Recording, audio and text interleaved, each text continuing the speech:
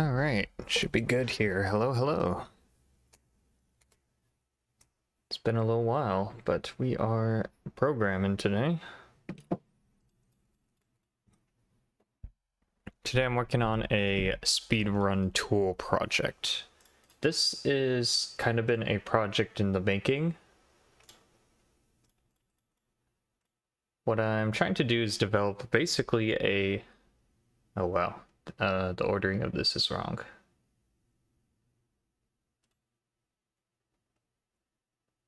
Okay. A speedrun tool that basically works as like a splitter, but also allows me to read in memory values from the game and keep track of certain things, certain states, and also keep track of like best boss times, best split times. Also, Touhou Mother has a whole list of different save files I want to load in and load out. I want to be able to do that on the fly. Like, it's basically an assistant tool used to make it easier to speedrun Touhou Mother itself. So that's basically what we're spending time doing today. I'm surprised this doesn't...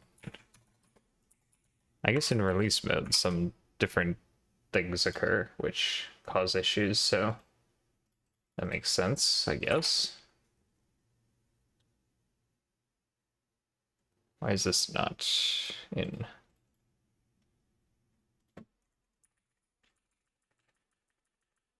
Hello? There we go. So that's what we're gonna... Oh. Duh. Well, that would be the first thing, wouldn't it? That would be included by default, had I set up this to the C++ 17 or higher standard. Actually, we need 20, I think, for Geometry 2D nowadays, but that will be this. Now, I haven't seen what this looks like yet, so that would be the next thing to do.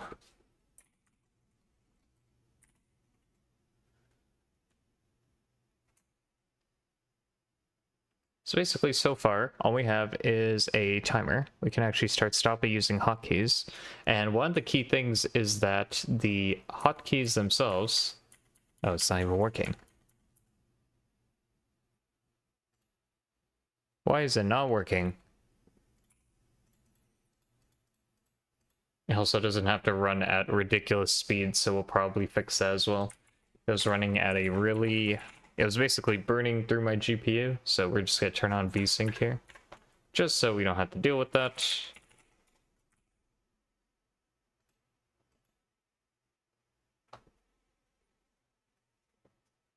But the hotkeys aren't working, so the hotkeys are fueled by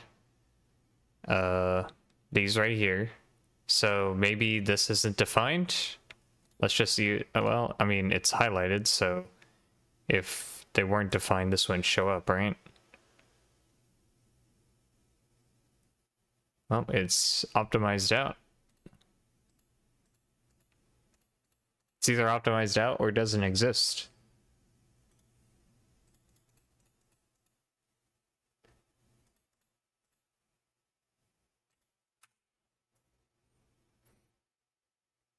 Went to debug mode. Okay. This loop goes through every async key state and determines if a key is pressed down or not. Let's go here, I think. We will skip an entire tick. Okay.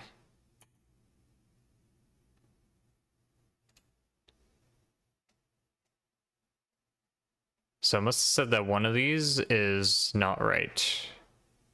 What's I? 116?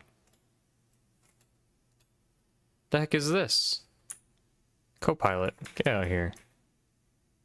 So 116 down is true. 116 I think is the F5 key or something. So is it working? No. At least not the key that I need to work is working, so. I wonder what happened. It was fine earlier. Of course, that's how things always go, right? Things are working fine earlier and then get messed up later. But I guess we'll see how to work with that. My headset's dying. One moment.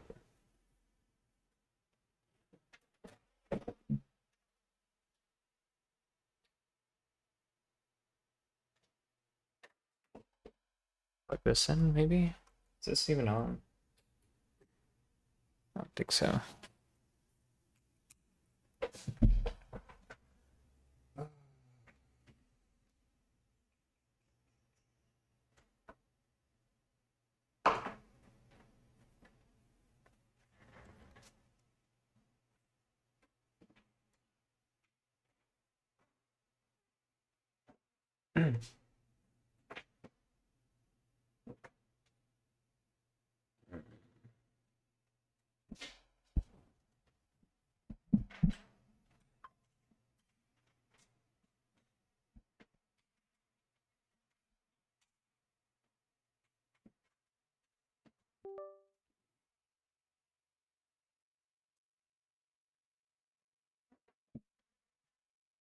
Cool.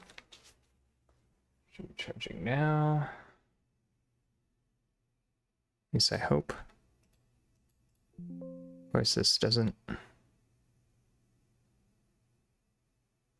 What?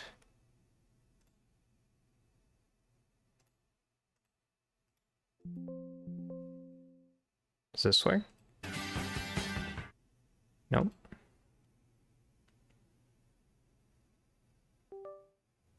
Oh. I guess I actually died at some point. Of course.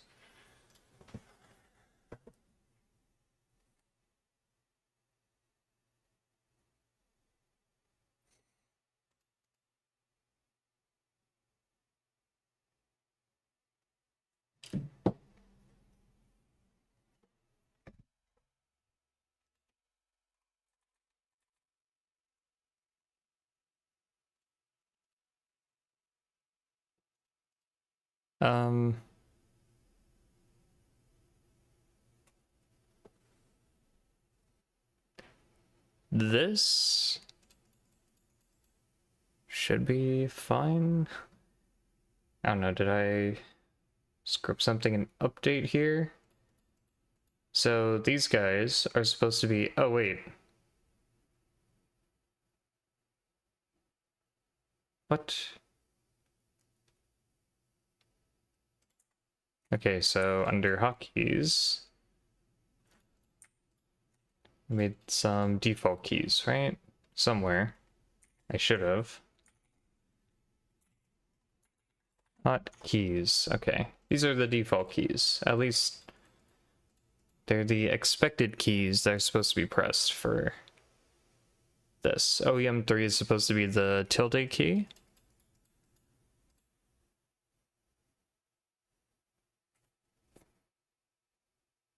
So in theory, if it was pressed down, we would see something here.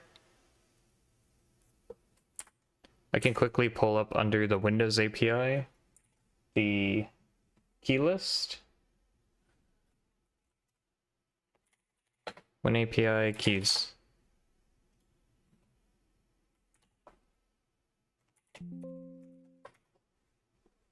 So VK underscore OEM3 is hex number Charlie 0.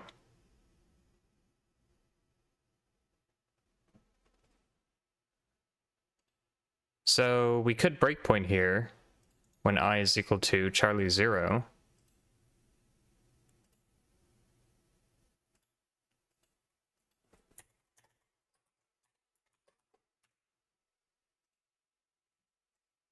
And see what happens, right? Actually, let's do this only when new state is non-zero.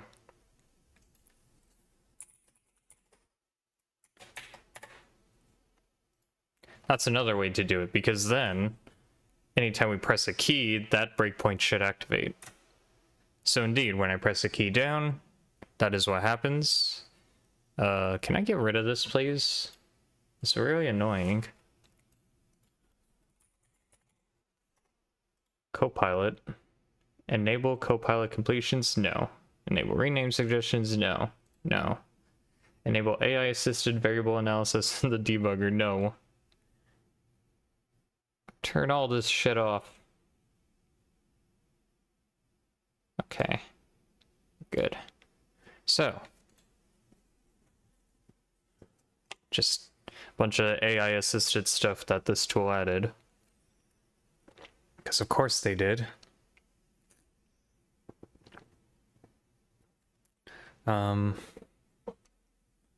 Anywho, so new state clearly is set to non-zero here. Key 192. That is Charlie 0, I think.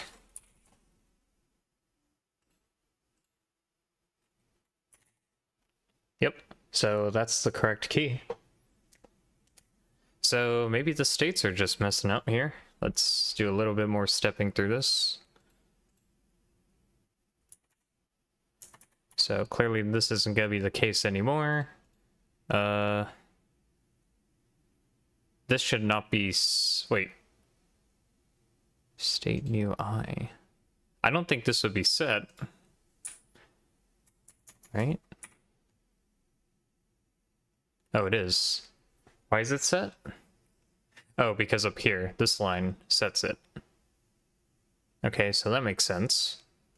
So in that case, pressed becomes not held, currently false. So it becomes true on this frame. Right? Okay. So it's true on this frame at this moment. Now we want to return to on user update. That's gonna be the next location we're gonna go to.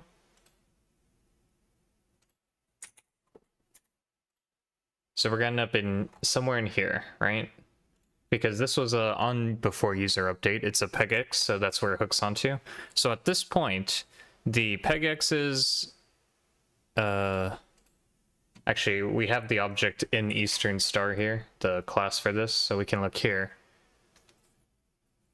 So the state of this object right now should have a variable called state new, or not state new. I think it's just keys.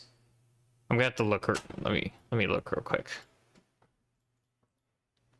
So when we do like a get key, it's going to return based on the map itself, right? So this is the map itself, and we're looking for 192. At this moment, true for pressed and held. So we already know this part's working. So the next question is, okay, if that's working, then we're looking for hotkeys, right? Such as this one. So we're gonna jump to here. Start timer falls under this, so let's enter. Hotkey is start timer. Then we're gonna grab from hotkeys. Start timer is OEM 3. So go ahead and grab that. So OEM 3 is, oh, I see the problem. We didn't do the translation from this. Wait a second. Oh wait, but reverse key map is right here. Okay, so reverse key map. Oh, this is set wrong. So reverse key map is completely wrong. When did this occur, I wonder?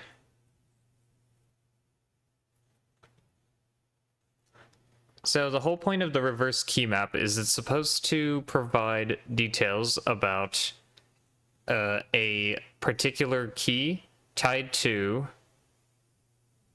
its OS equivalent. So for the Windows API, it the enum, which is inside of, wait, Z? Okay, yeah, that's wrong. But to explain what it's supposed to be, in the OLC Pixel game engine, there is an enum of keys. So if we look at where OEM3 is, OEM3 is value 90. That's where it's currently getting that information from. What we really want is take this key, and we have a map that's supposed to say key 90 or enum 90. Just ignore the Z. That's just what it translates the literal value to in terms of a character.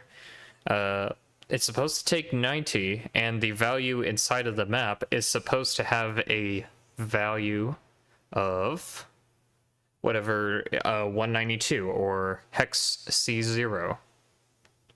Obviously it doesn't, so that means the reverse key map is not populating correctly. So back up here, here's where we populate the reverse key map. We actually get to the key map at this point and then call set reverse key map here. So at this point this isn't populated, or it's not populating correctly, because, well, who knows, right? So setup key map gets called an on before user create. This might mean the engine's not ready at this point. So I'm just gonna go here real quick, and we're gonna see what that looks like when I restart the program. Get rid of, wait, what? Why is this being called?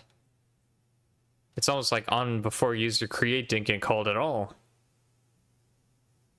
Uh-oh. Restart? Okay. So then in this case, PG get key map has no values, because it should have went inside of that loop and we were expecting that. Let me do another restart.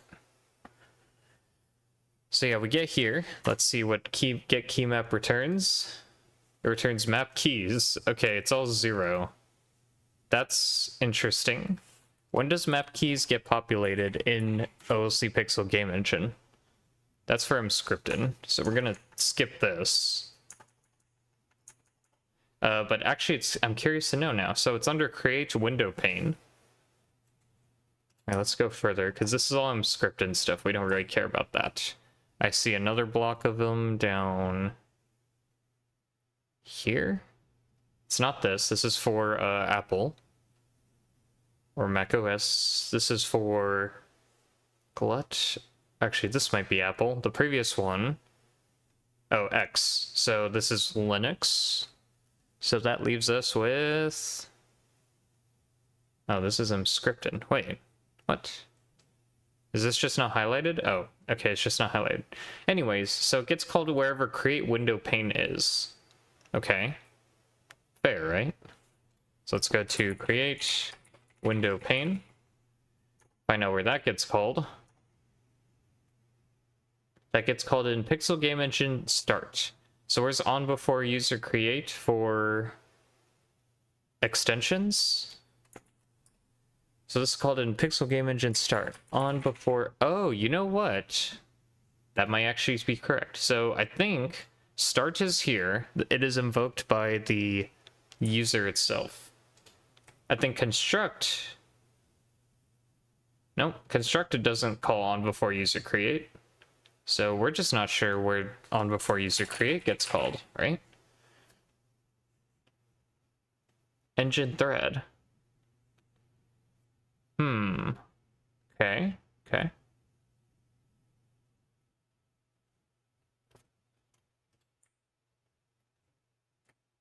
On after user create. So what you're telling me is the engine doesn't prepare the keys at this point? It doesn't create the window pane? It has create graphics. Create graphics. Calls create device and update viewport. This would be OpenGL1. Create device. Here's all the OpenGL calls. And that's it. So where is, we still don't know where create window pane happens. Let's see. Platform. So under OLC Pixel Game Engine Start, okay.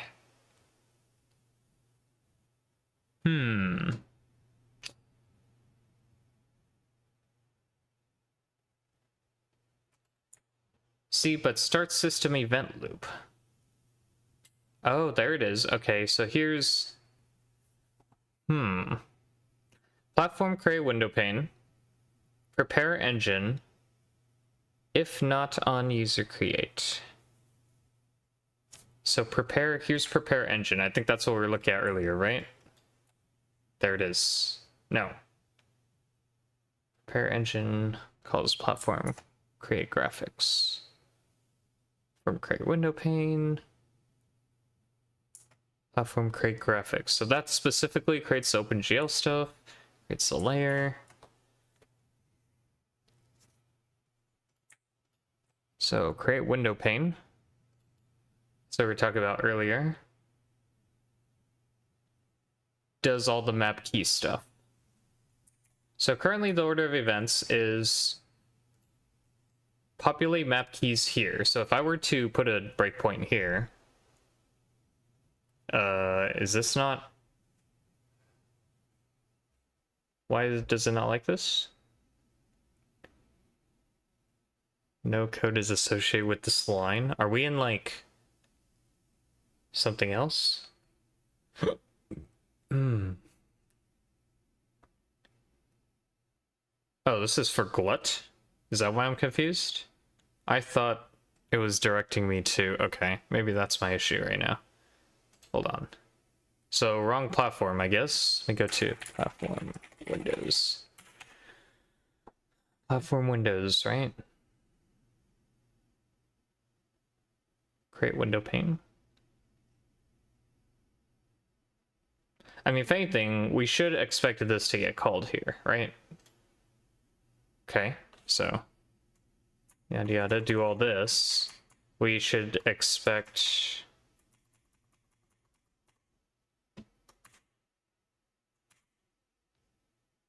PG use, if not, okay, so PG Windows is like the default, right? If not use custom start, then Windows gets called here. Update, then start system event loop. Start system, why am I going in? Start system event loop should get the main loop of this thing running.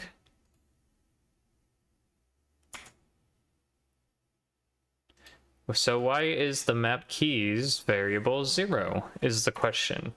Or am I going crazy? How is that a thing? Like, we know this gets set.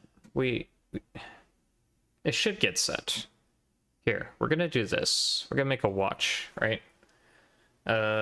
Actually, we might not be able to do a watch right now, but... Alright, well, let's go here, because we know this has to... No, we've already proven... So we've proven that map key somehow isn't populated by this point, even though we clearly have a place where map keys is getting populated here. Like, these variables are getting set. I don't understand what is happening there, because we're clearly calling it.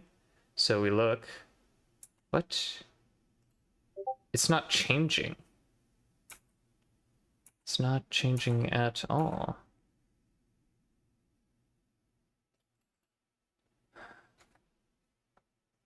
Something's wrong.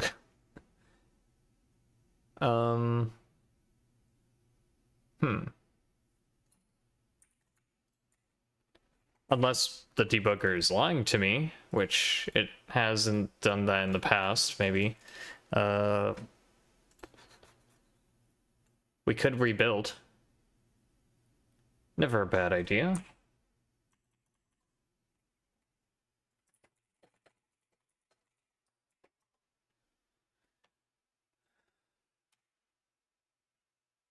It just doesn't make sense right now. Like, these are clearly being set. Like, hello? How are these not doing anything right now?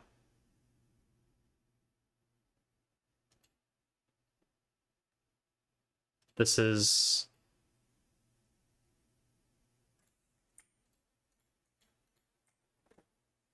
This isn't like a...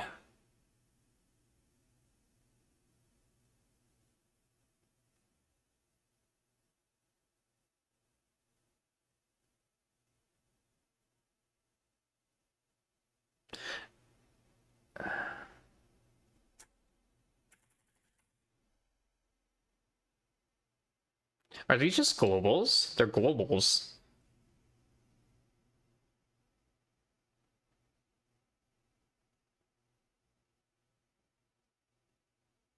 I'm pretty sure... Wait, no, they're static. They have to be in some kind of class. What class are you guys in? Or is this a namespace? Well, no, it has to be a class because it's static, right? Am I blind? Enum, namespace. Maybe not. Maybe that's not true.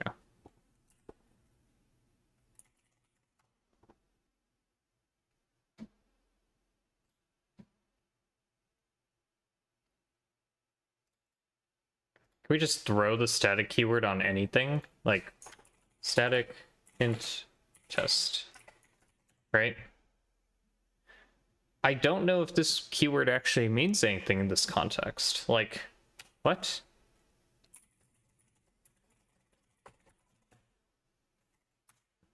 Can't, right? There's no way.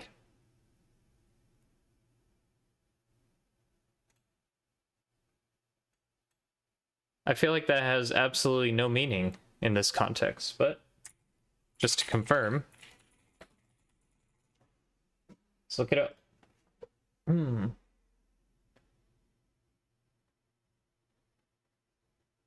So, declarations of namespace members with static storage duration and internal linkage.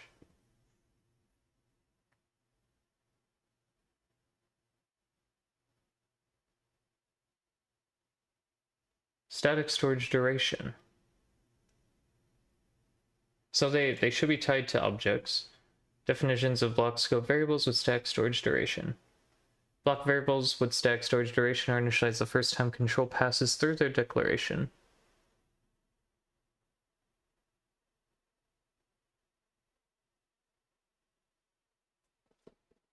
I'm convinced the static keyword has no meaning in this context. Absolutely none. It would be the same as just defining a global like this. Exactly the same.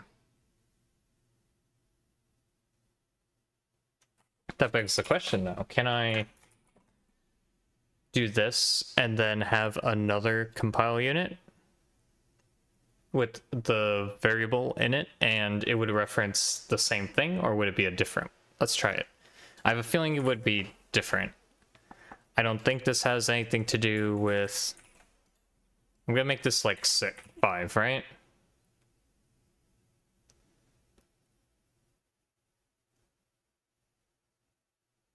I have to put something in there though. Let's do this.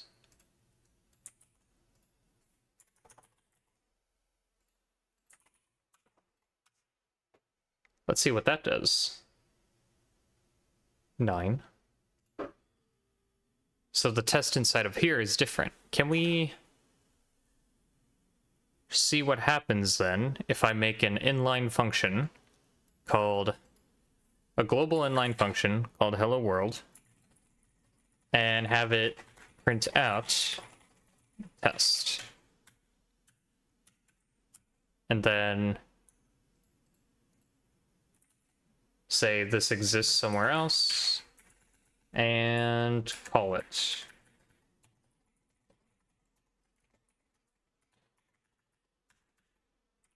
If we do that, then what happens? Forgot inline, or I deleted it by accident. That makes sense. Can we extern it? It's somewhere else, right?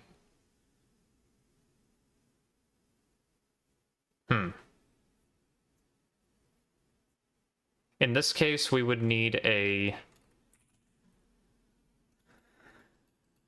This would have to be in a header file. Can we do that? We can do that. All right, hold on. Let's just include, let's pretend this file is a header file then.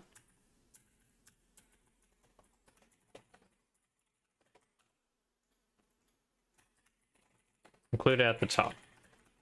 So now we have two. I have to move it to the header files thing. There we go. Oh wait, I put brackets actually. That's why. It's not a system header. But we're just gonna pretend that's a header file for now. I just don't want to change the file name. So we have an inline void hello world coming in. We have static int test5 in here and static int test9 in here. Test has a redefinition now. So this keyword literally does nothing in that context. Treat it as a global. The correct way to fix this would to say this is extern and this is just normal, right? And then you don't need this. But in this situation, because we're including that file, it's a redefinition. So even then, I would just get rid of this because we're including this file directly. The only way we could do that now is if I get rid of it and define hello world somewhere else to be called, like in a header file. So all in all, the conclusion is static does nothing in that situation, right? So, that being said,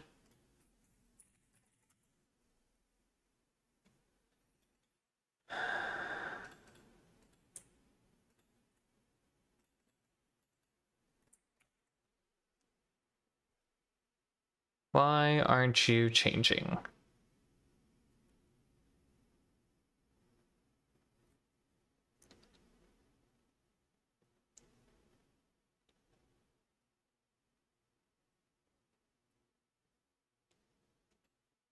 If anything, all of this is in a namespace, though. I'm like 90% sure of that. Namespace OLC, yes. The entire thing is encapsulated in this namespace. So it's a global within that namespace, which means we should be able to access it on the fly by doing OLC map keys. Which it looks like we can, and that's the case. Good. I was just like trying to figure out where the heck this was stored in, but apparently it's not stored anywhere, it's just global. Which means, are we running into static initialization issues? It's almost like on user create or on before user create is being called before this variable initializes, which makes no sense. I don't like this. How about this? Let's try something else. Let's put something in that map before we even start doing anything and see what happens, right? I'm just gonna add in some random value just for funsies. And restart, right?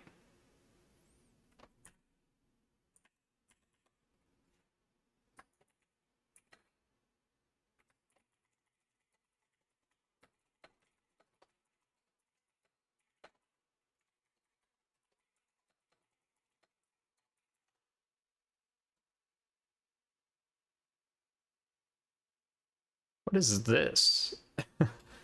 What is going on?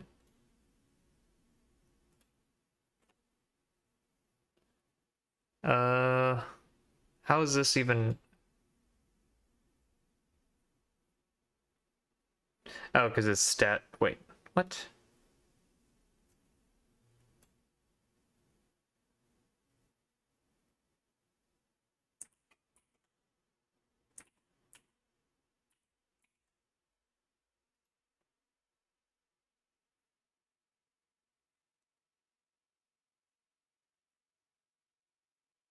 I feel like you should be able to do that. Oh, wait. That looks wrong, actually. Hold on. I had it like this. It should be like... It should be a pair, right?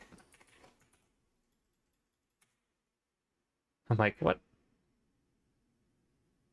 I didn't wrap it in braces.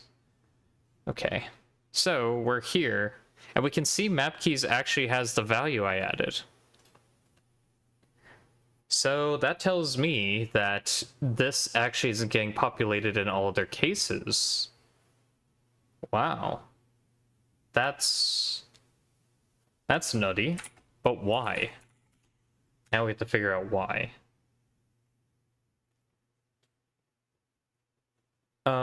Just out of curiosity, we're still in the OLC namespace, but this time we're in a class. We're in platform_windows. So you'd assume, like, being in the OLC namespace, this is implied, right?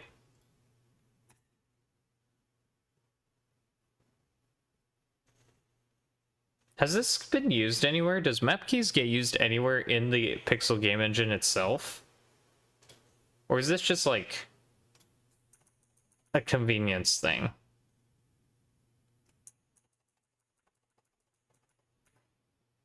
You'd think something would break. Okay.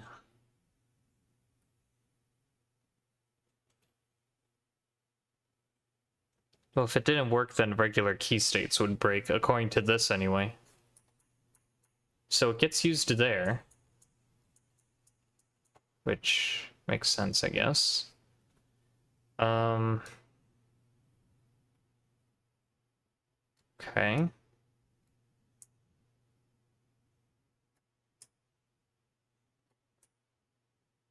I don't think it's used anywhere else in the actual engine itself. But considering it's used...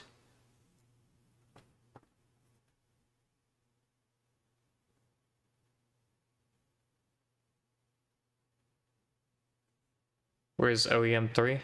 I just want to make sure it's like there and existing. OEM 3 was key OEM 3.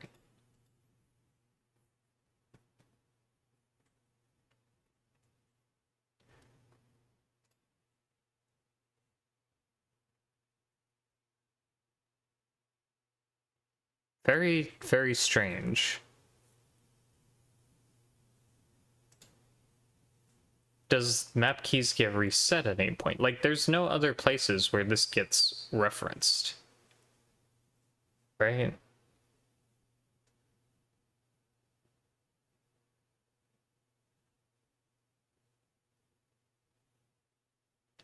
Why are these way over here? Okay, so... Right.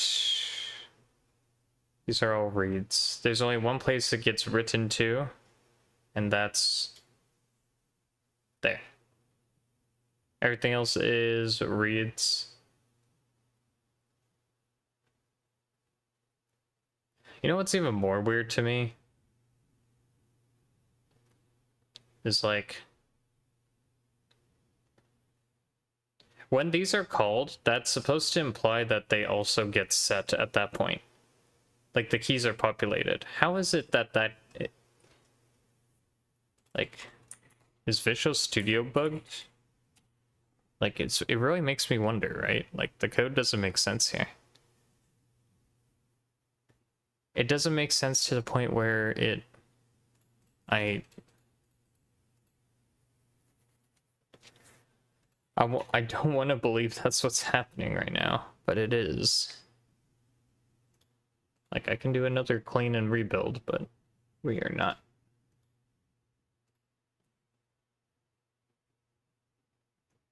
Getting anywhere, it seems, with that.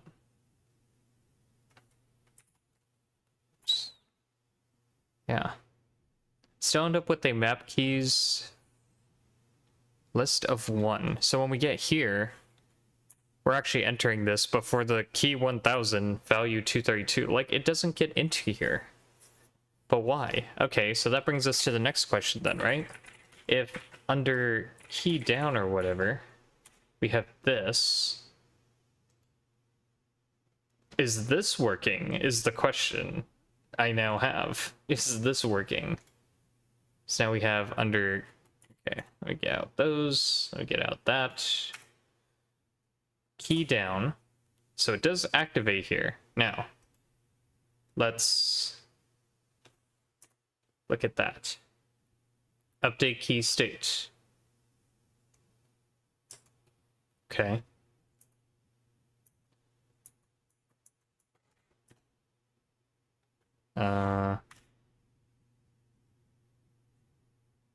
Map key still has the size of 1, like it hasn't changed. P key new state. What? Let me break this up into like multiple lines real quick.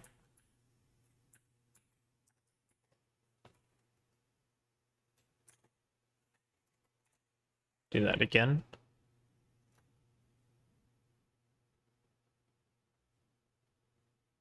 Like, I don't think I've broken this. I feel like I should have. Press the key. We enter. I want to show next statement. Oh. Okay. Are we on autos? Next. Next. Next. Oh, I guess that's it. We can't step into either. Do we have like renderer and platform set up here? They should be populated, right? What is happening right now?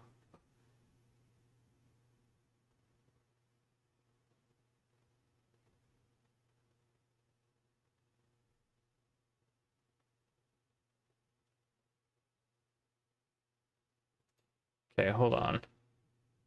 Something's not right. Something's very much not right here. Let me go into here. Okay. This is inside of a PG instance itself. I'm going to pull map keys directly. Undefined. Well,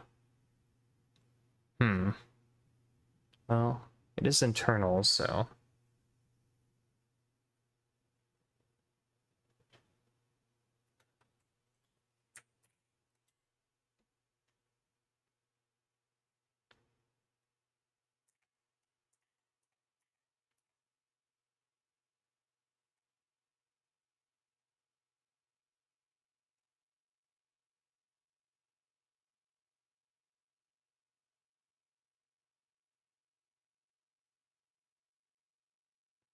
It's like, how have I broken this?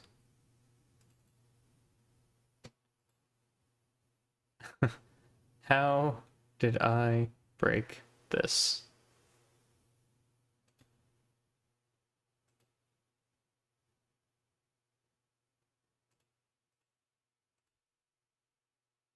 Right? Was this happening before? I'm pretty sure this wasn't happening before, right? So now it makes me want to... What is all the... Oh. We're gonna ignore that folder. That's just the build objects we don't need. Sure. We're gonna go with...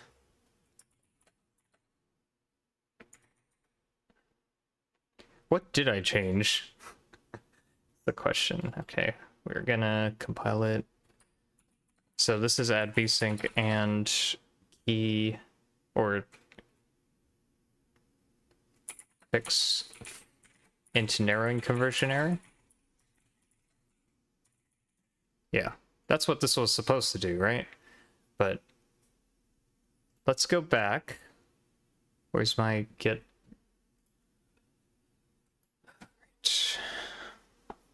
Let's see if there is a build where this doesn't happen, right? Like we can go back to, I don't know, here. Why not? Just gonna run it.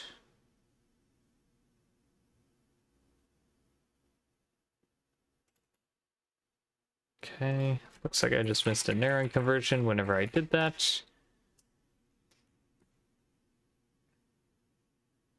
Okay, real quick, go into here.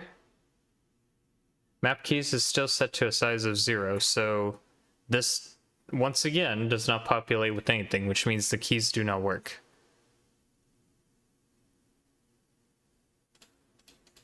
Very bizarre. Let's go further back.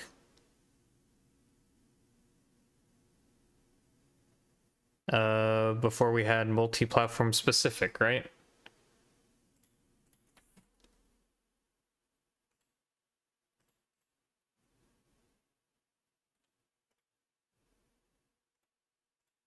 Before I had any of this junk, I guess. I'm gonna close all.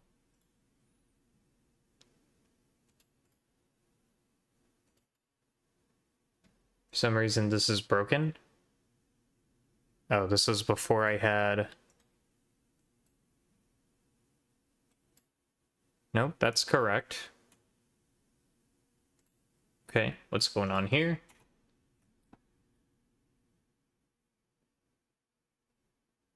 Unexpected end of file found. What?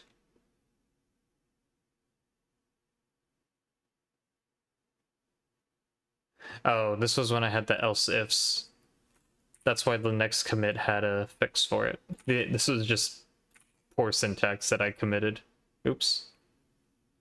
Oopsies.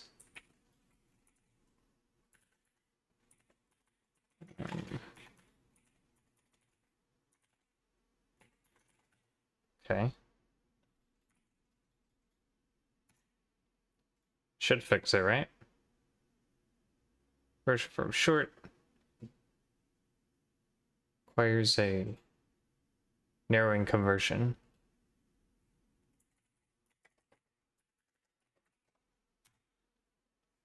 Sure.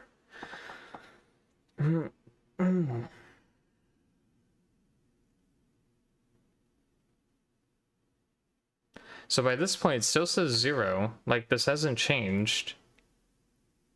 Did I not have an example with this working, though? Okay, now... I'm even more confused. So I do have an example of this working.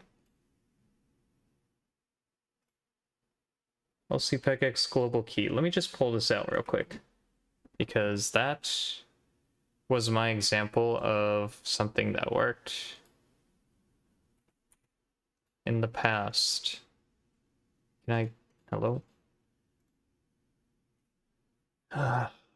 Okay, let's clone a repo.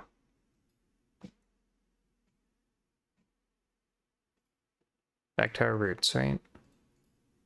So this example is supposed to tell us like when a key was pressed. And we can see here that it's detecting my mouse clicks and any key that I like press and release.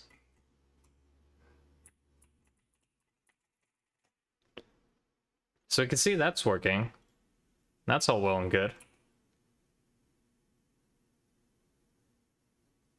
So what changed? I must have made a breaking change, specifically transferring it to this project, right? Let me go back to head here on Eastern Star. So git check out head. I think I can do this too. Nope. Git log. Let me see. We won't just go back to head. Git check out master. Commit changes. Let me see. Git status. That's fine. Git stash.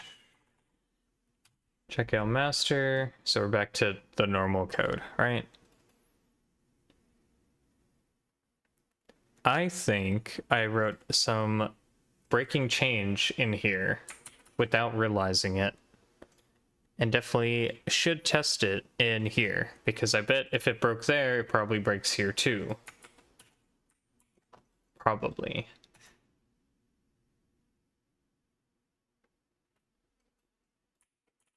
Nope.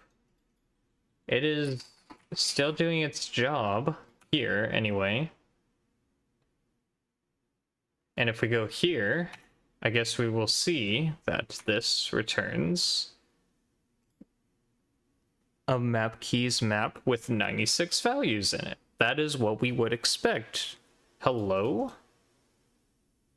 Why is it suddenly in this other project that no longer is the case?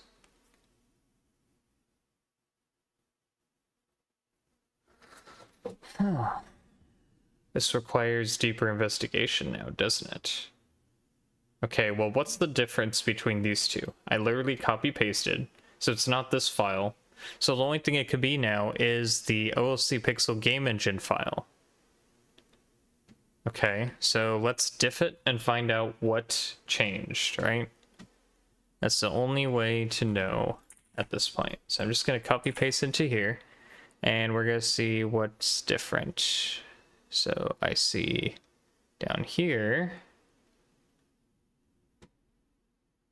there's this, which doesn't exist because that's geometry. Oh. Does Geometry 2D mess with this? It shouldn't. It really should not. That'd be insane if it did. I highly doubt that. This is me just adding a key in here for testing purposes, but that shouldn't matter. Maybe it does mess with it.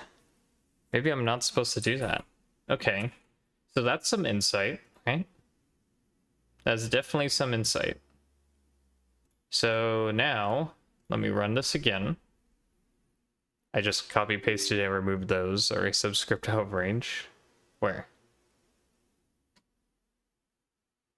Get global key in keys, reverse key map is now 97. Okay, that makes sense because I just iterate through them all. So that would be out of range of whatever I had, I would presume. That was what was happening, right? Key 232.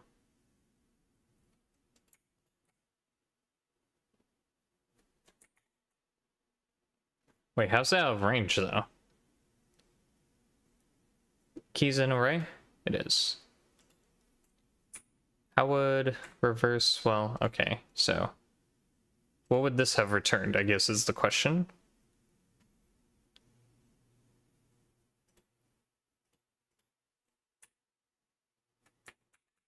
Oh, it would have returned 1,000. That makes sense.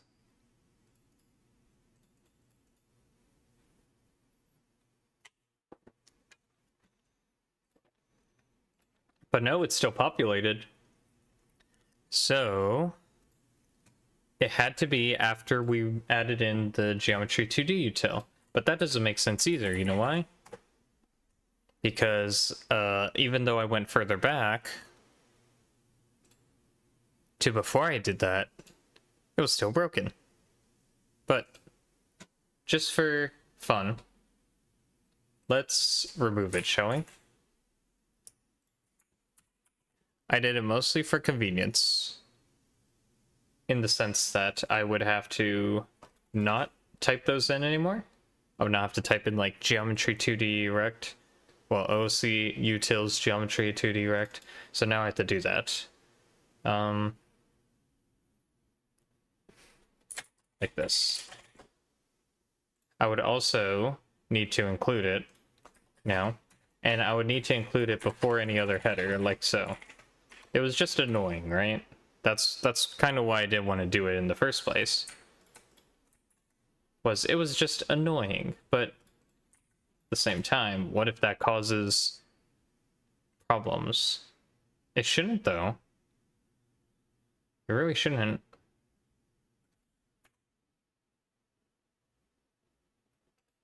And it's still not working. Somehow, some way, this project is broken. Somehow, some way. You have got to be kidding me.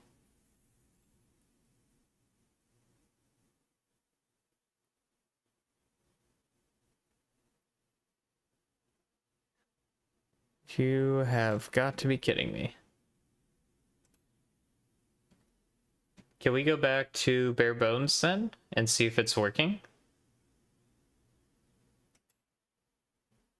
I mean, if I'm so confident it was working before, then...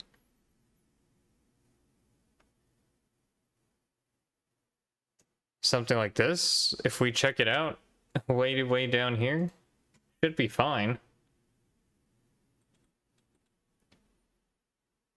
Let's have a look. This is like very first thing we did in this repo.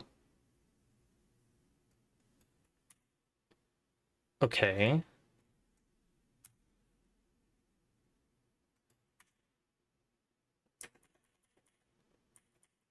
Unfortunately, it doesn't work.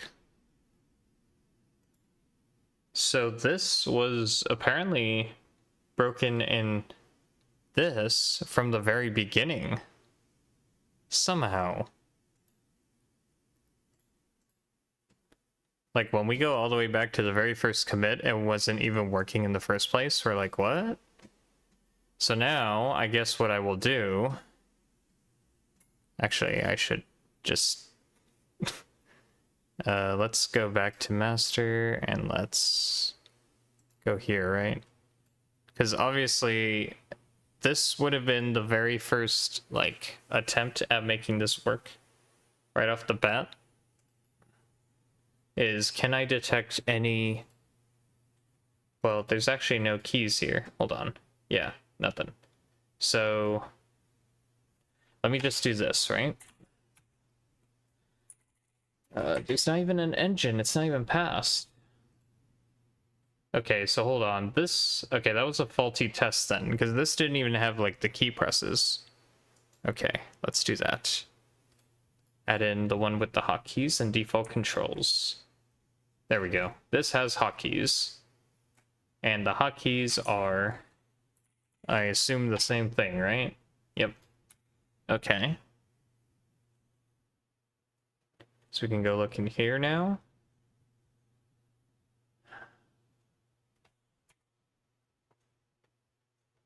What is going on? Why? Are you serious right now? Wait, why is it const? Oh wait, the function returns a const ref. Okay, that's fine. I'm like, wait, is it const? It's not const. This isn't const anyway.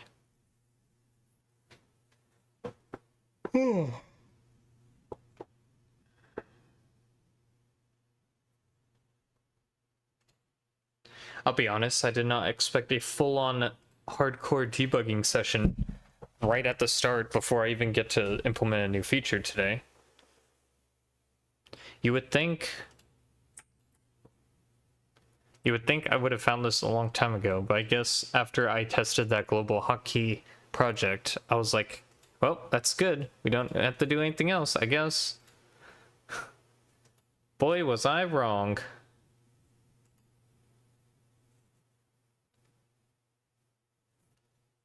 Huh.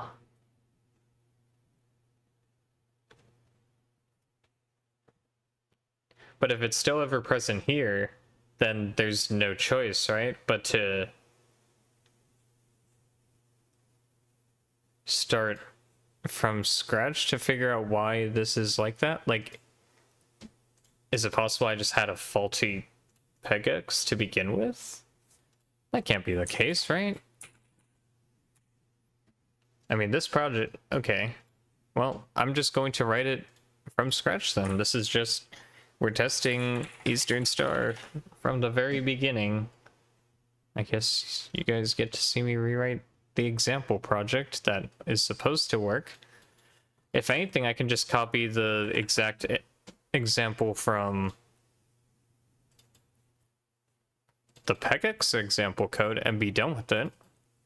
I could literally just copy this. And that's that. Compile. Where's my console? And we can see that is working, which is great. So the question is, what going from this to the next step is causing issues, right?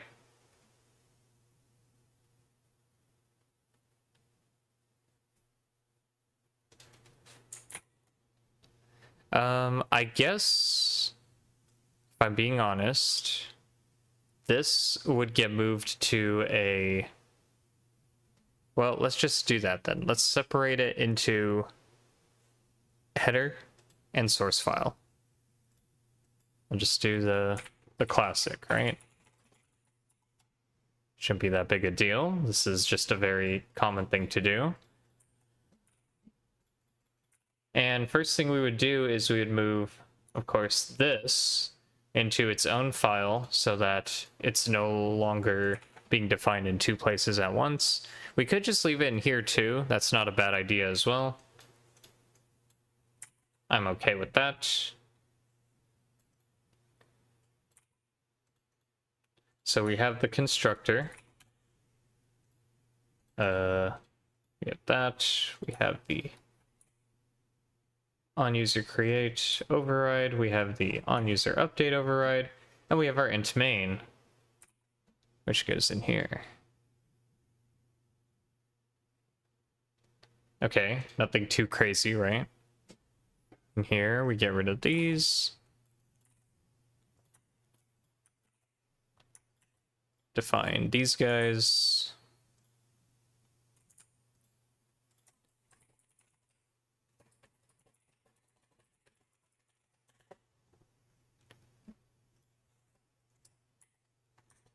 And include that header file.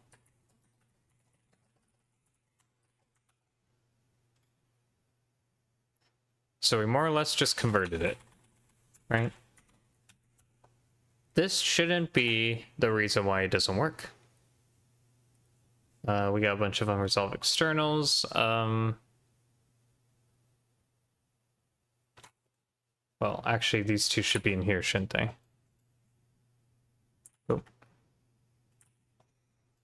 Oh, get that out of here. LC is not class or namespace name. Why not? Right? Why not? Oh. Right, I literally deleted the...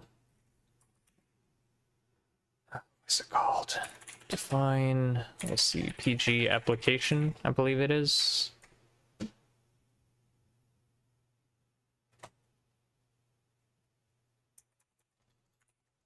Should be in there, and then OLC over here means we include Pixel Game Engine over here.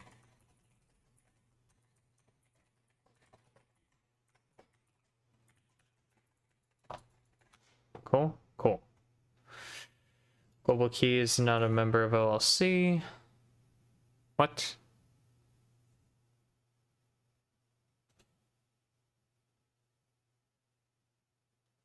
Where does this fall into problems with? Line 9?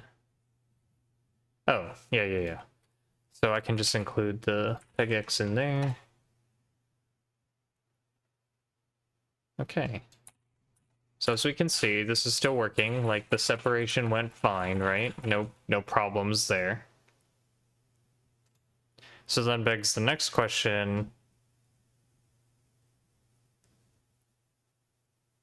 What did I do wrong? Like, am I literally just gonna copy the code into, like, this further until we're back to where we were? Like, is that really what's... This doesn't make sense, though. We still haven't determined why it's not working. Like, what?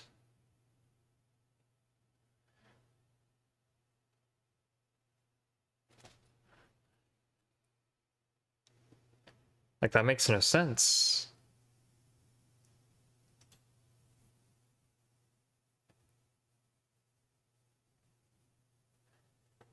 So let's do what the next commit wants us to do then. If I go to my commits and we go to the next one, we'll just add these in, right? Because that would be the next logical step. If I were to follow this, then I would end up with what I had before and go from there. So I'm literally just going to copy paste them in to include all the things we'll need for that. We renamed the thing to Eastern Star because that makes sense. We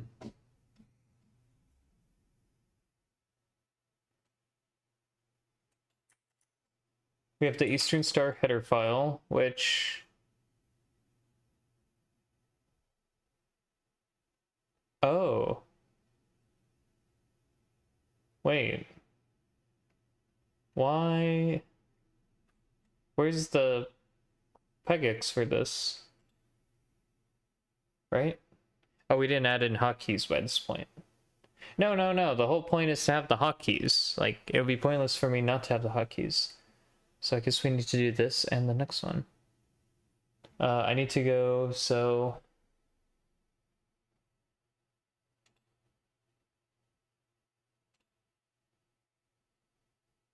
Well, okay, let's just get this figured out first, right? So we have a timer class now. The timer class exists within here, which makes sense, of course. We have the timer source file.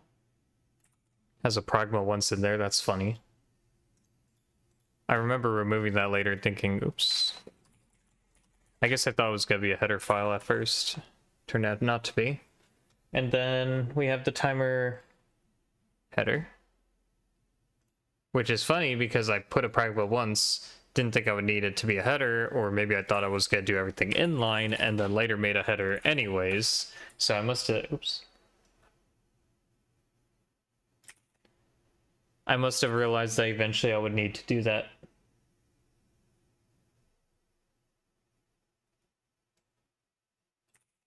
And then we have a utility file, which is kind of whatever.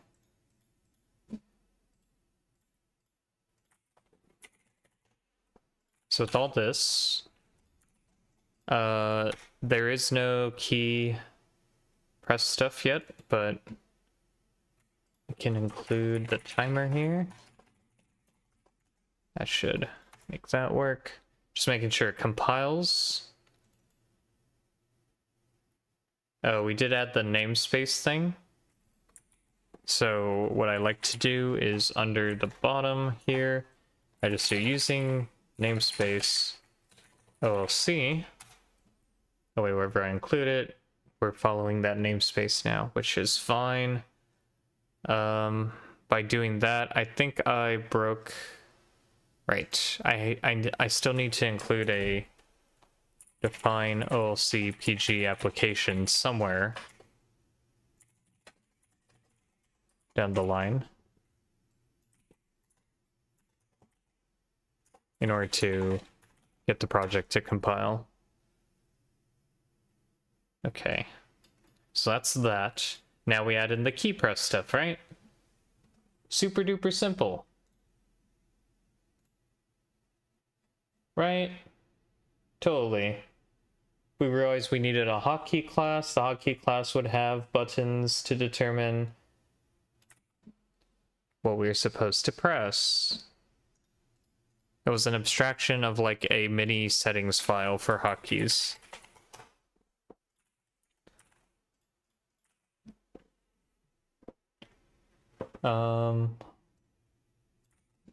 Yeah, nothing too crazy.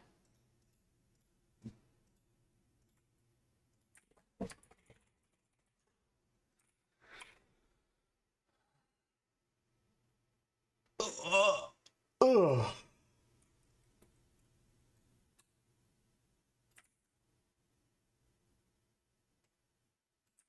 There's the new timer update function that we changed out to include key presses. So we can see here we have the engine being passed in now. So, and hotkeys is supposed to be what this is supposed to be called instead of global listener. So it's supposed to look like that now. And then get key did not exist.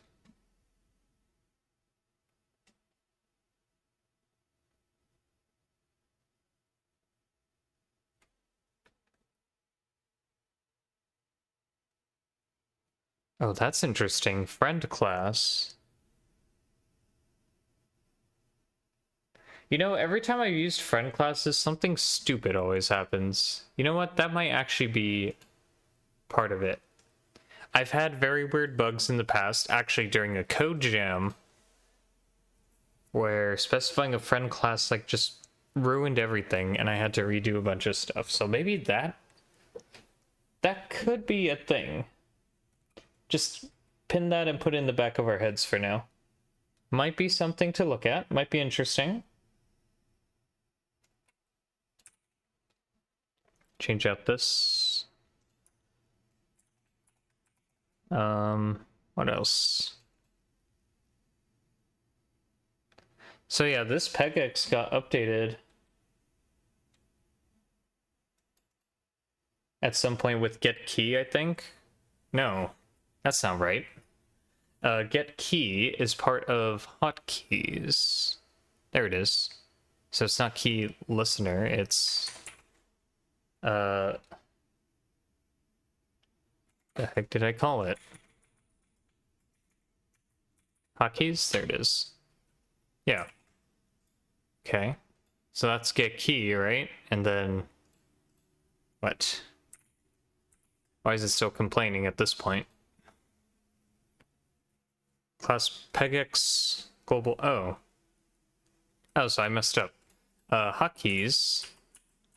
So this is still called key listener.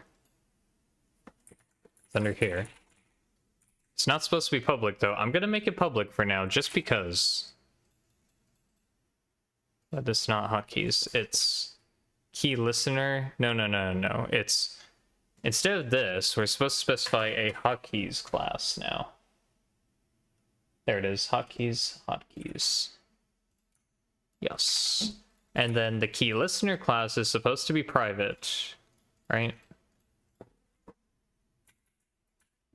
And then I added a friend class specifically to give it access to this thing. That's how I did this. So this ended up being called listener. That's how it was supposed to go.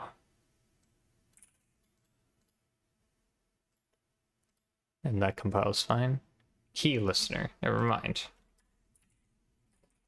So I forgot about that little detail. I wonder if this breaks everything, right? No appropriate default constructor is available. Did we make one earlier? Oh, we did. How did I miss that? It's there. Oh.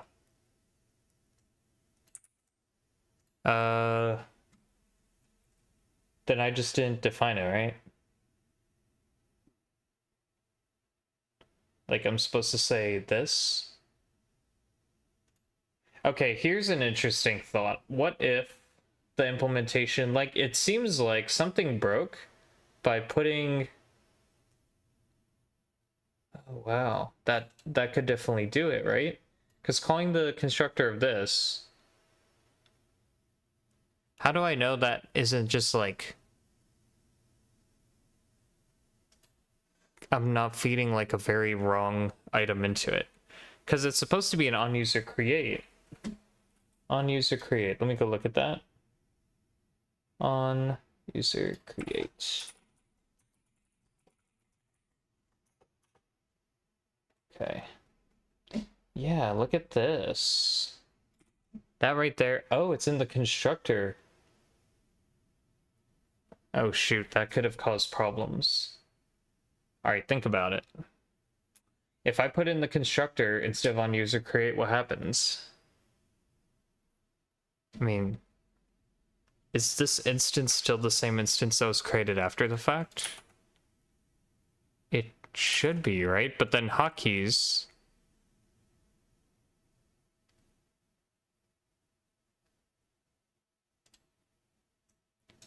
It's now got a reference to the engine. So this get key, it's a question of when does this get called? And does that screw things up? I want to say it doesn't, right? I really want to say it doesn't. But I don't know that for a fact. So I press the tilde key and we can see it works. You know what's funny? This doesn't work in the other one.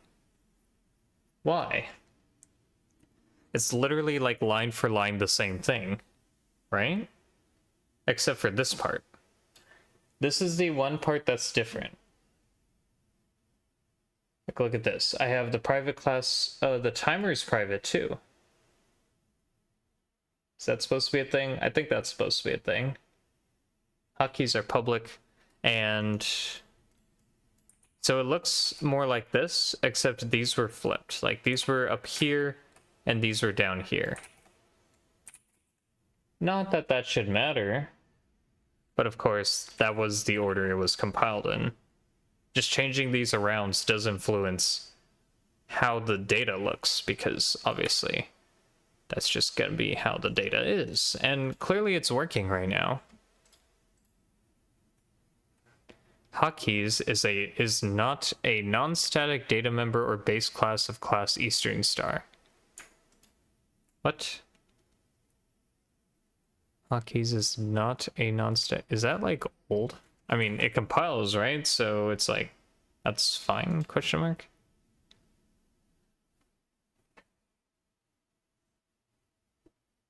Hotkeys is not a non-static data member or base class.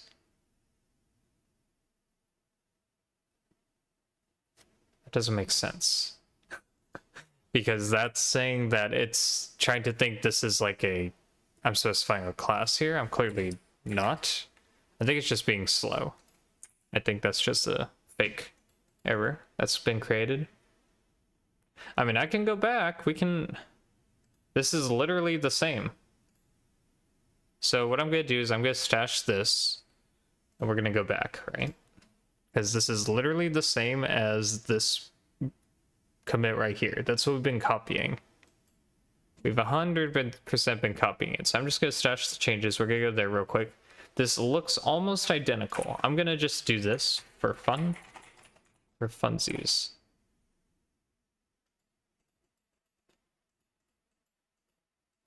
I guess these are also virtual, but I don't think that matters. We're not overwriting it again, so it's like, it really shouldn't matter. Anyways. Nothing. Surprisingly, nothing. Isn't that wild? How essentially the same exact code does not work.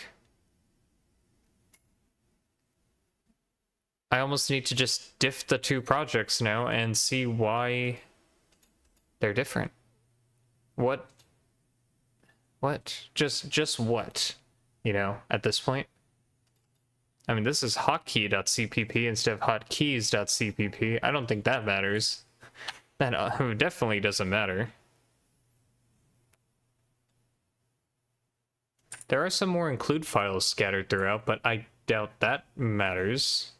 We also have a PGE file here, compiling this in a separate compile unit, which we don't do in the other one. So, I mean, that's always a possibility of being different.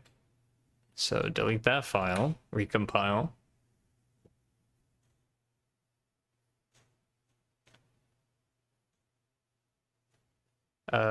This is in the header file. Oops, put that in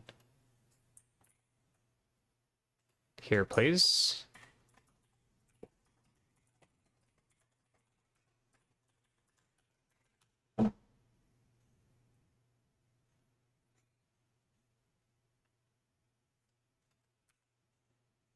Suddenly it works.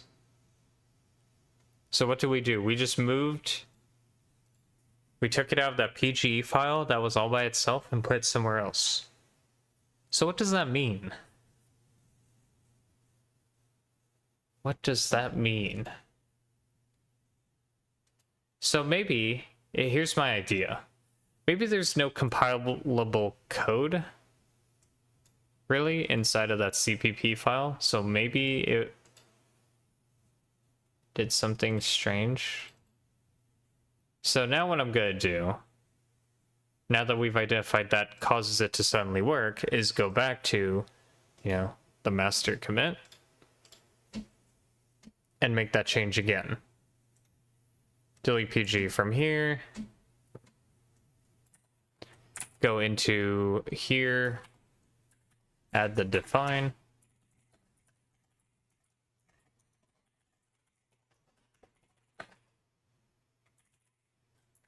Right?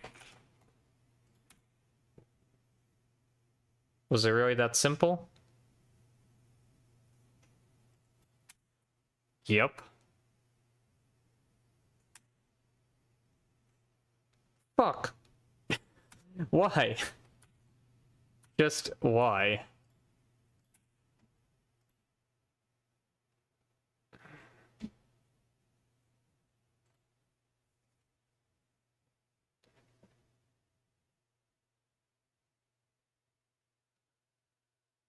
Huh. Does beg the question of why it works that way though, right?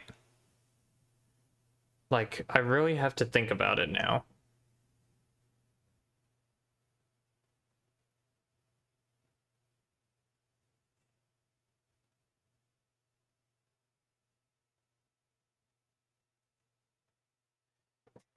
Map keys doesn't get initialized for some reason. Can we just replicate that in another PG project? Like, now that we know what makes that happen, can we just replicate that and figure out why that is? So let's do that, right? I'm in a PG project here. This is like an example code. And all I'm going to do is I'm going to take all this, put it in this CPP file all by itself, and then get rid of these two, right? In essence, by doing this, this is a separate compile unit. It will pick up and compile that file. So all this code should still run in essence, and it does. Like every time I built the project and ran it, yes, this would still run. It's not like it doesn't run. But let's take a look at map keys here.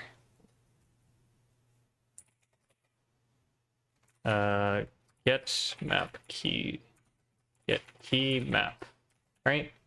Let's just do this real quick.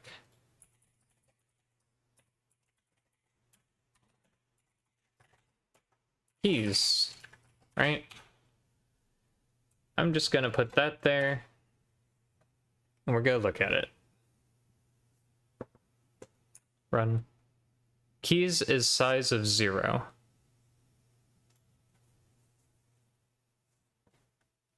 So are you telling me that get key map is not accessible from other compile units? If the engine is not defined in here? Does that make sense? So what would be the fix, I guess, is the question. To be able to fix it would mean to understand what is wrong with it, right? Like, the fact that it's a global is what's throwing everything off to me. Why is it a global? Like, why isn't it in, like, here, of all places, right? If I just threw this in here, in theory, now it's a static member of this class,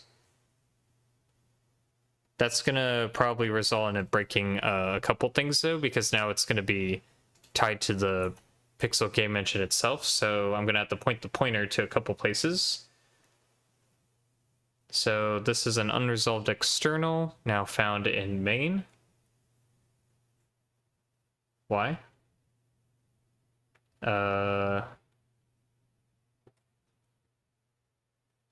Because I was looking for OC Pixel Game Engine map keys. Probably right here, right? It's a static function of the Pixel Game Engine. So, I mean, this is static. That should still return correctly. What gives? Something's wrong. Something's not right. I'm not sure why. Um,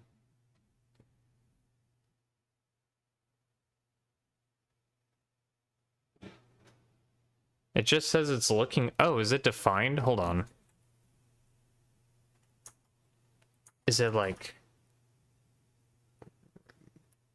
No, because it's just a global, right? Maybe it's Zeus that's thinking. Because this isn't the PG at this point, so I would have to do this now, right?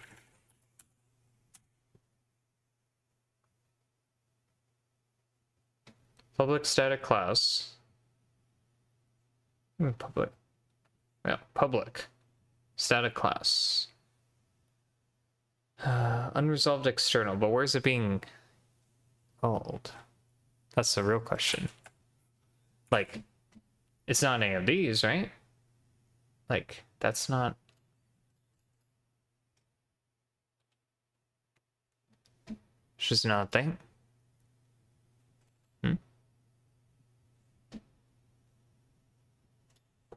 Am I being dumb? Like, there aren't map... Oh, right here. Okay. Wait. Oh, that's... Okay, so you would have to define it now. That's right. So, since it's static, I have to go into the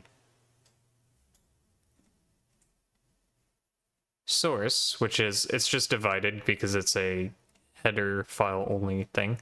And I would have to write somewhere in here, like, the variables. So I can do that, like, here. Just like that. Right? And then it would be defined. It'd still be blank.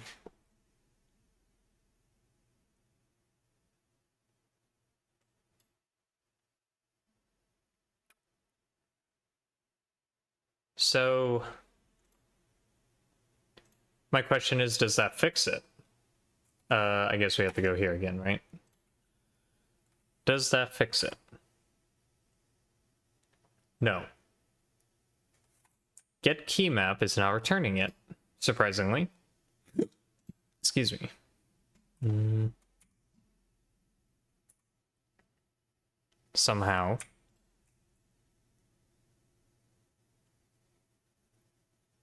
That's bizarre.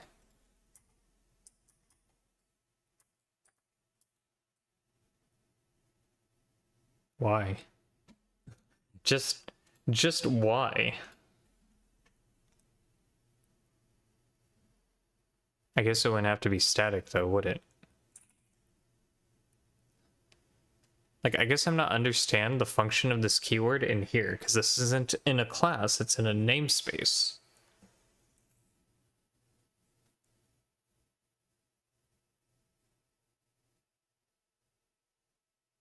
We are essentially saying in this particular compile unit, OLC : renderer, OLC : platform, and map keys all exist. When we're in like here or something, they don't exist. They're not accessible.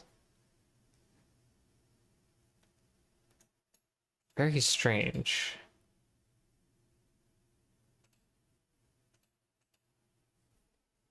Is that a bug?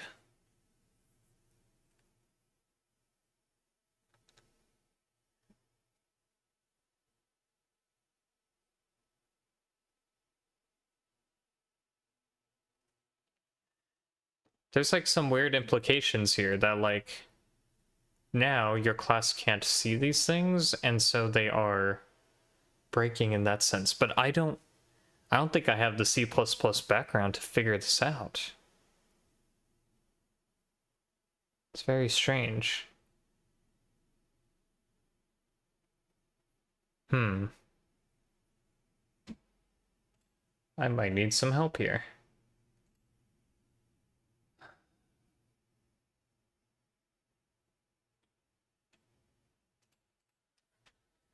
So now to figure out how to frame this, like, how am I going to ask this question? First, I need to obviously provide an example of what I'm seeing and what is actually happening. It might be... Because, like, let's treat it in the sense of them being globals, right? That's the way I see it right now. globals will only work or provide their value in that specific compile unit unless we provide them somewhere else for us. Now, if we include extern, we get access to it. So let me go back a little bit. Let's say it was like this, right? This is basically considered a global at this point. What if I said somewhere in here, I'm like, let me extern OLC map keys, right?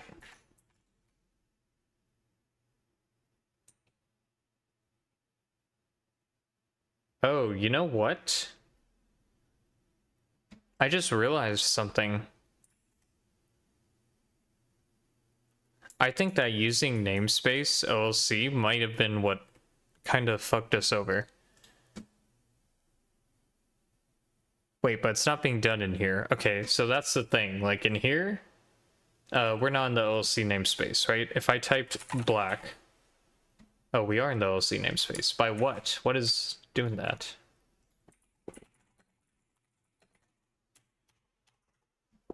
In any of these? Oh, just up here. Okay.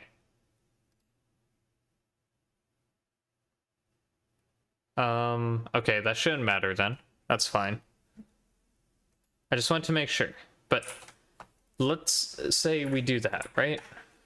So extern, it's from somewhere else. Now I look at it. What would it be? Redefinition. Where?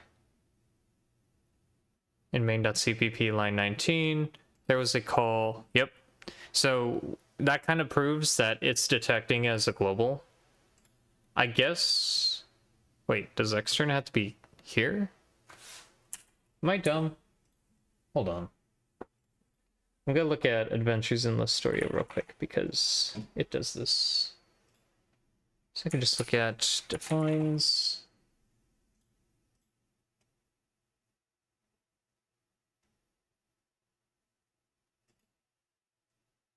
Initial call. And then they get set somewhere else. Okay. So is that the same thing as static then?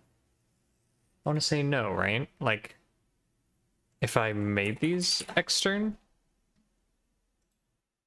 then I can just... Oh wait, extern, yes, extern is supposed to be over here. These just get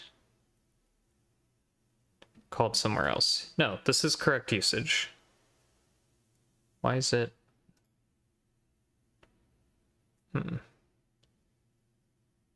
Does say it's a redefinition, but I'm not trying to redefine it. I'm trying to use it.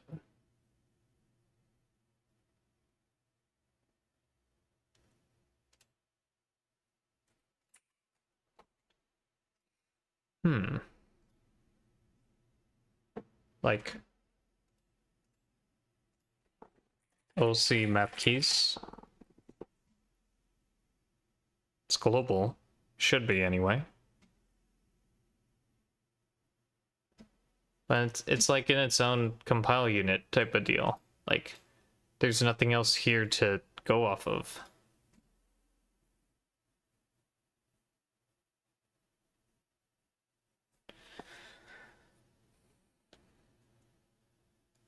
Like, the fact that it has a static keyword throws it off. I feel like if we just removed it, it makes no difference, right? It's essentially the same thing. But now it doesn't compile. Already defined, it says.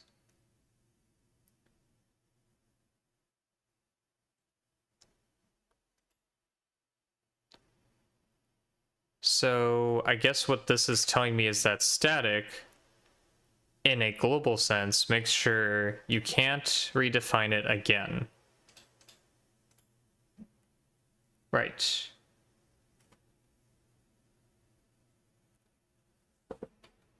Static globals. I guess we're about to learn something, aren't we?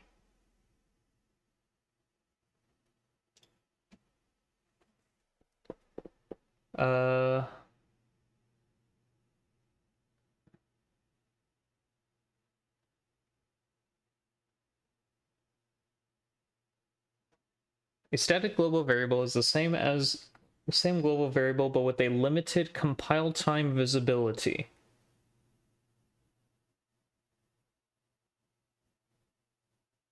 What?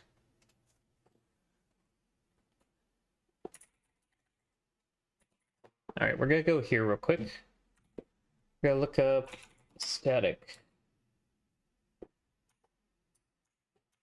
All right, static local variables. I guess this is what I was looking for. I probably should have looked at the site first. So, static local variables. Using the static keyword on a local variable changes its duration from automatic to static. This means the variable is now created at the start of the program and destroyed at the end of the program, like a global variable. Okay, so far so good. It acts like a global variable. As a result, the static variable will retain its value even after it goes out of scope. So automatic duration default. Static duration, S value. Static duration via static keyword. Initializer is only executed once. So I'm guessing this is gonna make it 2, 3, and then 4, right? Static local variables that are zero initialized or have a constant expression initializer can be initialized at a program start. Static local variables that have no initializer are zero initialized at program start. Static local variables with a non-constant expression initializer are reinitialized the first time the variable definition is encountered. Reinitialized. Huh. Because S value has a constant expression initializer 1, it'll be initialized at program start. When S value goes out of scope, it is not destroyed. Each time the function is called, the value remains at whatever we left at it previously. Static local variables are used when you need a local variable to remember its value across function calls. Initialize your static local variables. Static local variables are only initialized the first time the code is executed, not on subsequent calls. Okay.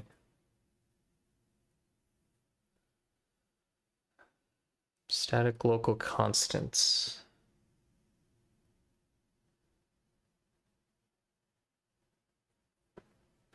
Don't use static local variables to alter flow. Oh yeah, that would be very confusing.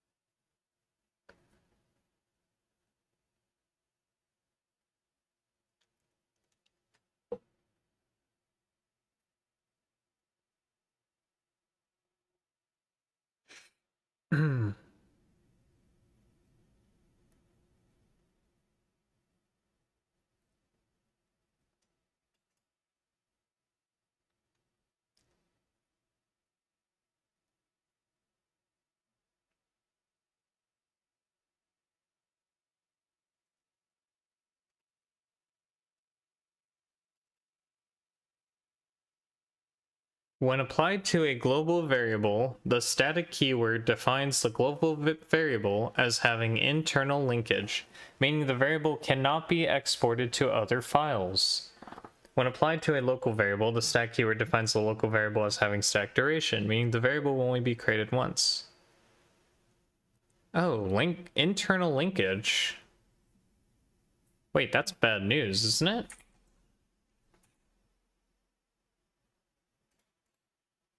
All right.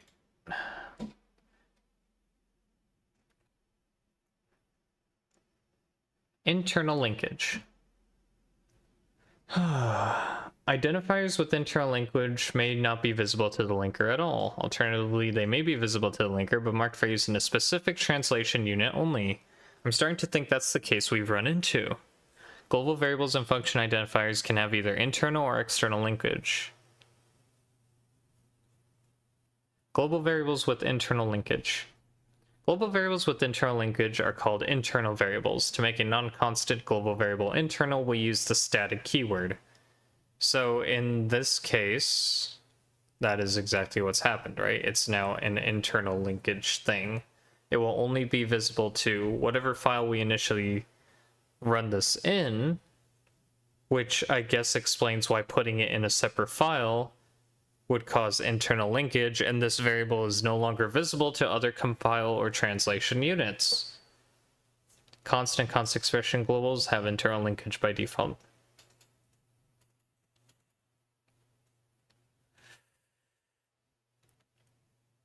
The use of a static keyword above is an example of a storage class specifier which sets both the name's linkage and storage duration.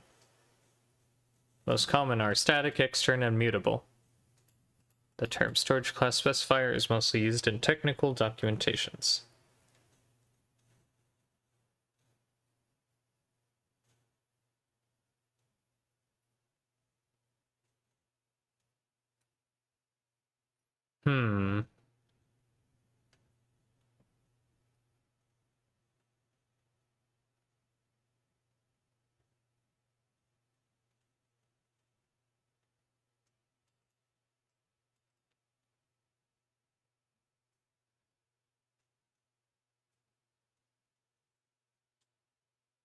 Internal objects that are defined in different files are considered to be independent entities, even if their names and types are identical, so there's no violation of the one definition rule. Each internal object only has one definition. So if I want to make this thing global, like for real, I need to get rid of it here, because it's no longer static, right? And then Pixel Game Engine map keys. Is it LC map keys? Hold on. Where did I write that? Well, I undid it, right? So now it's just gone. But yeah, this now needs to not be in a header. It needs to be in the source. Like I would write it down here. And I would only do it once, and then that global will be defined. So it would look something like this, right?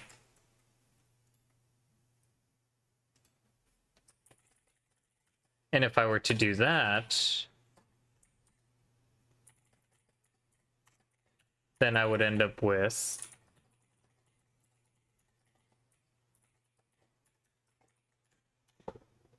the keys, right? It would look like this, I think. Well, we would have to extern it and define it somewhere. So it'd be like extern standard map size t uint 8t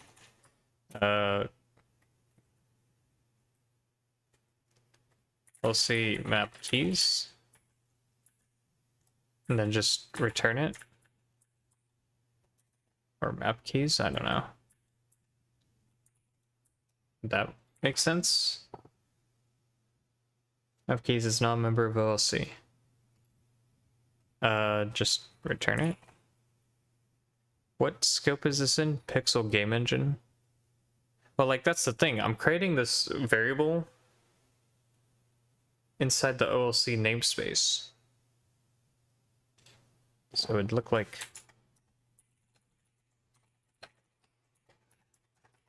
that, right? Or not using namespace, OLC. Namespace definition is not allowed here. Like, that's what I wanted to do. Can it not be in there? Doesn't make sense, does it? But we're saying it exists somewhere else. Like, is this...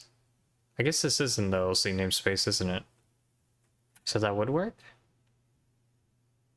Upkeys is not a member of OLC. I mean, I just specify extern here, but like... Maybe it's because I've done this instead of this. So it's like... OLC : map keys. Unresolved external symbol now. Uh, hmm.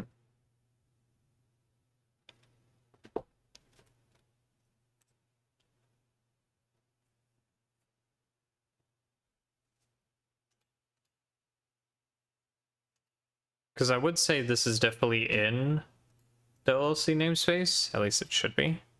Oh, wait. Yeah.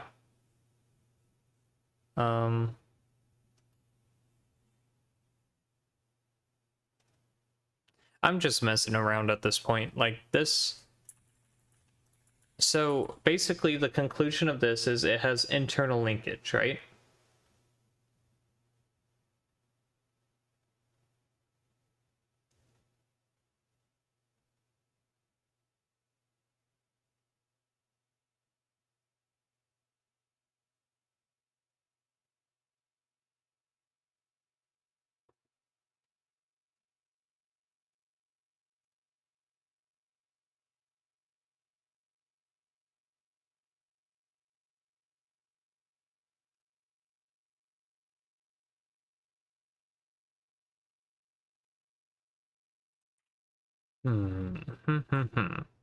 This is tricky.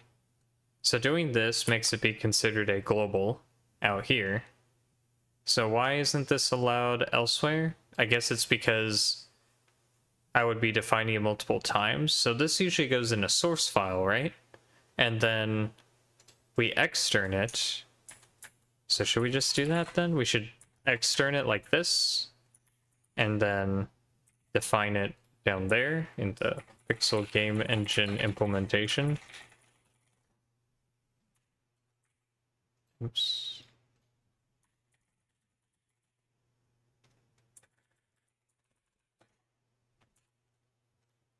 Like, that kind of makes sense, right?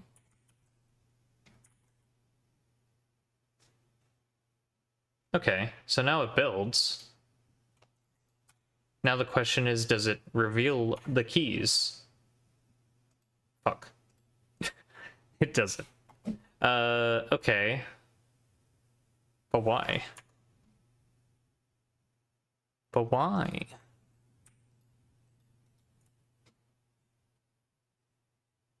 Wait, there's still a stat. What? We're not using that one, right? Pretty sure not. So it's just defined here.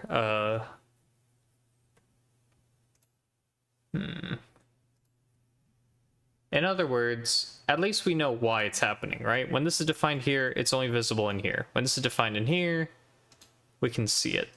But then...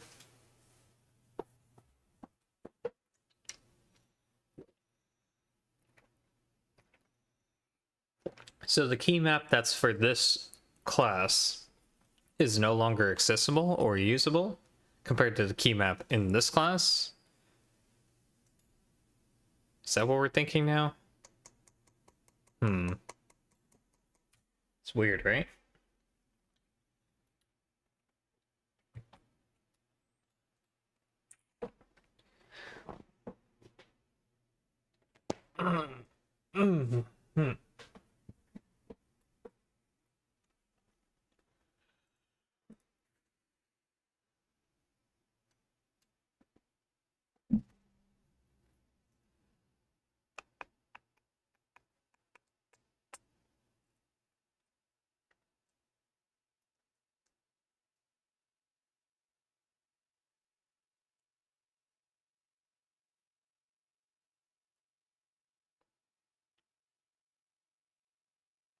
Like, at this point, if this was just a member of Pixel Game Engine, that would make more sense, right?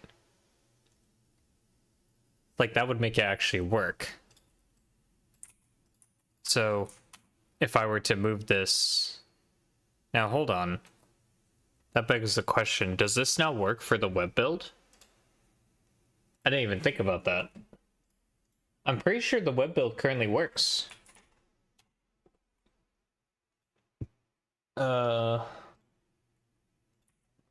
It does.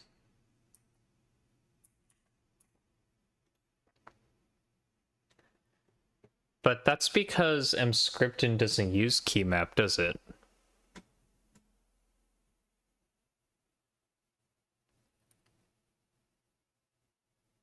But the only reason this doesn't even work in the first place is because internally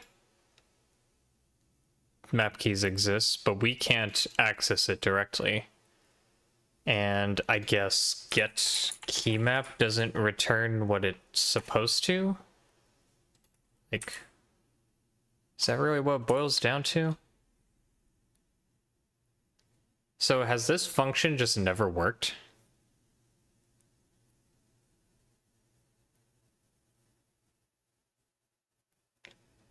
In scenarios like this?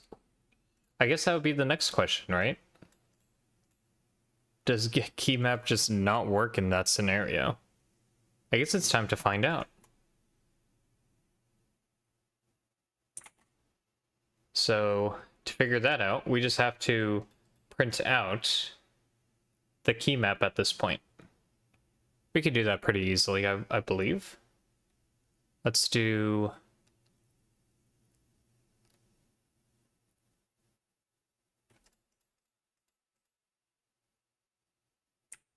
Or not, I don't know where... Here we go.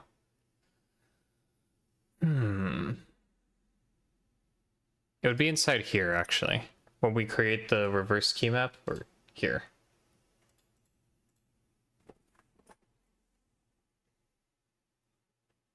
It would look like...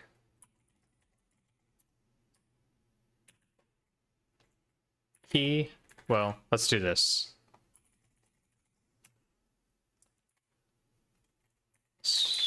Parentheses... key and then value, parentheses, space. Key, value. We'll just do something like that for now. That way we're essentially printing out the results from get key map there. And so when I run this normally,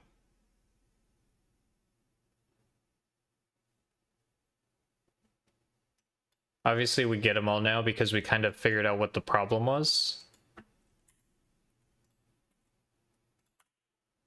I gotta get rid of that test value though. We don't need it anymore. It's the 1000. Yeah, just get rid of it.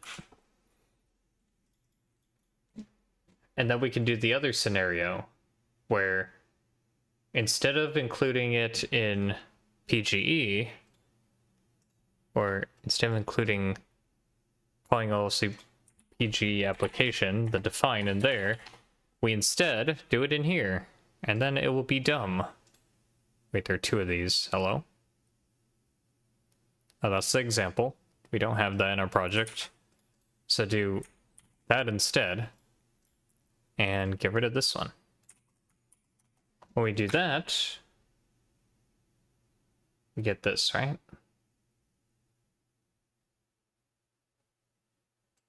Yeah, we get absolutely nothing.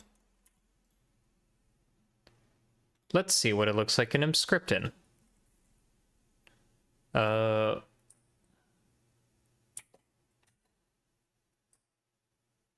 Test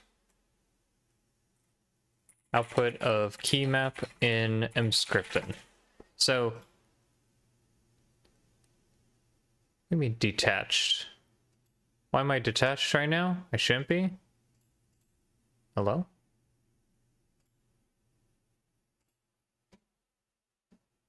I need to merge that. I need to, what? Why am I in detached state right now?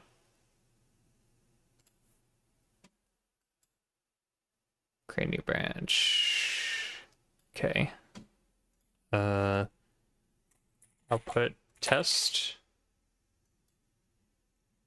I have made a new branch because apparently I was in detached state. Oops. That's dumb.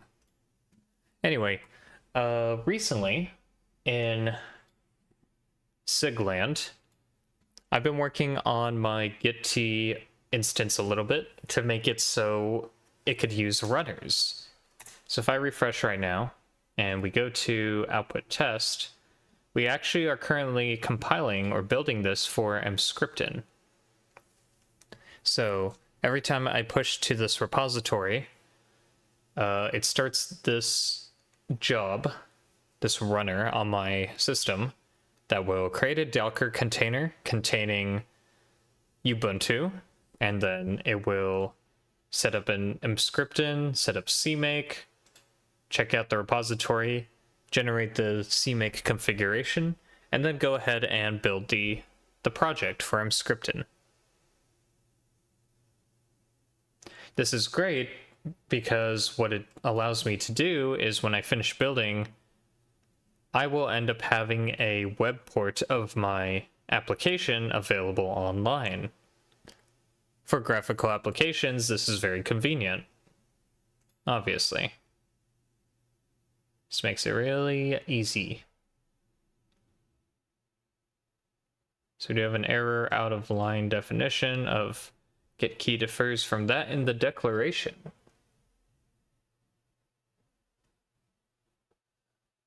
That's weird.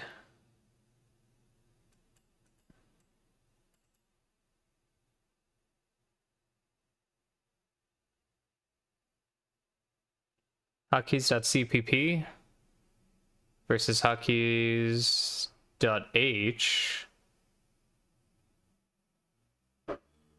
One is returning a reference, the other is not. I wonder when this happened. That's kind of random. Anyways, it should be a reference. The things that Visual Studio lets you get away with. It's wild. I mean, I guess it should be a reference. Like, I don't see why not.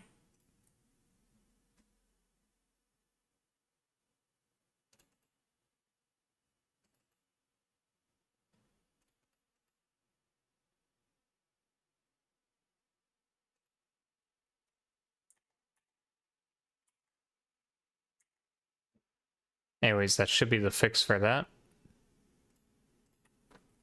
Match function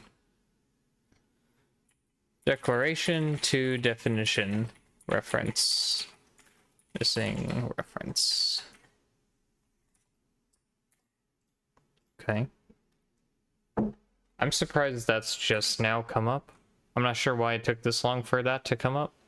But yeah, we can now see that it will always like run this on my setup. So that's fun.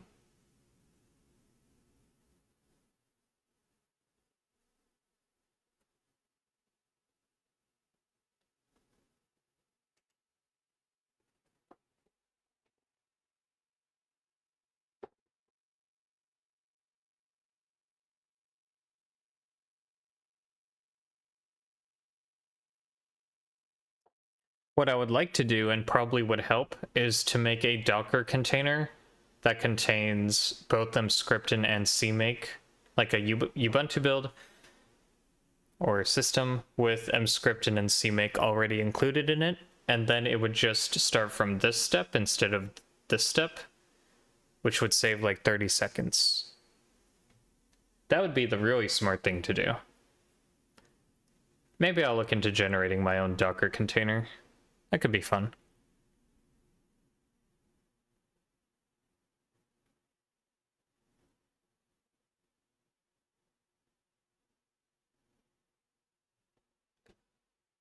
I think it's like, so like Docker Hub? Yeah.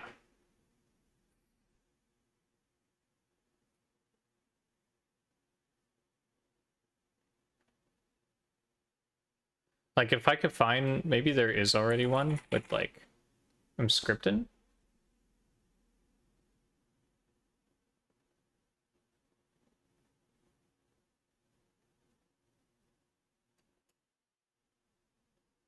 This Docker file builds a self-contained version of EMSDK that enables mscripton to be used.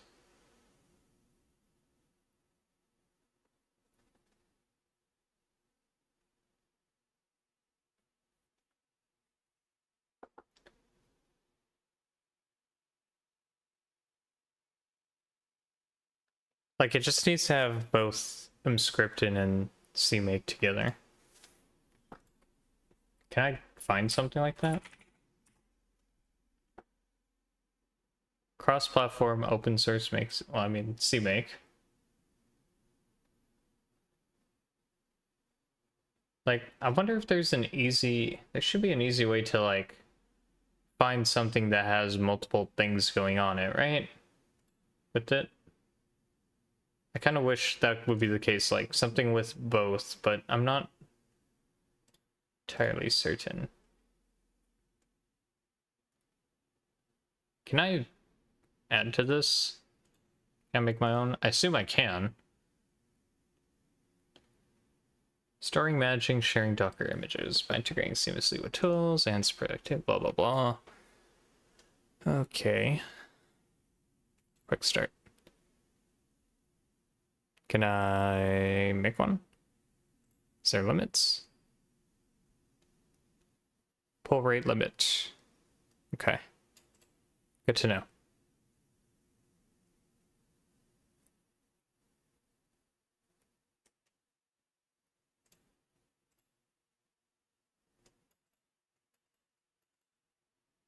Build and package your application to run anywhere.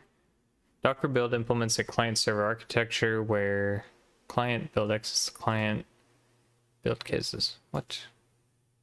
When you invoke a build, the buildx client sends a build request to the build kit backboard. Backend? Do I even need this?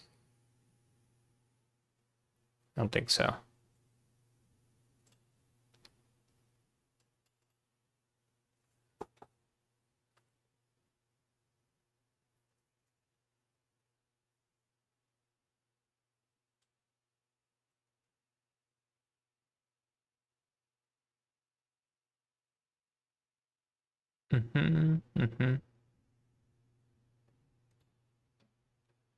This still failed. So return type is not the same. Hotkey.cpp, hotkeys.h.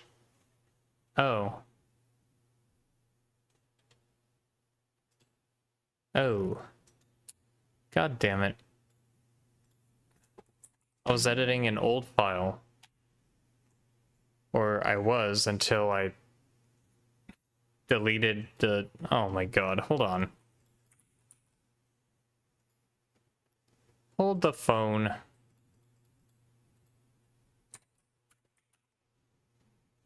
Okay.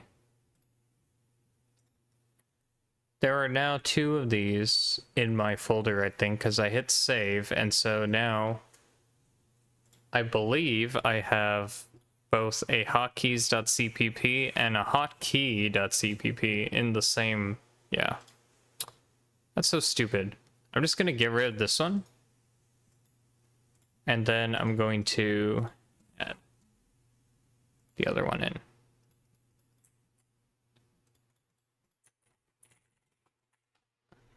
Which should be fine. That's the one I accidentally edited because I had the window still open with that file in it, so that's my fault for doing all that. Key to hotkeys.cpp. Yes, change all this, please. Why is this not... Hello? Oh, great. Wonderful. Everything's just broken. Great. Perfect.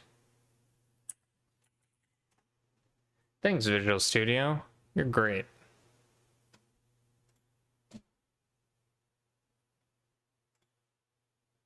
Anyway. Yes. Yes.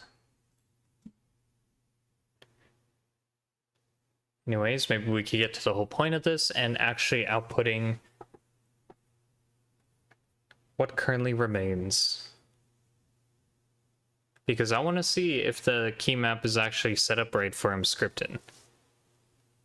Because lo and behold, if we get the same behavior, then we know for sure that we just can't use the key map like that. Now, the reason why it doesn't affect the Mscripton build regardless is because we don't actually use the reverse key map in this situation. But the reason why we need the reverse key map is when we are pulling keys for whether or not we pressed something right here. But in the case of Mscripton, we don't care. Like, it just boils down to, okay, update P keyboard state, and that's that.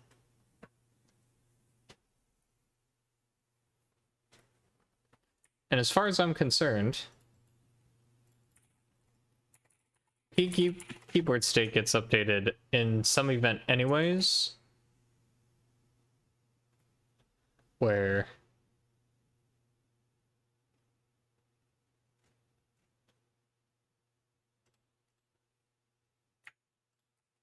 let's see.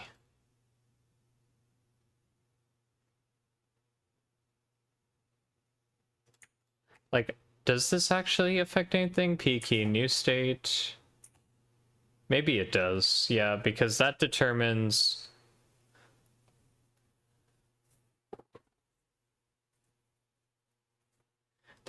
whether or not the pressed and be held and all that get determined. So internally it's working, but externally we don't get any information about it, which is why we're having problems in the first place. It's like, great. So I just let this build, it's finished. So if I go here, it would have spit out some information in the console for us. So it just says empty string. Okay. So just like, so this is a bug. At least I believe it's a bug, right? Easily replicable, I think.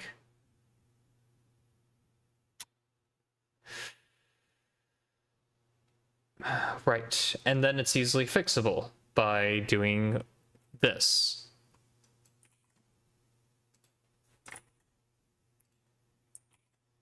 This is like one of those situations where it's like, oh, this is a very rare case where, yeah, this doesn't work, so it will cause problems. If anybody wants to use the key map for anything, it will cause problems, like objectively speaking.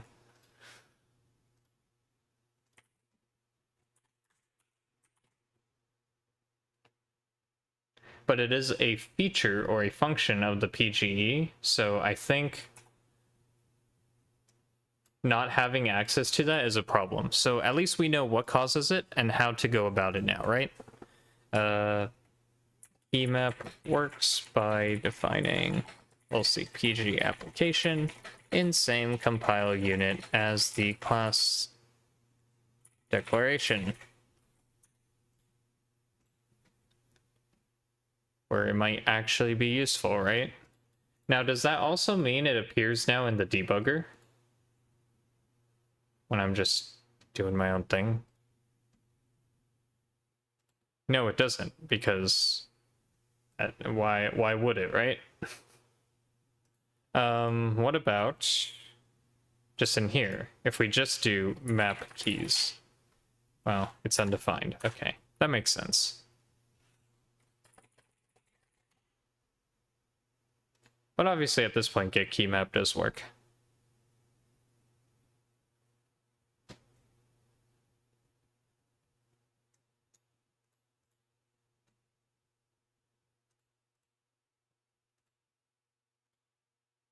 Anyway, I went ahead and committed that, so now we can examine it in mscripten.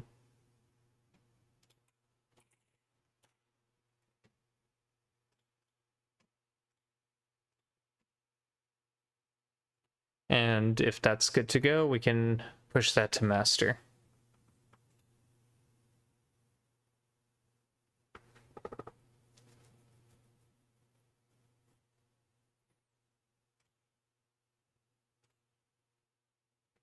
So we can see here, it does output a key map this time for mscripten down there. So I think that's all well and good.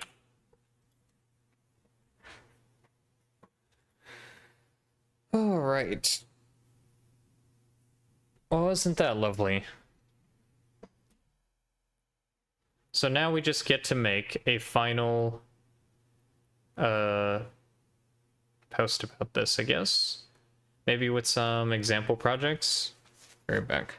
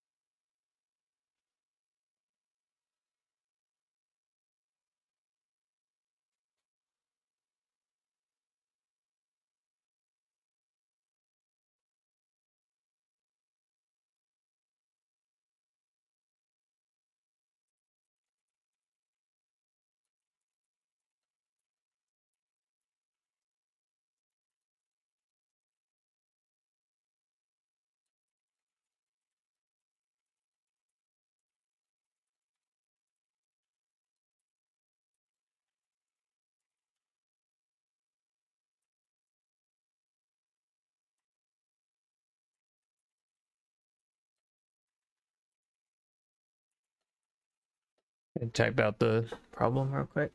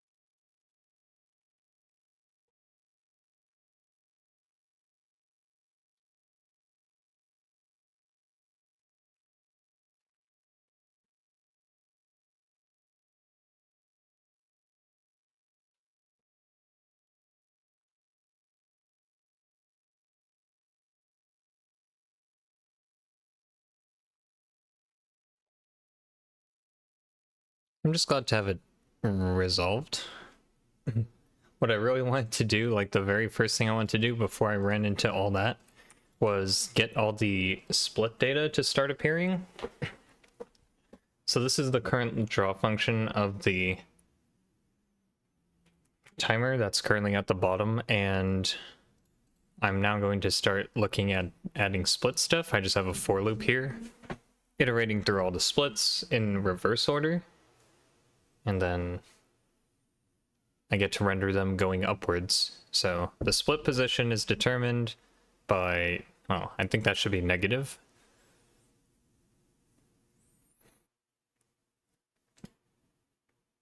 Taking the position and then adding minus 32 times whatever the split index is. Is that right? No, that doesn't seem right, because then that would result in the higher splits being higher up. It should be. Let me double check.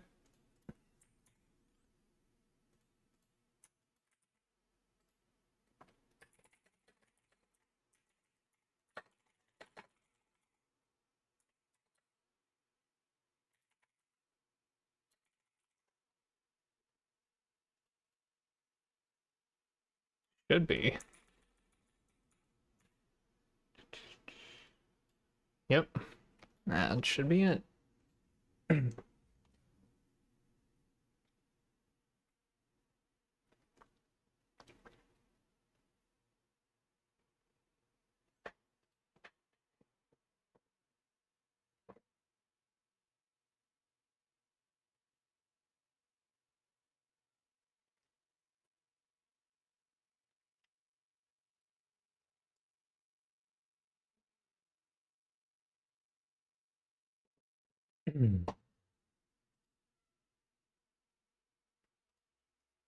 So instead what I need is I need it to count up, but then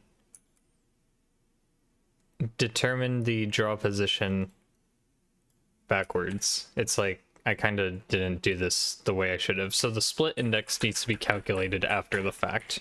So we're going to go for a more standard loop here of just splits is just our vector of all the splits that exist. So we're just going to go back to a very standard loop here and instead determine the split index down here.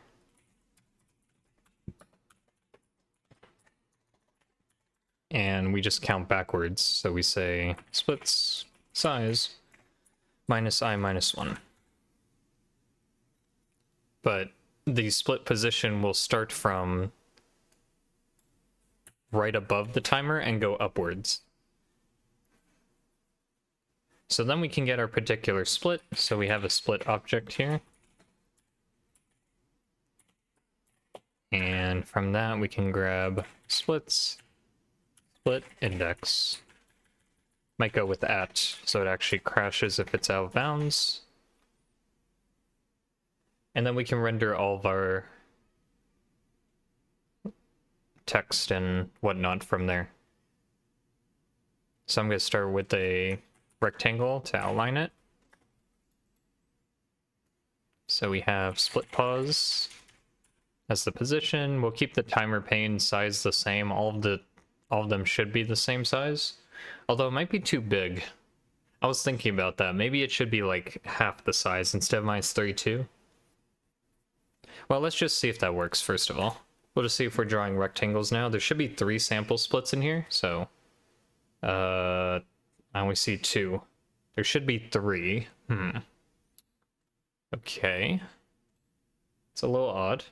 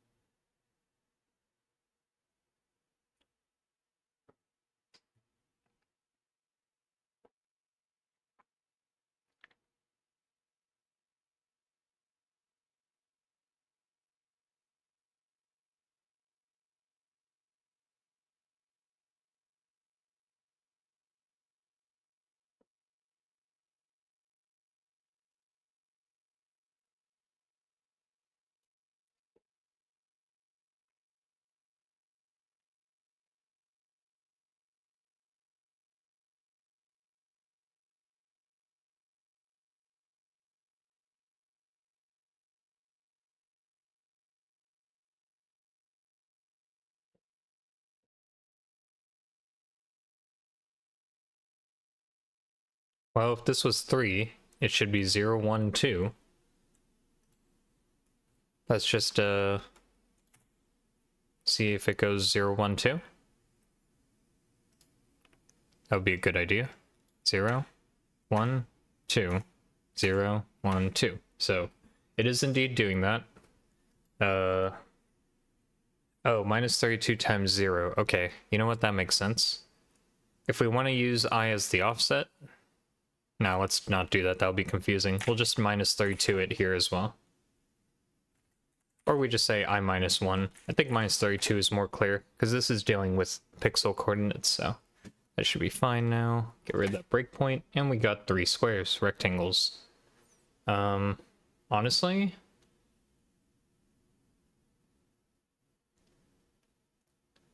I wonder if... I wonder if this would be a good time to start using the real size functionality. That would mean it would only work in Windows though. Maybe not, but maybe something to think about in the future. Anyway, they're really wide, so I want to bring them in at least a little bit. Let's say this application is going to be more like 160 pixels wide instead. I think for the height, a little smaller too. We don't have to necessarily be that large. How does that look? That looks a little better. I think I like that more.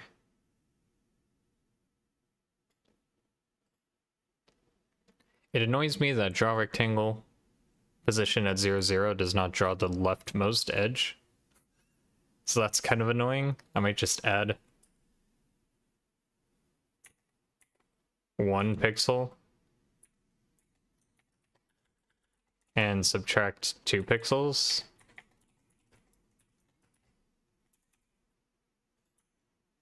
Just kind of annoys me that it's like that.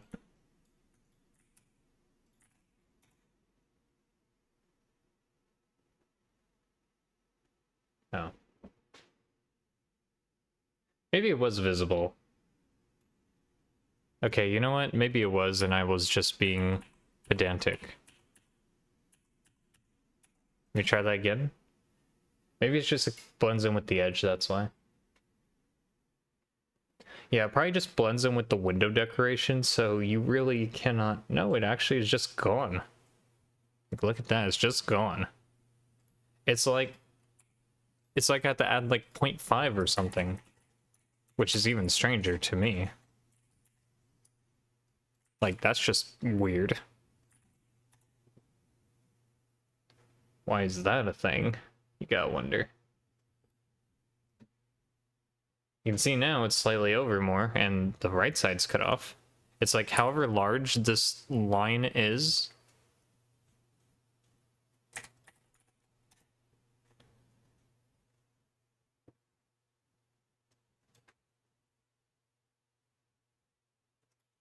what if it draws it centered? Like, so if I do half of this, right? Just what if?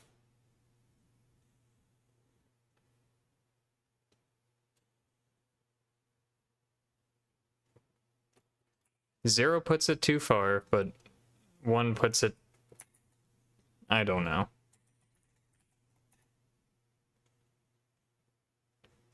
I just don't understand, you know? That doesn't really make sense. But the other edge has to go minus, like, as well. That's so dumb. Like, what if I just add that to the function of the pixel game engine itself? So, I'll just go in here and we'll just, for the points, maybe just throw in a very tiny amount, right?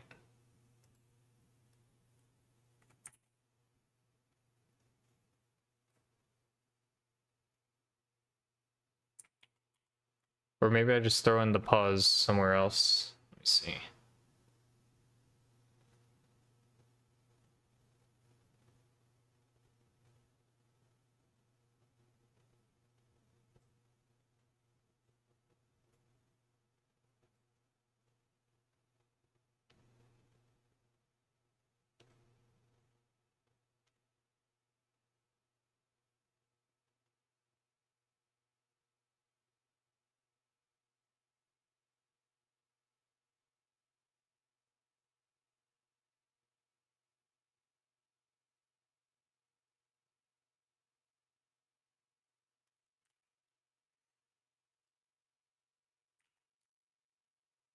Wait, that's all right. That one's fine, but this one is just plus 0.05.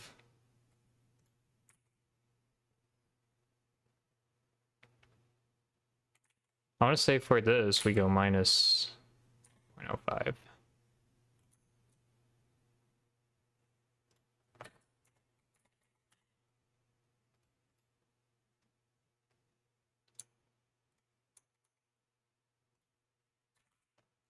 See how that looks?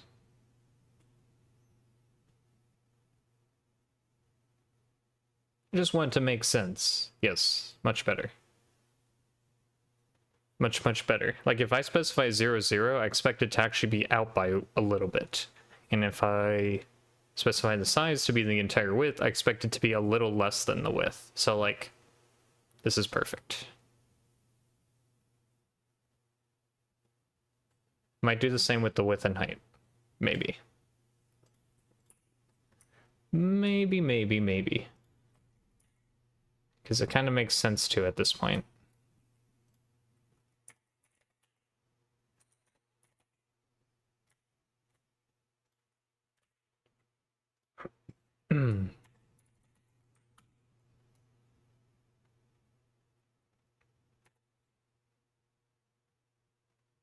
Then it'll look like they're kind of stacked, like they have a thicker line between each other, which that's fine. That's more or less what I wanted anyway. I just want to be able to see the borders. So that looks correct. That's more what I want.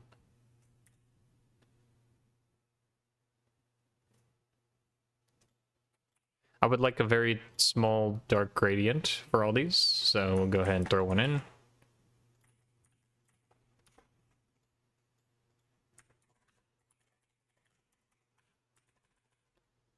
Oh, let's see. Let's go for very dark blue. See how that looks. Maybe the one we're currently on can be like highlighted a little bit. I don't know. Something like that.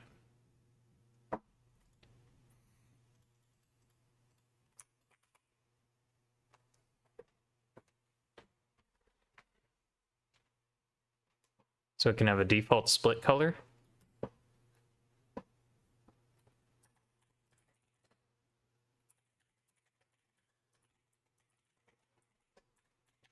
And then if our current split, I think that's in here, current split index is equal to our split index.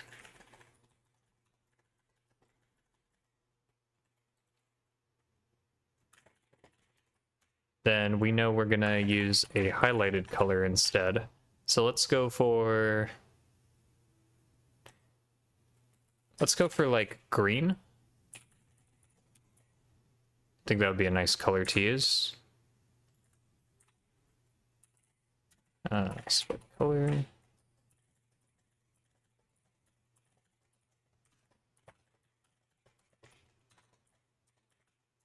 Should be right. There we go. So, oh. It's like off by one. What? How's that? Split size minus I minus 1. Should be 2? I'm confused. Oh, because wait. At 0, what is this? 3 minus 0 minus 1 is 2. A little confused. Current split index starts at 0, though? Maybe it does it? Starts at 0. I guess, but it's not supposed to come into play until later. But why is it off by 1 in the first place? Like, at this point, the split index should not be... Let's take a look. Split index is 2 when I is 0. So this is the bottom one. And then the next one up is 1. And then the next one up is 0. So it matches. But then when I hit go, current split index goes up by 1? Oh, maybe that's how that works. 0 equals, well... So now it's off by 1, which annoys the heck out of me. How about we make a new constant that says not started or something? I think I like that better because I want to use it as the actual index into the array. It only makes sense. Const size t, not started, which is just going to be standard numeric limits size t max. Not started. This should be const expression. No? Why not? I mean, this is const expression.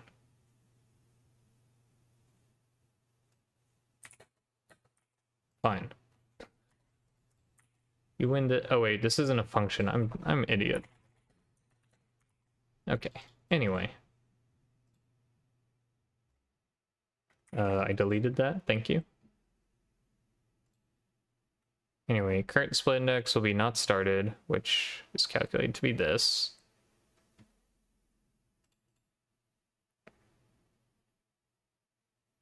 And then when we start, let's see. So we resume, current split index goes up by 1, which will naturally set it to 0. Just saying. Reset will set it to timer not started. Yes. I guess that should be static as well. Yeah, just like that. Okay. And that way it doesn't show up and it's not off by 1 anymore.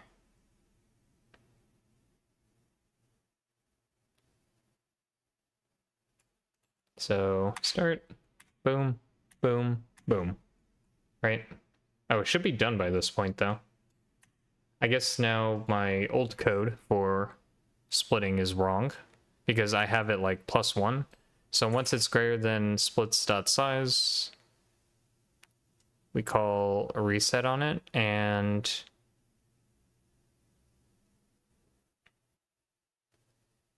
if it's greater than or equal to splits.size, then paused becomes true.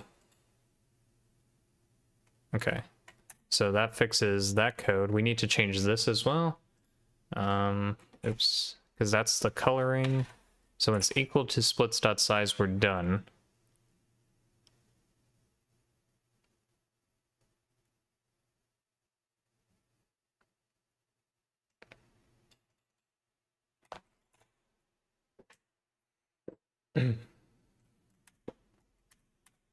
Boom. That would be run completed. And then a reset.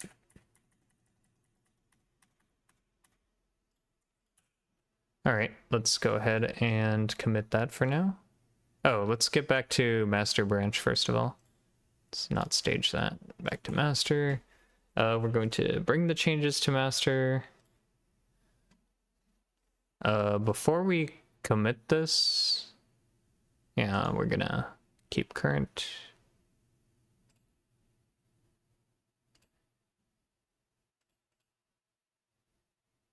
Before we take this, we need to merge what we had before. So I'm gonna go to here.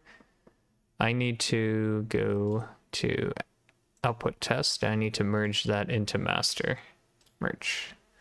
Just because that's like quote unquote what we learned, right? So that's all fine and great. That's that. And then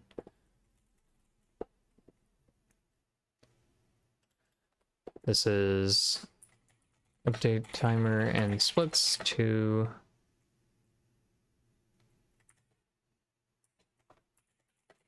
display properly on screen. Adjust current split index with a not started constant, and adjust indices to line up with actual splits array or vector. We want to be more technical about that one.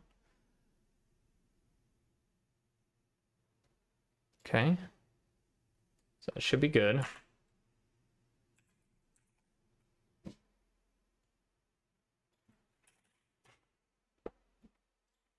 I suspect I didn't screw up anything here. We can get rid of the old branches now, I believe. I think I can do it here. I'm pretty sure I can do it here. I don't see why I can't.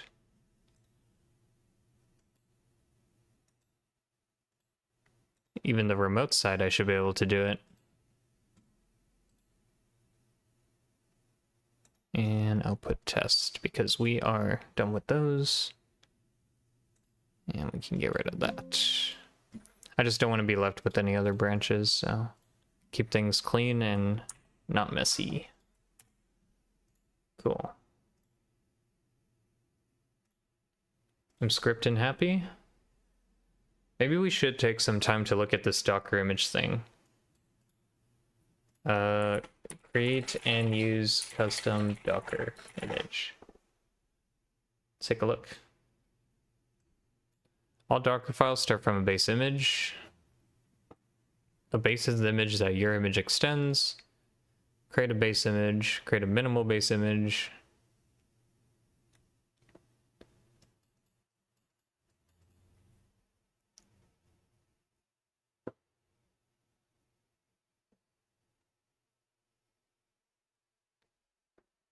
Okay.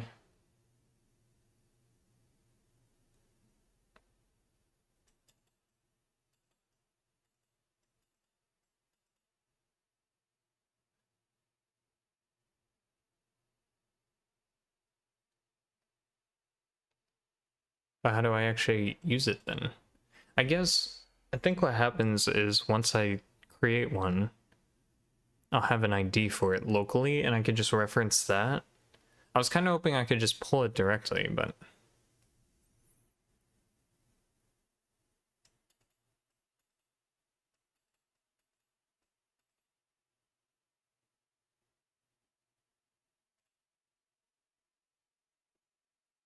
assuming an executable binary named hello exists at the root, you can build this Docker image using the following Docker build command.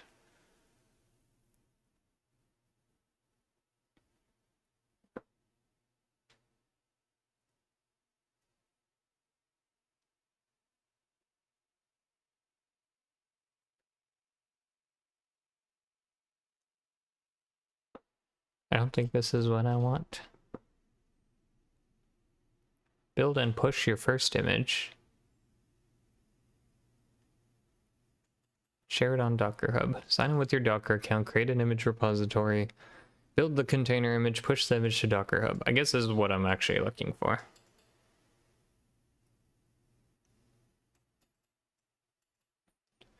Because I think the way I made this runner originally is I told it these were the images I was going to use, and then I specifically used those. So, for example, let me pull it up real quick. Here is my server. If I go into here, I believe we're going to see, yeah, so this is exactly what I was talking about, right? These images, I think, are what it uses.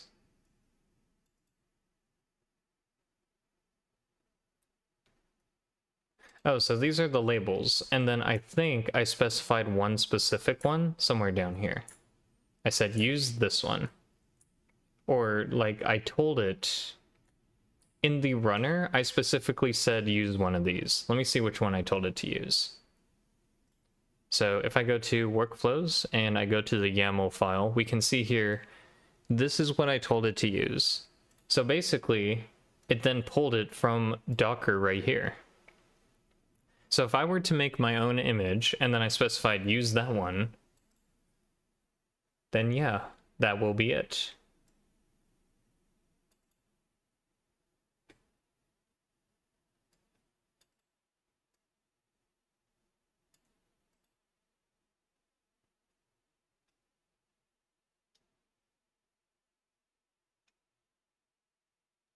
So host is interesting. I think that means it can do it locally. Like I just have to create it and then it will be able to pull it straight from there. That's what I'm guessing. But yeah, if I can provide my own, I guess that would also work, right? Does this have like docker colon slash slash or whatever?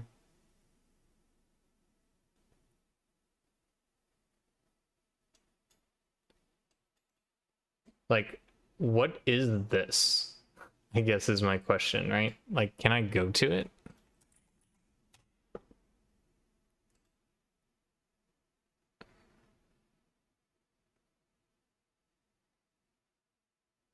Base, cat the hacker. Slash. So how did it figure that out?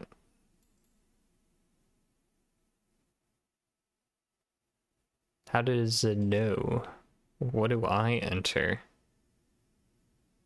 Because I have docker colon slash slash. It's like hub.docker.com. So this must be where it takes me when I have it. So tags. So when I did Ubuntu-latest, that's what I had. There's a slim here.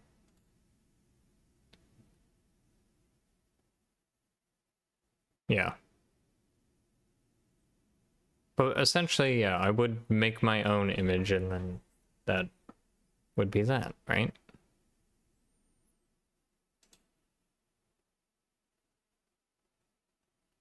Like, I don't know if it's worth to go through all that and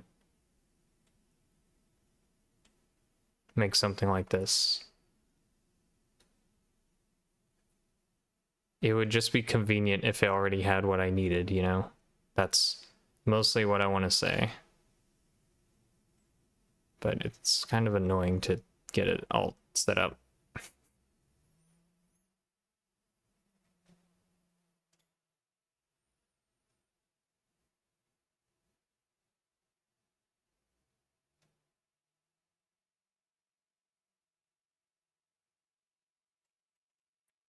Create a repository, build and push.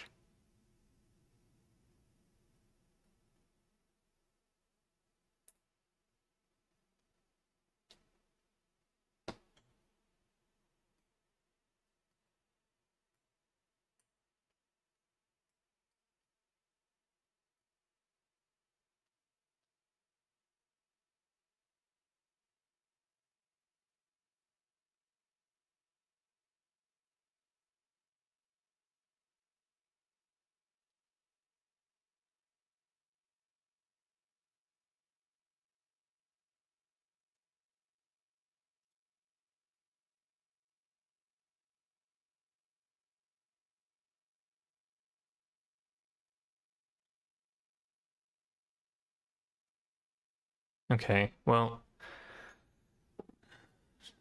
let's try to organize my thoughts here. So, what I want is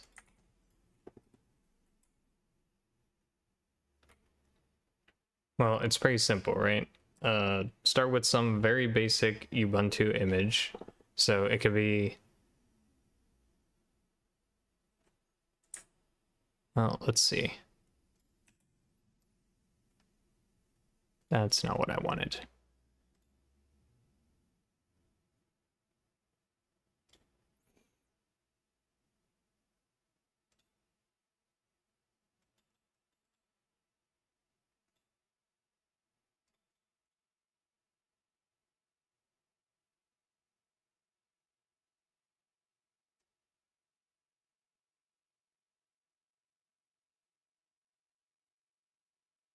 Does it just have a Docker image file ready to go? Why am I having trouble finding...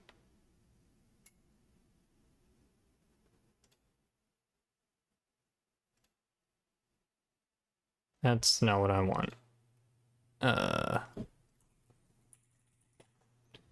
Docker file.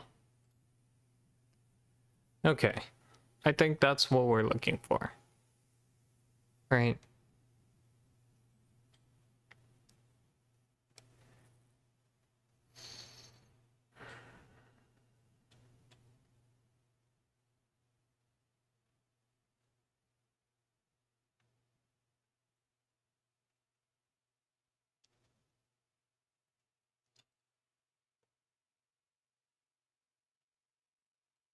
So for from, I guess we can specify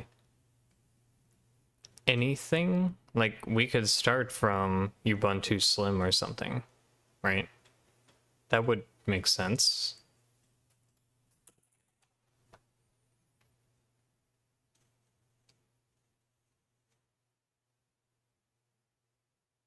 Ubuntu latest Slim.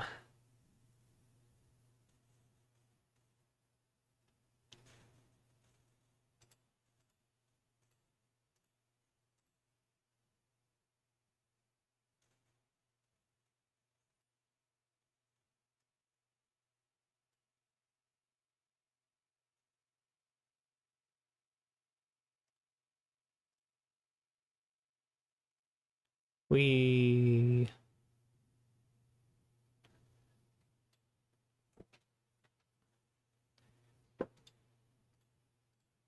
So essentially, if I wanted to, I can just emulate these commands in a Docker file myself, right?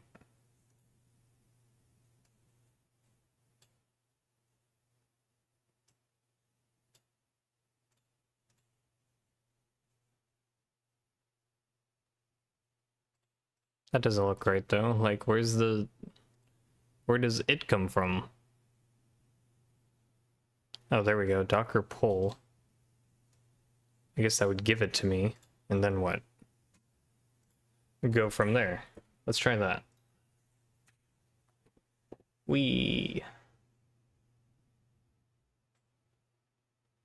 Download newer image for Ubuntu latest Slim.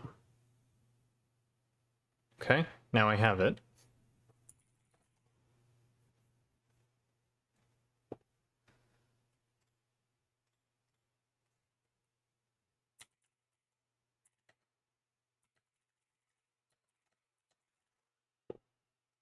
Writing a Docker file. From. Okay.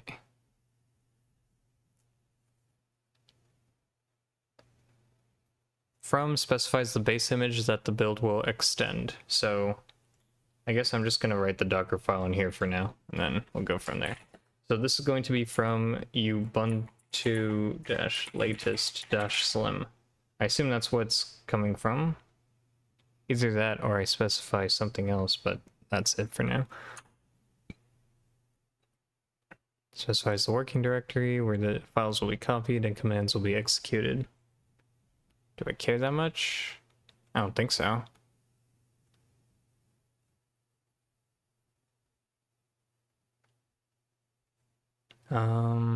So run allows me to run a specified command.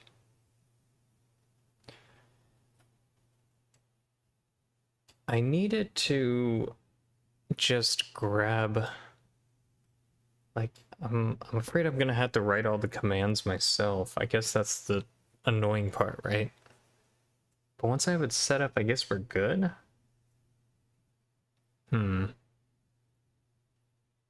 Yeah, I guess I have no choice but to write all the commands myself.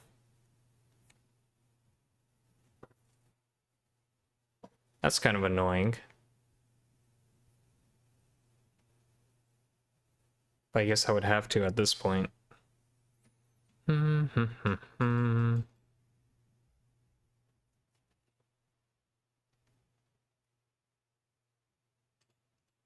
So, for example, if we wanted one with mscript in it, right?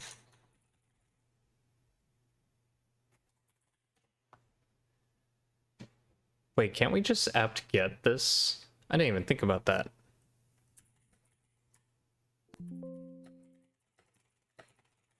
Is that even a thing?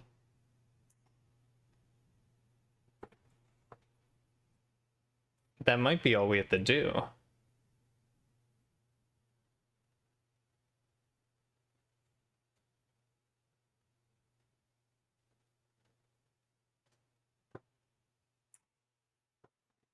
Okay, and CMake too, right? Maybe that's all I have to do.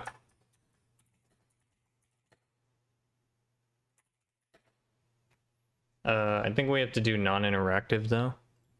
Apt-get non-interactive. I think you have to like put a -y or something.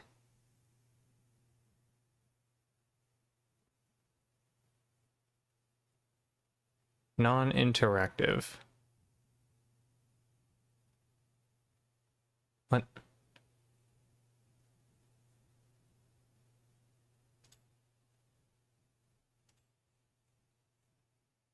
-yq.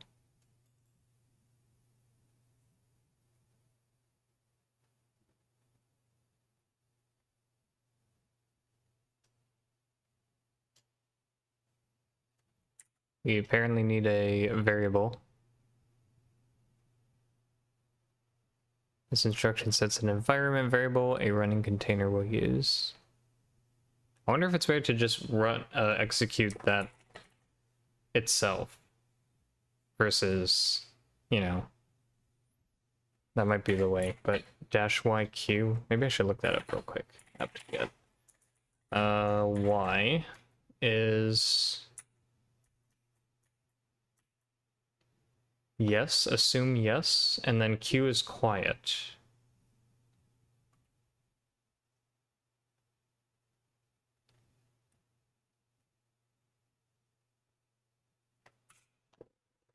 Okay,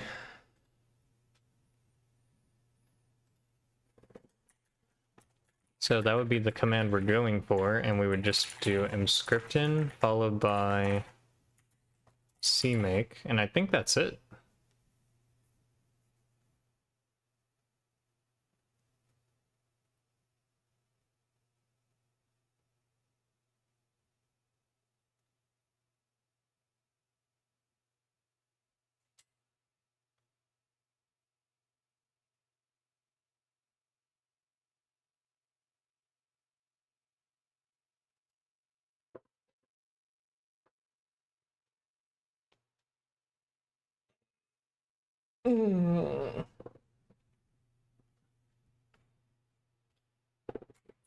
I've been told this bug has been fixed.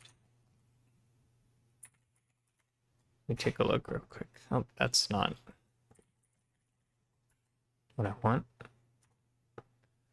Apparently in develop, this has been changed.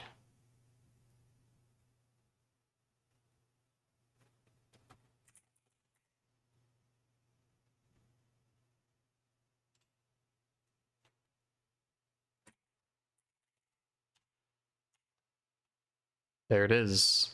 So it was changed to inline from static, which means since it's a global, it'll be defined once. The compiler won't complain when it keeps popping up again, as globals should be. And he even went ahead and changed this to be LLC key, which makes more sense than the uint8t that was there before. Great. Very good.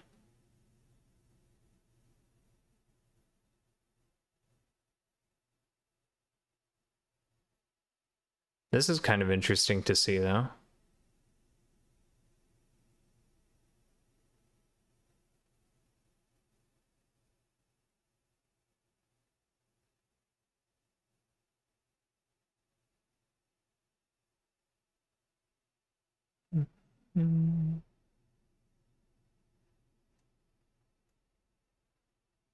Okay, great.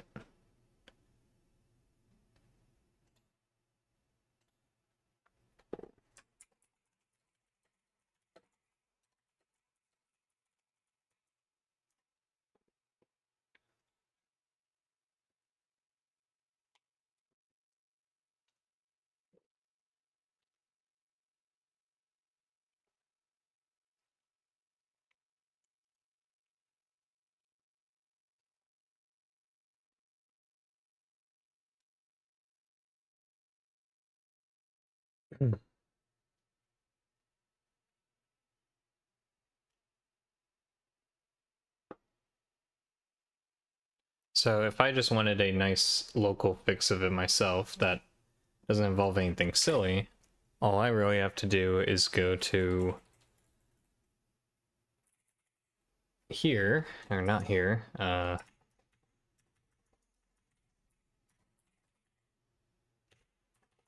where is, oh, map keys. And change, oh, that's not right.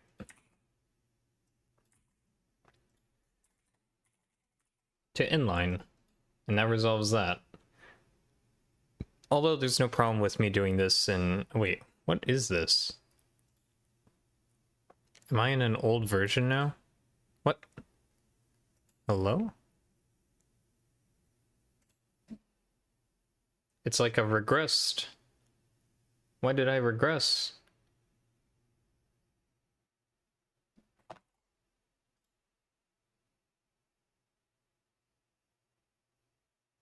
Oh, I must have... I did the changes, but then I already... Okay, you know, that makes more sense, actually.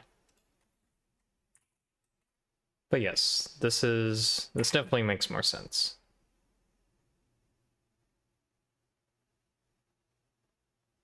It was just addressed in the develop branch and was to be fixed in the near future. Great.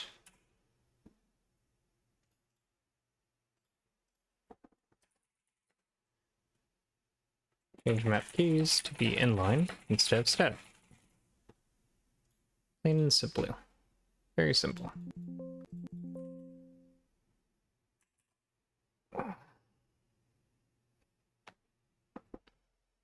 So that's cool.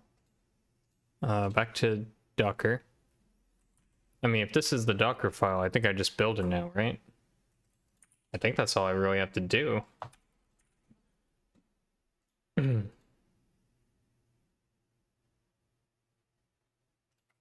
Build Docker file. Maybe it's at the bottom here. Try it out, determine your base image, install application dependencies, copy any relevant source code binaries, configure the final image. I don't think I have to do any configuring. Oh, you know what? I might have to do that final thing after, and you know what? I think it does it itself. Anyways, and then we have to build it, right?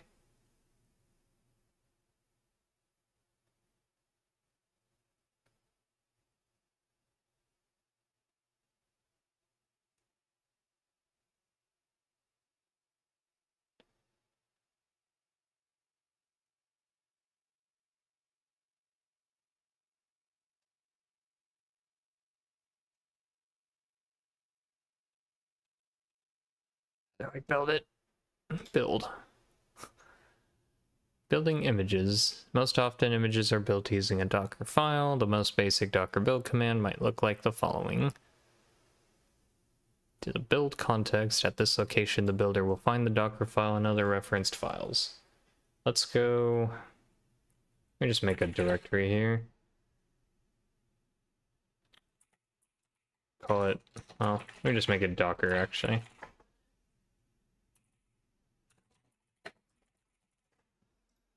I'll just do that for now and see what happens. Docker build, or yeah, dot. Load metadata. So I might have to specify like the actual full name of it, which is like get to this, right? It's probably what I have to do.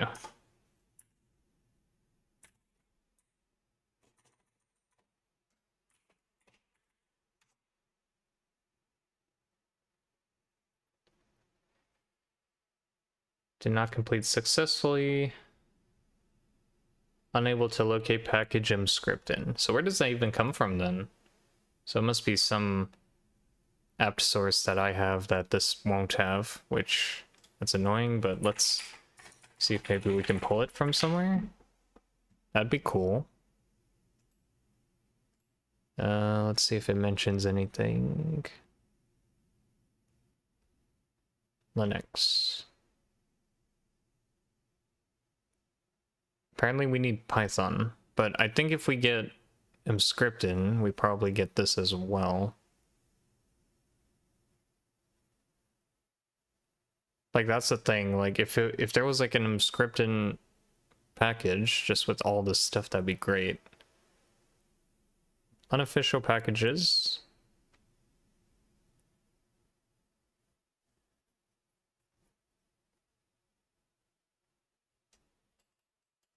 I guess we can run all these commands manually then. Oh wait, there is a Docker image of this. Hold on.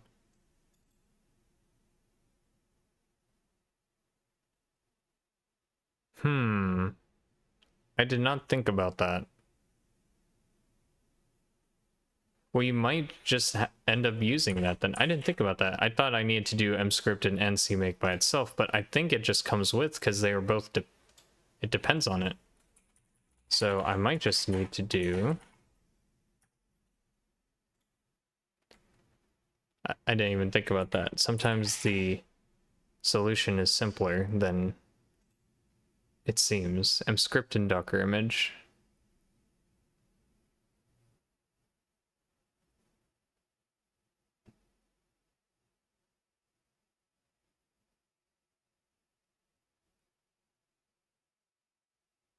I assume this would be all I need.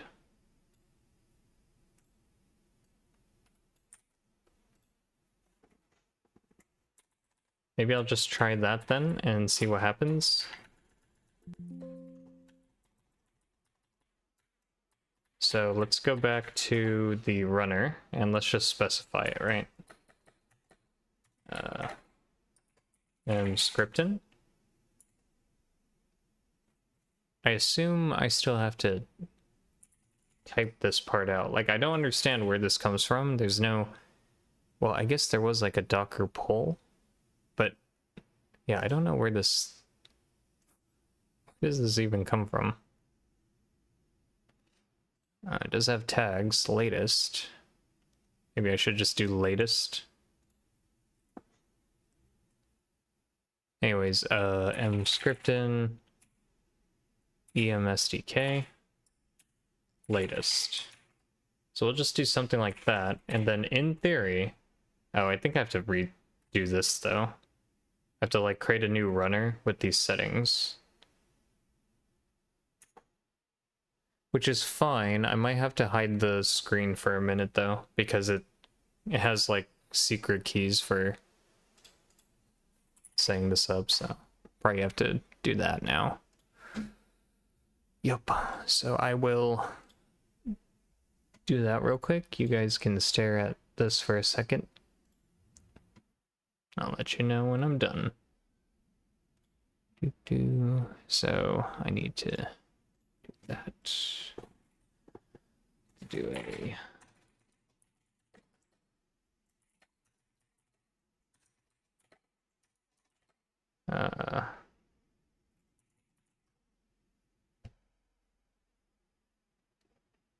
Okay.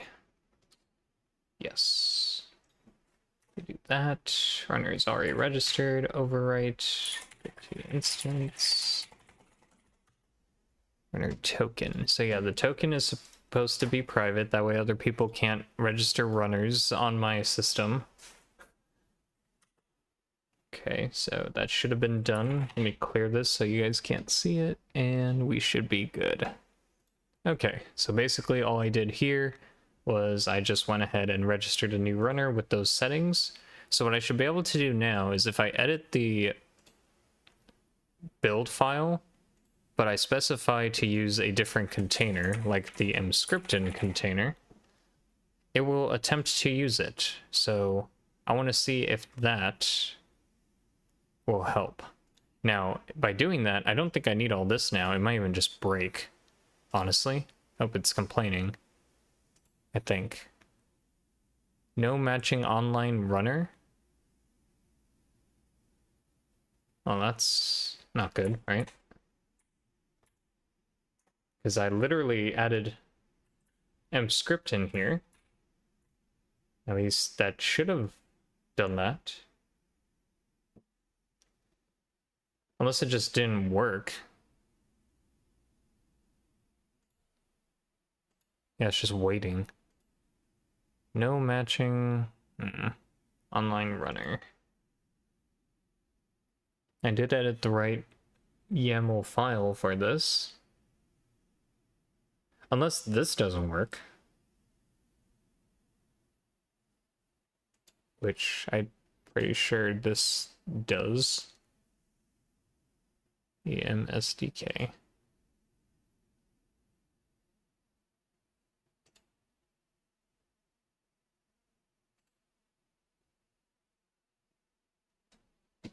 Hmm. Hmm. Hmm.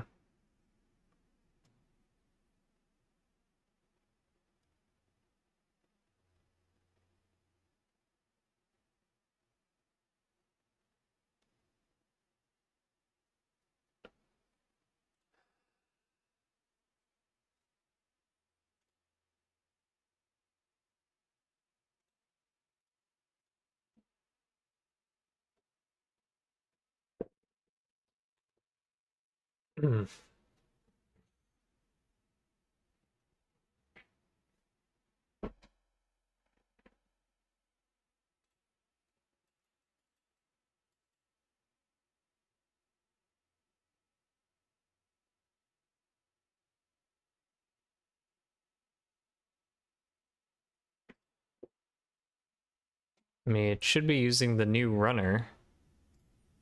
I'd imagine. Oh. Wait, what?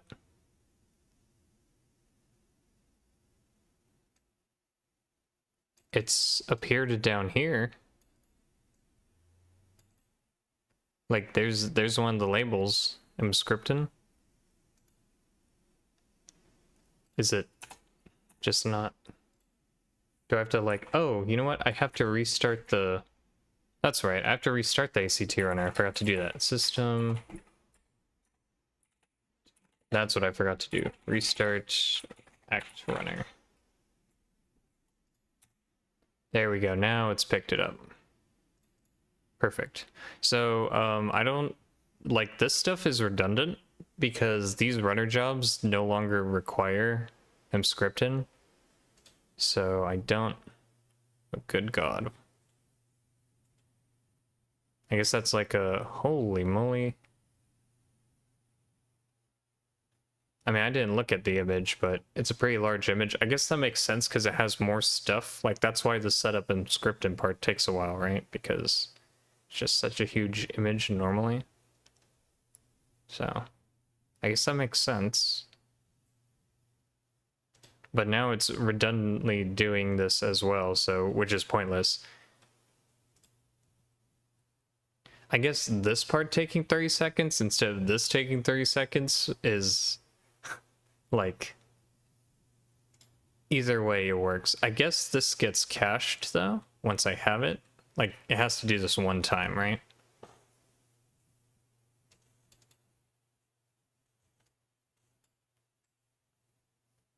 So it did a Docker pull. Yeah. But I'm pretty sure it had to do this the first time for the other image too. Like, obviously this is gonna work because it's the same thing, but I shouldn't need to do those steps anymore. So, try taking them out next time and we'll see what happens. At least it worked though. I didn't really think about that. The actual scripted file would just have all that stuff anyway. It's like, duh. Maybe it's not super obvious, but... yeah. In any case, I will edit it one more time then. We'll do this one more time. So in theory, we no longer need this, no longer need this, and we just go straight to check out repository code, generate the config, build, clean up.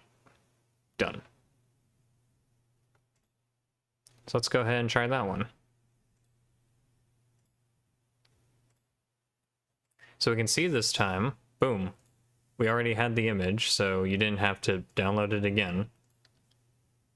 And we're right straight to building the config. Too easy. Look at that. Save ourselves, what, like a whole extra minute, basically? Right? That's good.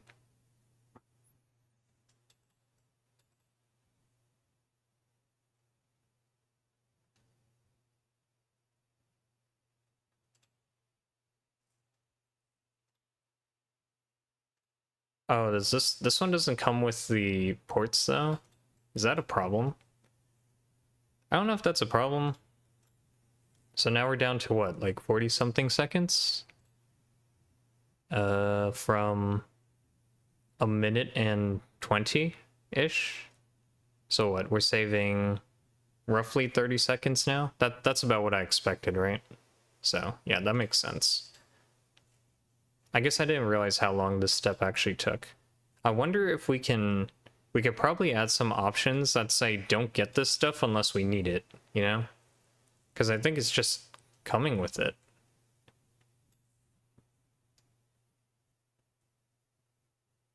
Like, if I don't specify them, I shouldn't download these. I wonder if that's in the CMake file. It might actually be, I didn't look. Let's take a look. Because I think that's determined here. Oh, there it is, yes. So, do we need all this? I think we kind of do, don't we? But why is it getting Vorbis? Like, we don't need sound, unless that's STL2 mixer as well. Like, am I dumb? STL2 mixer. Oh, building STL2 mixer gives you OGG, Vorbis, STL2 mixer. Like, do we actually need all this? Maybe we do. Shoot.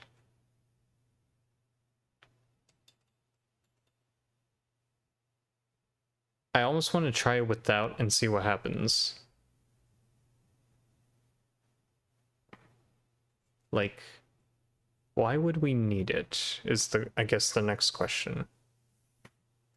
Does it get referenced? I don't think so. But if we need it for sounds, right? Because, like, that takes the longest. SDL2 takes the longest.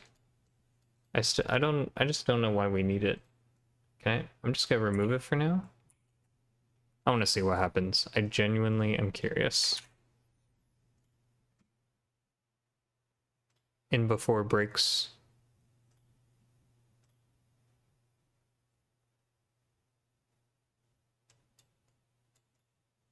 It probably provides something important, but I always want to be a skeptic, right? I want to know, why do we need it? That kind of thing. Why must we have it? If I can get away without it, it'd be even better, right?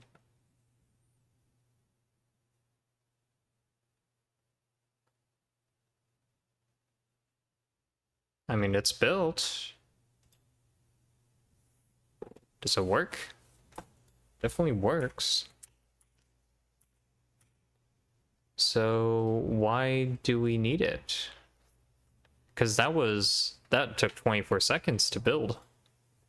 Why do we need STL2? Maybe for sounds? Maybe this doesn't work anymore when we include sounds, huh? I'll be right back.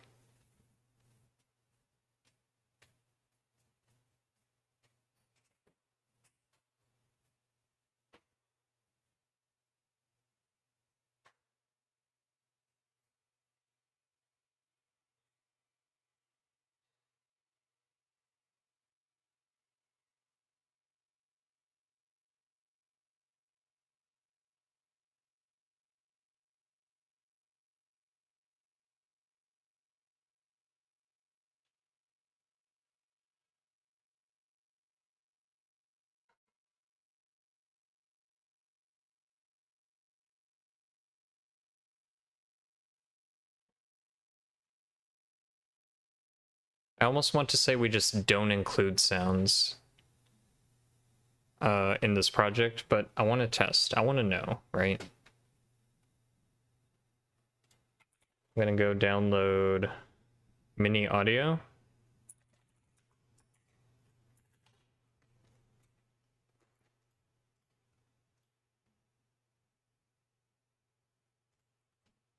It's been a minute, but let's use some mini audio just for fun. Oh, let's do a new branch actually. Refresh. I'm not doing this. Pull. And let's do a new branch. New branch so that I can test. New local branch. Let's do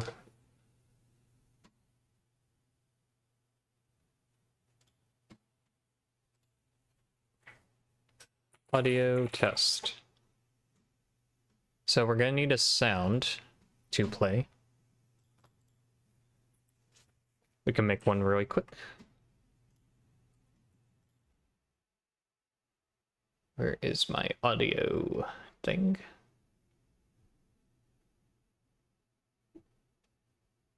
I always forget what this dang thing's called.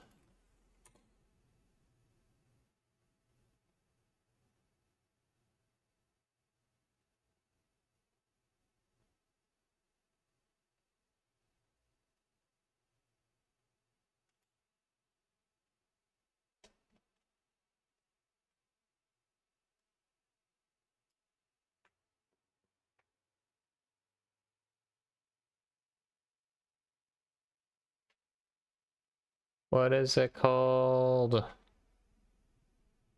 Damn it.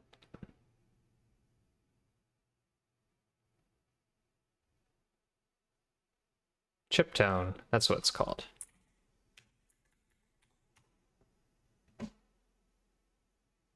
Okay. So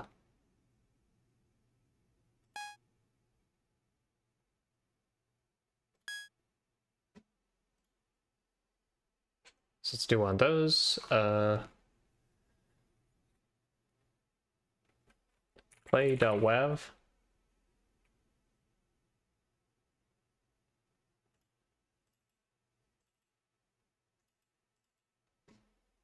Play.wav. Okay. So we're gonna pull up the PegX. I'll see PegX, mini audio,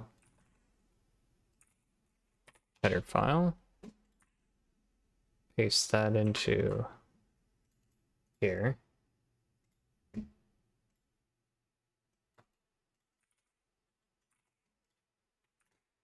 And we have to put, oh, we also need mini audio for this, that's right.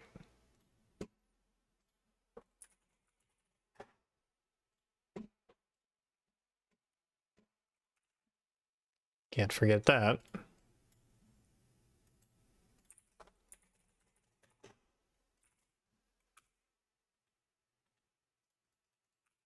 Okay.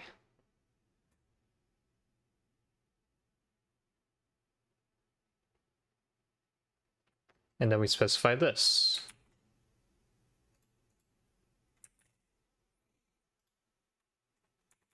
At least I would say that's what we would do, but we have this again. But it's kind of fixed. So that's that. Mini audio. So for mini audio, we specify a sound, mini audio itself.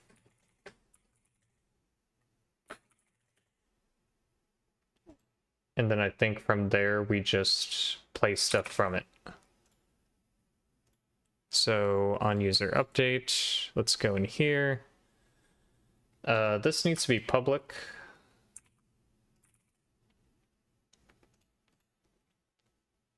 And then if we start, we just play a sound.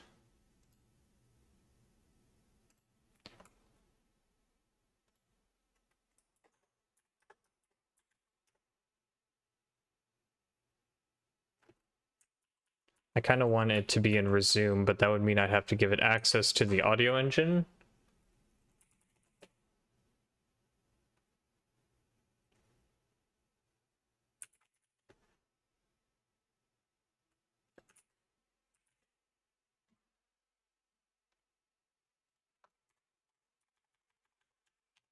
I think it's just called mini audio. So just say this has a mini audio reference to audio engine.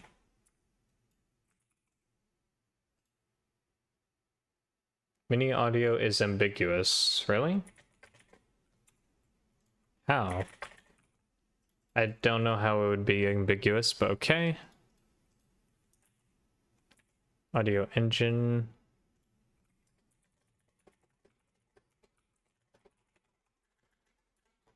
So we're gonna do play a one-off sound, path, assets slash,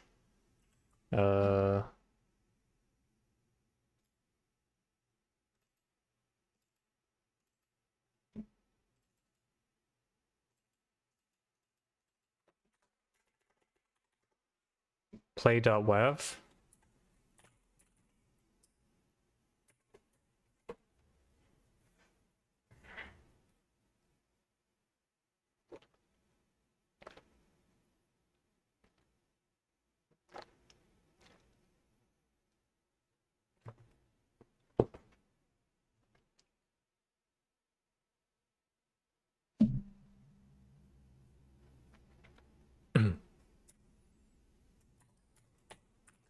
And it should just play, right? No extra strings attached. Or we get errors, because that's always fun. Local function definitions are illegal. What did I do syntax-wise? I must have messed something up. Oh. That's always fun.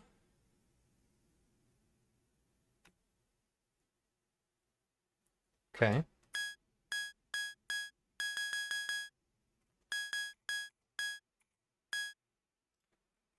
Wait.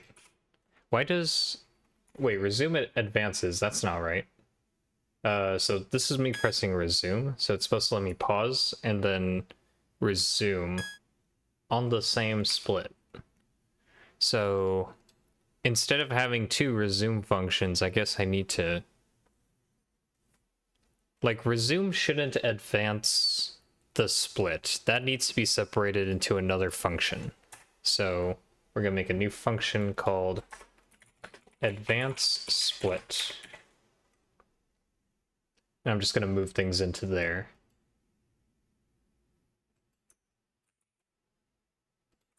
Because it's apparent that these two things occur for different reasons. But resume is literally just unpause.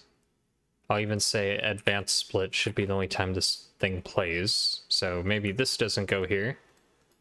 Maybe this goes... You know, since I need this in like 3 functions, maybe we store the engine in here. That's not a half bad idea. I like that. Store the engine in there. Then I don't have to pass it around as much.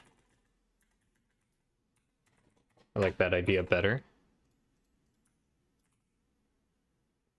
We just set it in the constructor. We're kind of forced to at this point.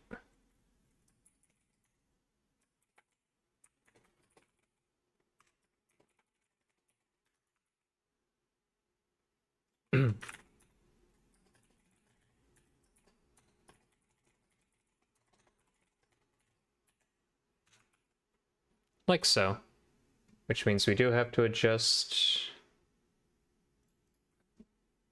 this out here when we create it.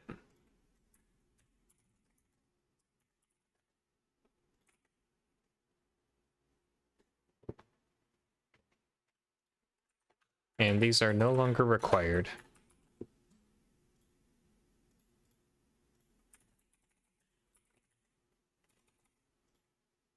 So now, these are once again simplified. So now when we press start timer,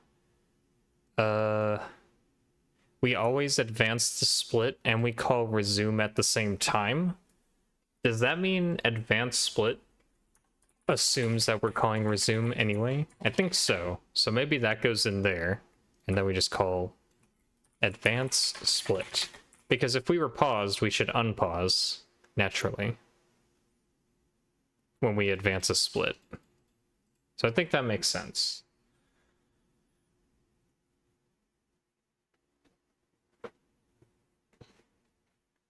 I at least want it to be that way for now.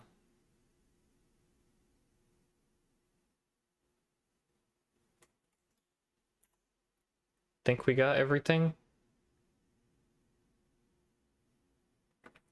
So here's me pressing advanced split. And then here's me pressing start and stop. Oh. Well, that can only happen when we're...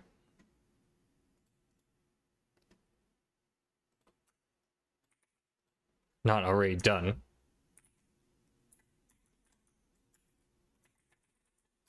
So if it's less than splits.size, we can resume. Otherwise we don't, because we shouldn't. That would be bad.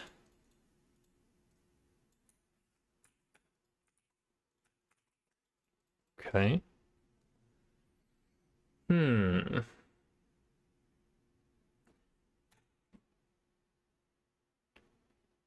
But yes. So, pressing resume should start it as well. Oh, that's great. That doesn't start it either. I think I have to advance it first, then call resume. Yeah, that's right. Silly.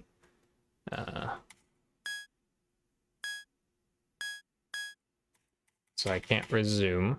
But pressing that key should... What? Oh, that's... Okay, yeah. So pause, unpause, pause, unpause, pause, unpause, reset. Good.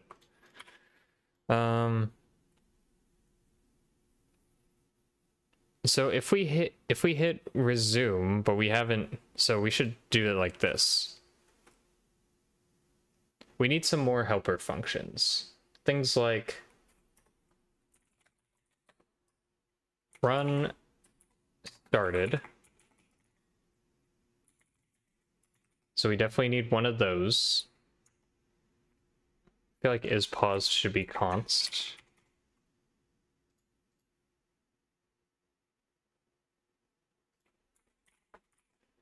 But run started should be a function we'll need. Because then we can say if run is started, then we're allowed to unpause, right?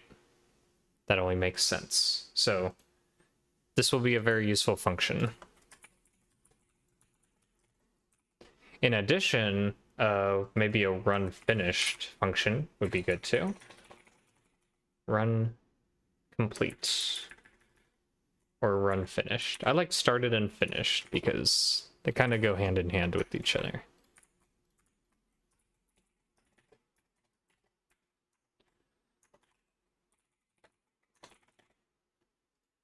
Okay.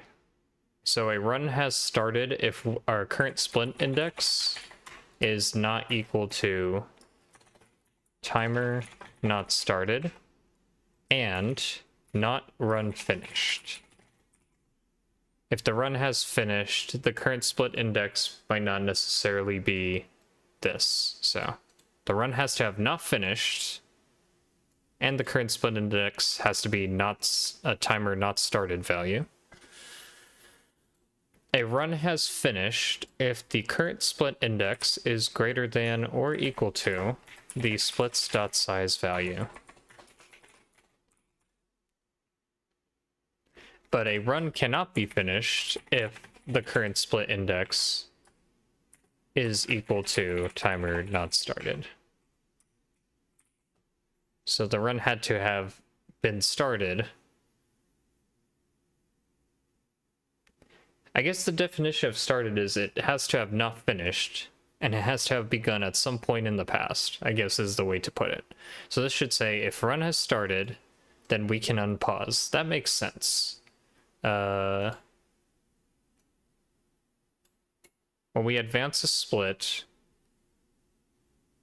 we first check if the run has finished, we reset before we increment the current split index.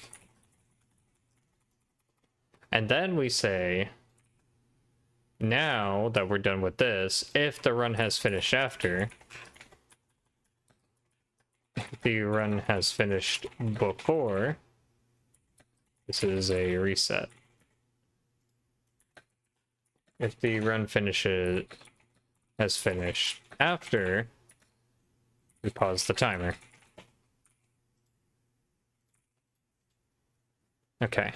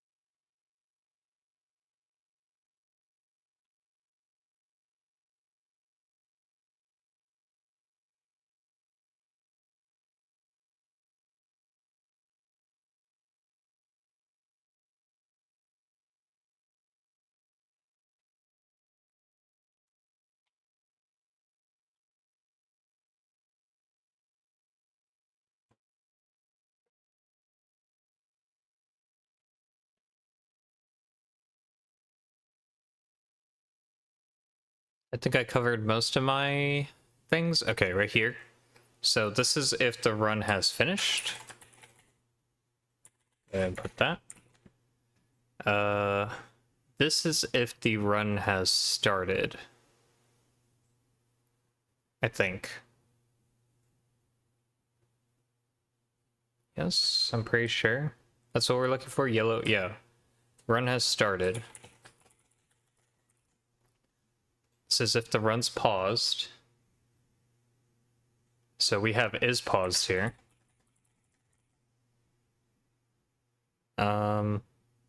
Yeah, that looks good to me. Here, what's this? Oh, okay, current split. Yeah.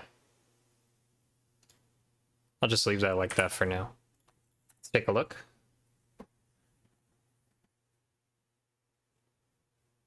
So this is me advancing.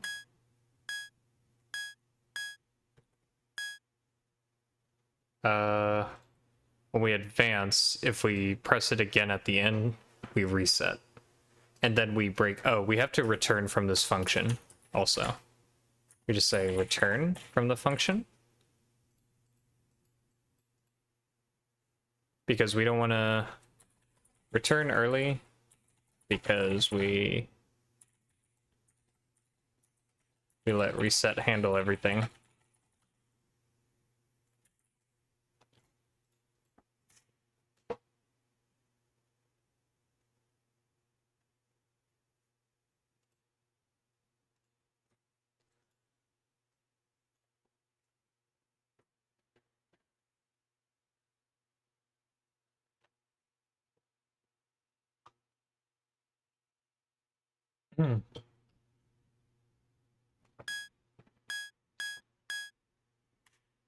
Cool. Pause, unpause, pause, unpause. Move on, stop. Cool. So the only thing I still have to do is on resume. Resume can also start the run if it hasn't been started yet, which is why I want to make all these things, is that I can say if not run started, we can start the run, right? So we would call advance split. And then else we would do this. Else we would do this. Cool. So I want that to also start the run if I choose to. And that becomes a pause and unpause thing. Cool. I think everything's good, mostly. So we can commit that for now. Oh, right. So we're going to test sounds now in the web build, right? Add mini audio, PegX, sound effect, and redefine how hotkeys stop the run. Add helper functions to clearly define state of program and ease of code reading, the code. Yes, because reading nice looking code is good. Yes, yes. I like it when I can read my own code. Always a good thing. All right, so we have an action going up to build the project for us. So now it failed.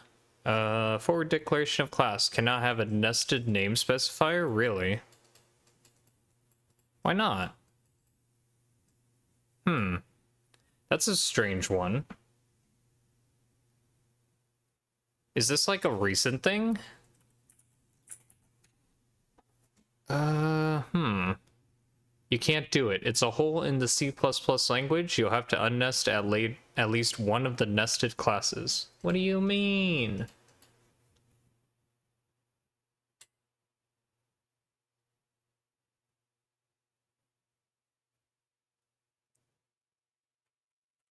Are you kidding me? I don't even need this anymore, do I? Yep, that can go anyway. Huh. Funny how that works. Remove OC mini audio forward declaration scripted.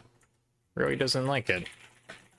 Or I guess Clang doesn't, but that is what it is.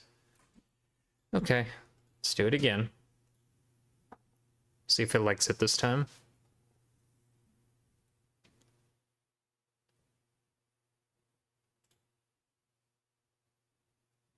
We'll see if it builds. I guess that's the big thing. And even if it does build, maybe it doesn't play sound or something. Like, why do we have a STL mixer then? I don't understand, you know? That doesn't make sense to me. Okay, it's all linked. Does it play sound? Oh, nope, it does not. So that must be it. It becomes a runtime thing.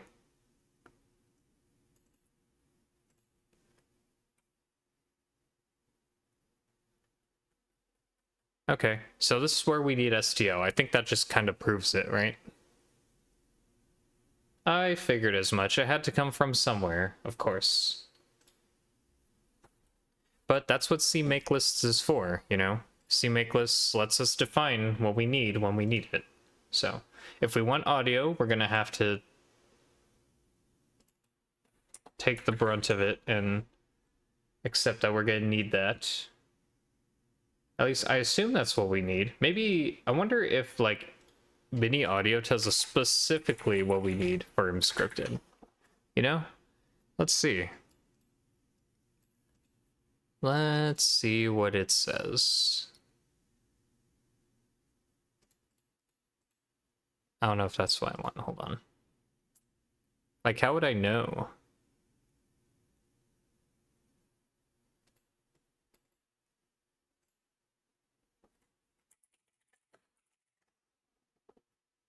Audio. Supported OpenAL extensions.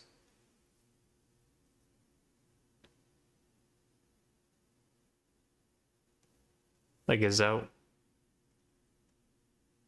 what I need, or... I mean, I assume SDL Mixer was providing it for us, but I'm not so sure. Let me see where this pops up. So, specify the STL Mixer version that is being linked against.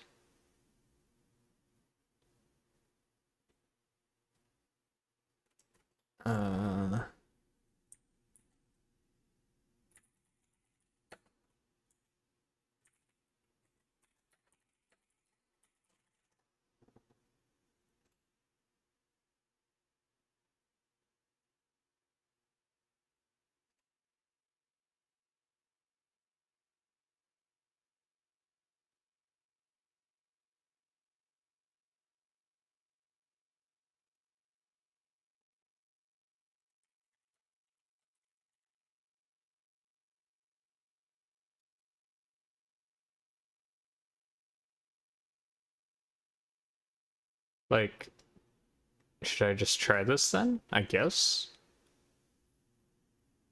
MA enable audio worklets. YOLO, right? Let's try it. Because why not?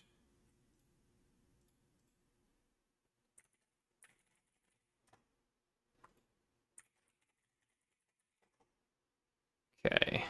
Even them scripted. Oh, cool. There's a whole thing on inside of the file, actually.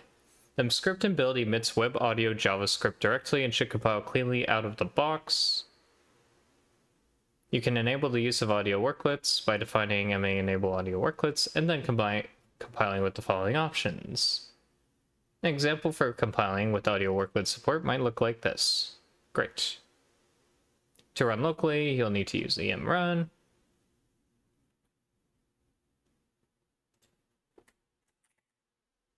Okay. If I do all these, I think we're good. I'll just throw it in my CMake file. I kind of want to put the CMake file in here. It's kind of annoying that I haven't. Okay, CMake lists. So we're gonna do... This is if we do or don't have a source data directory, but we need it in both, so we will include it in both. Like so. If this is all that's required to make it work, then that's great, because that'll save us on compile time. I still don't understand why we would need STL Mixer then, but who knows, right? Include audio worklets for script and build. This is kind of why I want to go down this rabbit hole today, right? Just learn a little bit more about what this is all about. Because of course I do.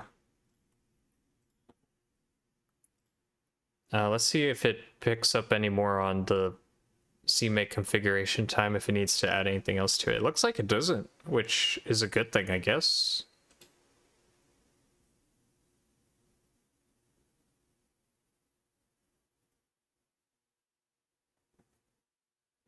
Now we get an error. Shared memory is disallowed. Oh, that's right. I remember this. So what do we do then?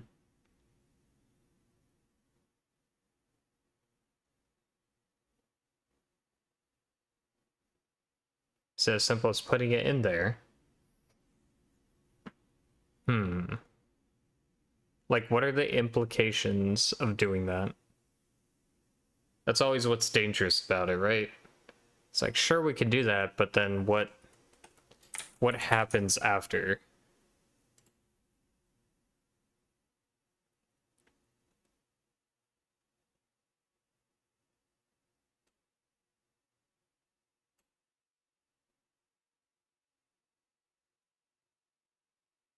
So I need pthread.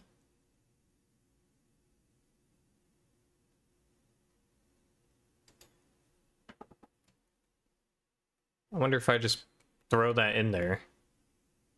But then I have to throw these in there too? Is that what's happening here? I don't know. Do I just do that? Who knows, right? Only one way to find out.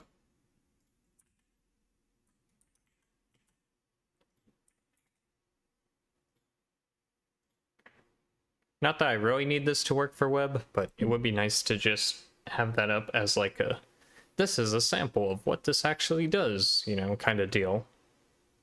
Plus, then it gives me a good idea of, will this compile for Linux? Because that's another thing, too.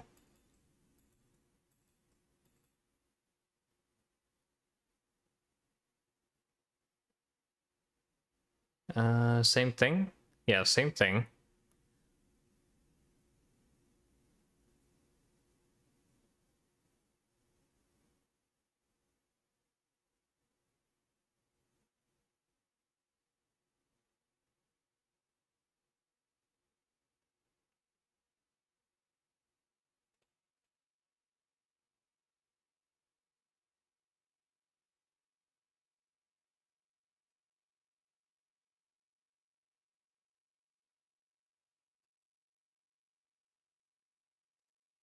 Hmm. The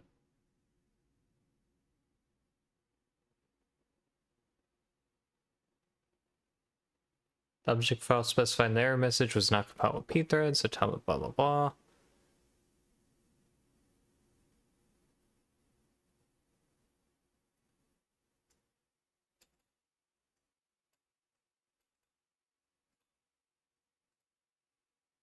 You need both.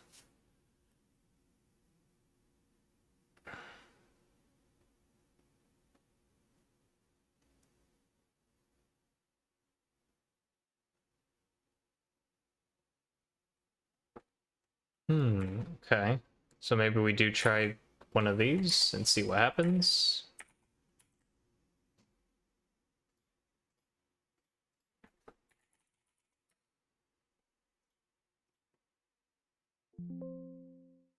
Surely it'll work eventually. One of these has got to.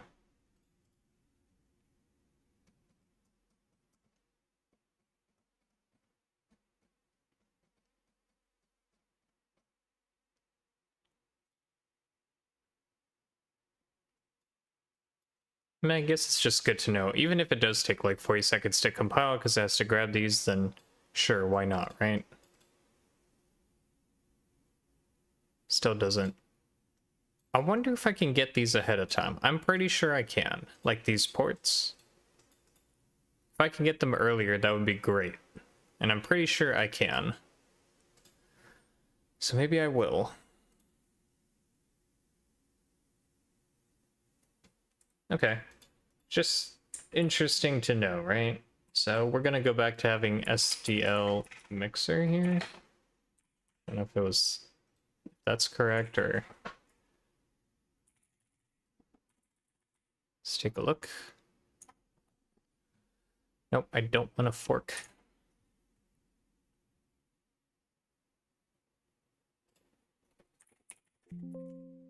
SDL2 mixer. Okay.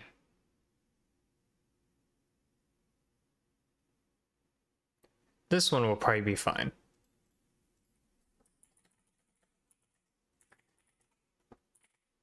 But obviously it will take longer to compile now. But at least it'll work.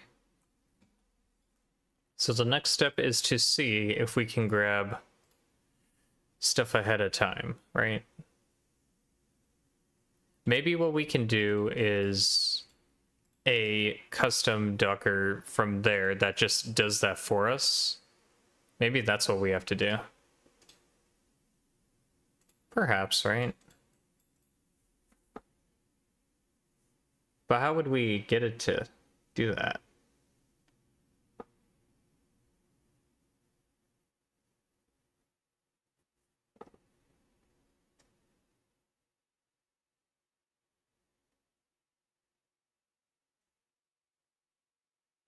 Pre-generate system libraries and scripting. Can we do that?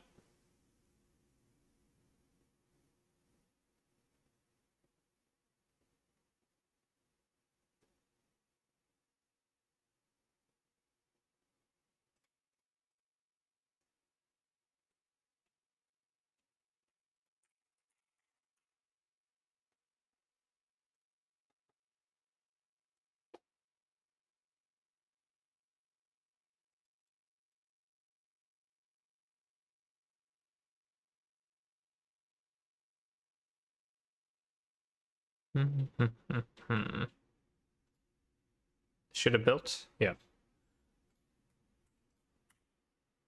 Exception thrown? What do you mean? Still? How? How and why?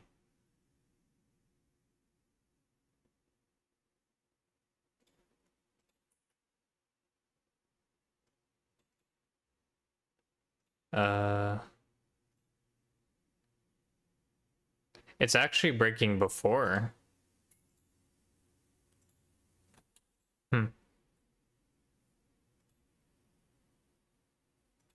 It's just strange.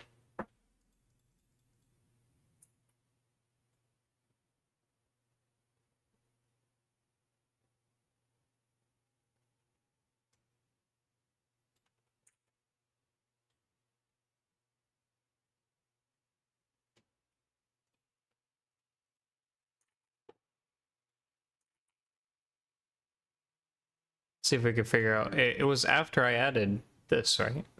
Oh, did I? God dang it. Did I really not? Oh, wait, that was just now. Okay. Exception fetching. Add. Maybe it has to do with the size of the, what is it called?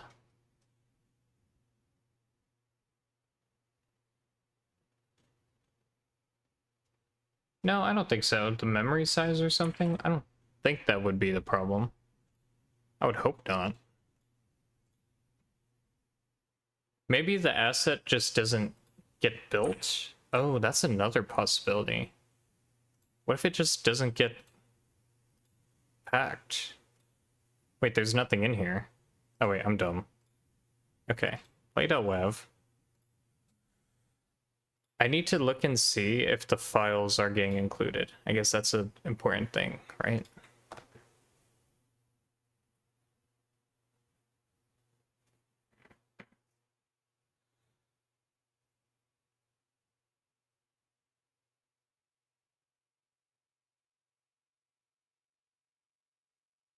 Like, how would I know? I guess I could list where the files are and see what that looks like. That would be my guess, is that the files aren't actually ending up there.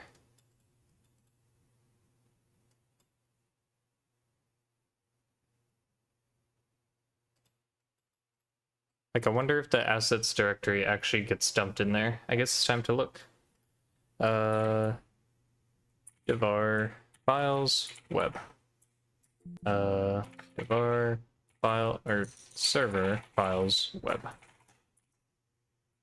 Eastern Star.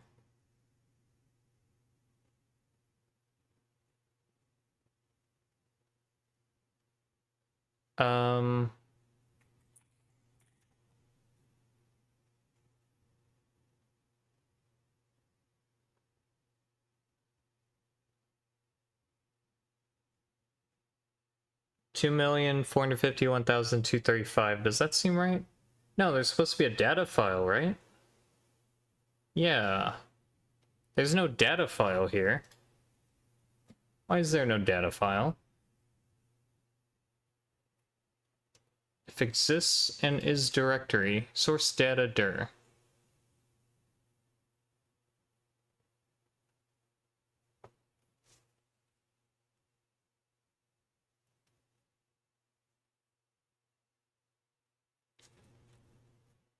Then it should have a preload file going into it.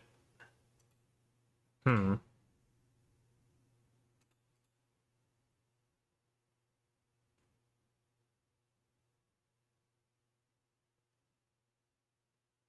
And I want to say this isn't happening right now because it's supposed to make like a data file of some sort.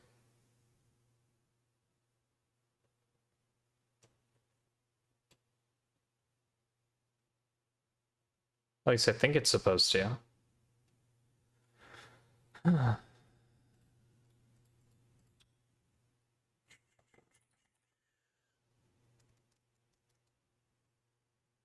Ugh.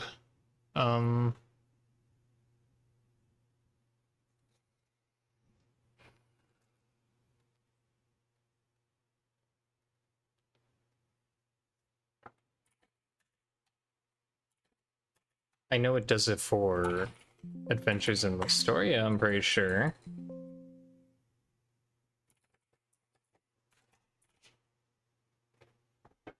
Yeah, see, it's supposed to make one of these, and then that contains, you know, your stuff. So me putting it in the assets file, it needs to be able to detect that and go, okay. So the question is this correct? Maybe I screwed this up, right? It's possible. Source data dir. CMake current source directory and assets dir. Assets dir is assets, and CMake current source directory is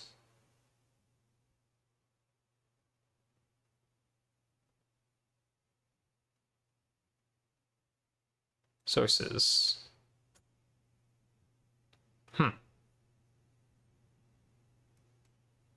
I mean, the fact I'm including these two is like, okay, that should work.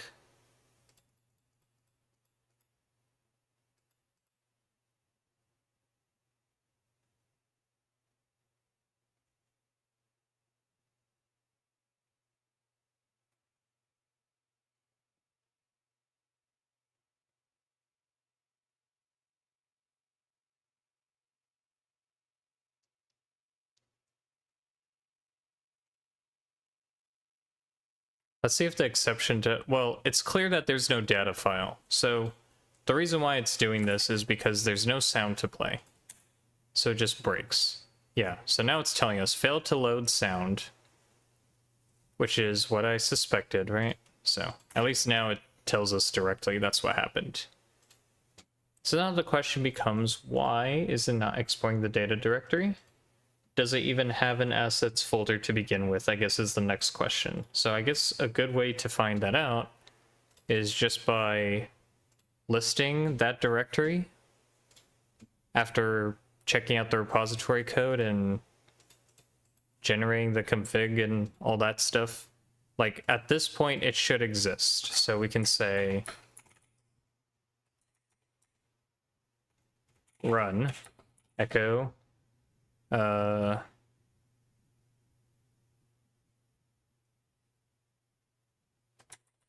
or ls rather. It should be slash assets at this point. That's what we would expect anyways.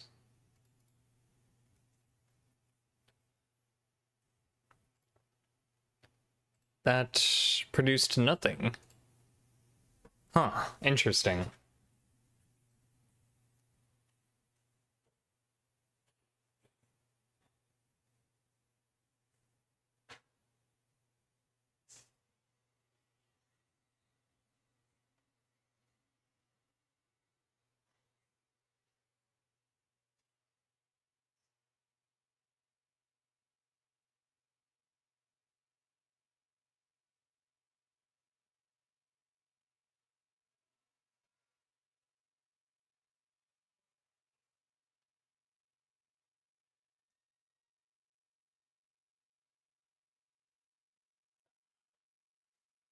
Dang it, why?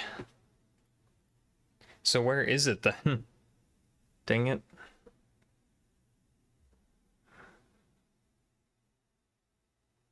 It's definitely not there. Can we just list stuff then in our current working directory?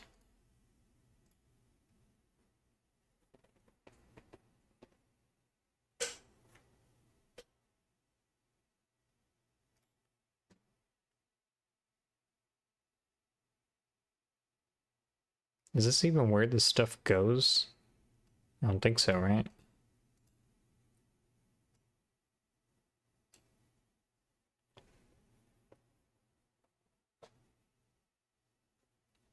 Like, does this exist? This should exist, surely.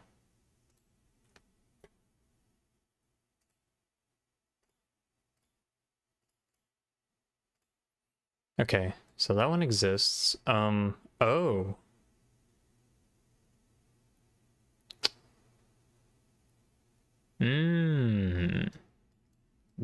Oh wait, there's assets. Okay, so it's there. So there's just nothing in assets?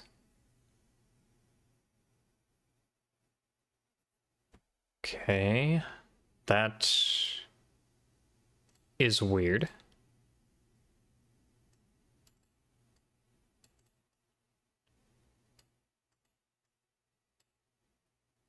Hopefully this does what I think it does, right? I could hope. Now I have to look because maybe it's not doing what I think it does. Okay, so usage, repository name with owner. What's the default?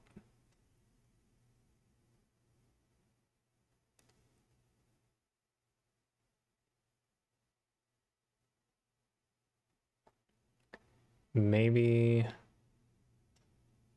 like, how does it know what the repo it's checking out is?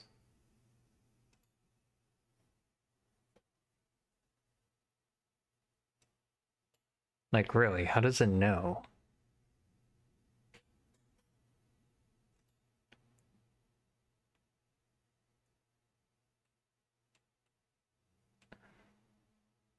This action checks out your repository under GitHub Workspace, so your workflow can access it. Only a single commit is fetched by default. Okay.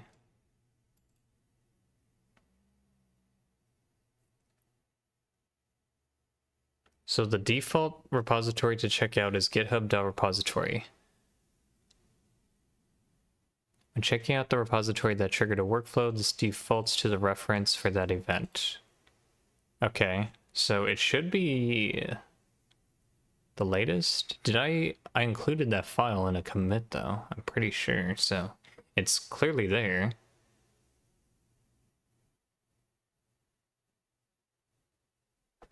Um, hmm. That's annoying because it should be there then. I guess I don't know.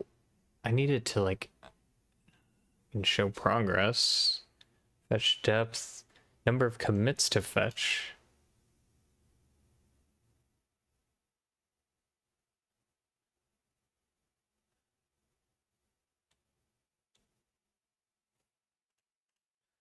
I mean, I assume if we are calling this, it's going to default to whatever I just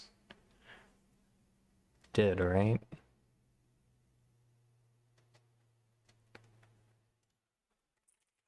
Check out code of GitHub actions.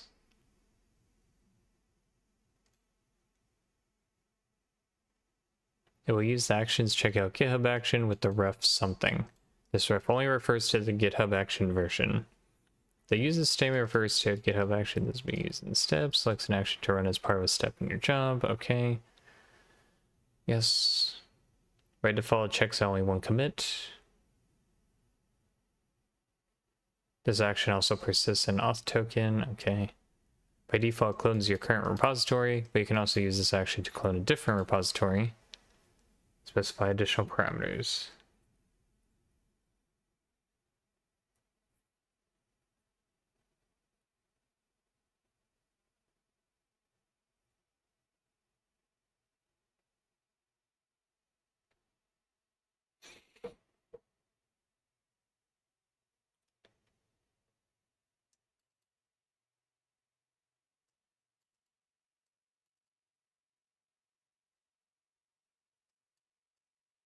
I mean, I'm pretty sure it's pulling the right thing. I guess now we have to check, but slash assets is empty, as far as I'm aware. Let's try ls-a, which would reveal even more, because it's probably going to reveal the keep me folder then, which would tell us we're on the right track, but we're checking out the wrong build. Okay, so there's the keep me file. So the folder exists, which we knew already, but let's see. Maybe this tells us stuff. User bin git log. Is this the hash of the thing? Let me see if we can match that to something. Oh. 8457928. Wait, am I stupid? I'm an idiot. Wait.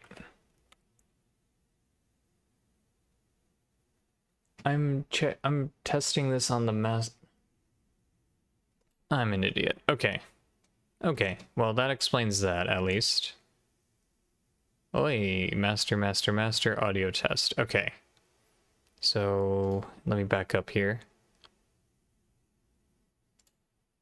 Let's do it on this one where I can actually see what's going on. Oops. Yeah.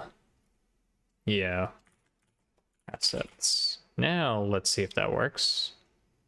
Well, at least it should pop up, I should say. Oops. Didn't think about that, huh? So there's our play.wav. So we know it exists. It's in there now. So then it's a matter of why doesn't it generate the right file? Because the YAML file itself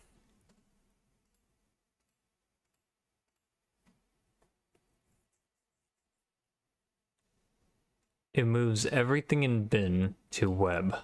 Everything. So the fact that data file is not in there is strange.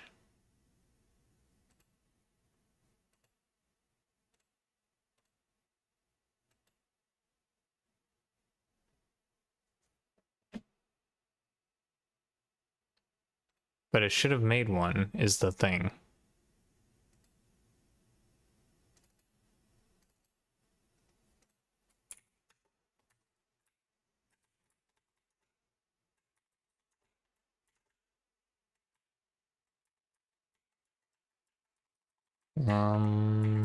Where is web? What is... Hello?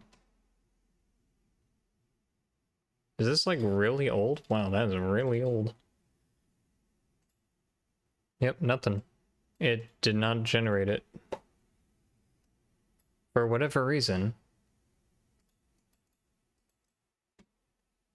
Now I gotta figure out why. Like, does this just not know? What if I just don't do this and just do that? Will it be able to, will it complain is the question. Not generating data file? Question mark? I have no proof that it's not generating the data file yet, but we're gonna take this one step at a time. Let's see what this says, because it's now gonna try to do it, I think.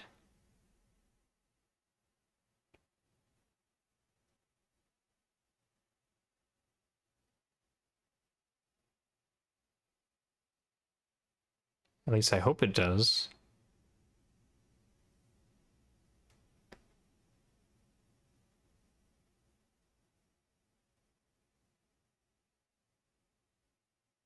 Okay.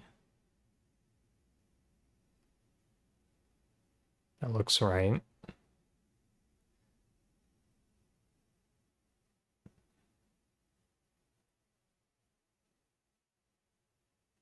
Assets does not exist.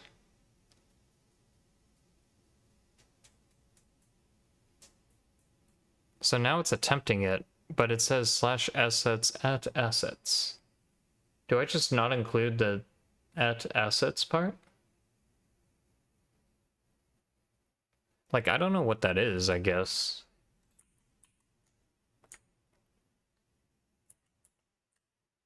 I'm gonna remove it.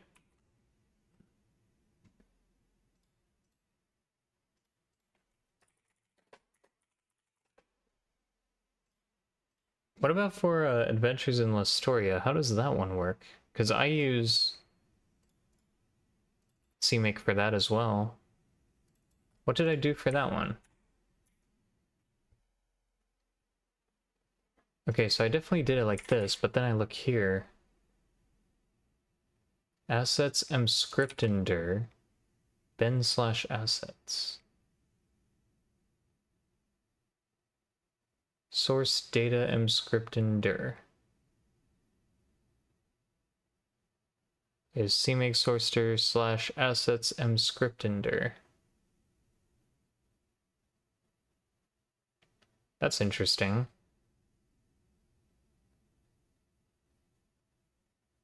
It's just different.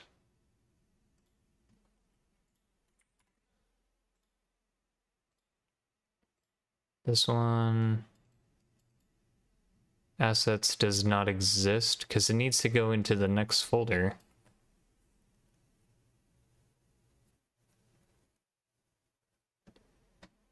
Oh, okay, I think I understand what it's saying now. So it's looking for it in /assets when really it's in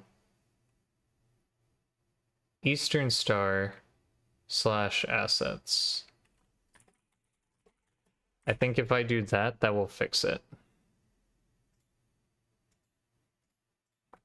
Maybe correct directory now. I forgot there's like a nested folder in there, so it was looking for Eastern Star /assets this whole time. Which would make sense. Given Visual Studio screws up the directory structure like that, I guess. That was probably a thing I overlooked pretty quickly.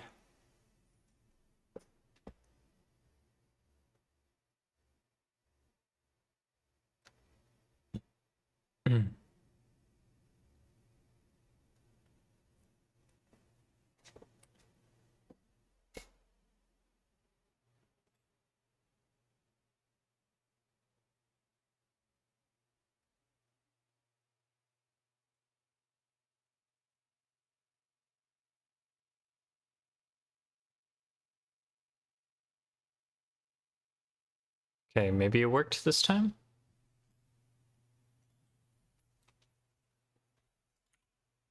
Nope.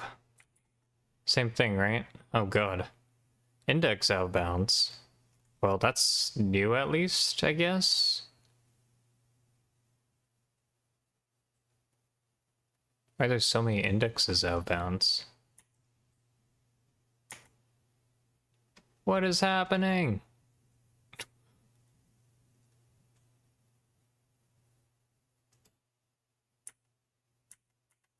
Like, it's just not. Just not. Whatever it's trying to do is just index out bouncing the whole time, which is strange. I mean, at the very least,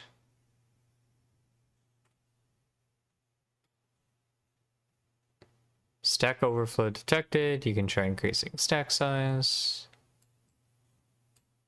Yes, but at the same time,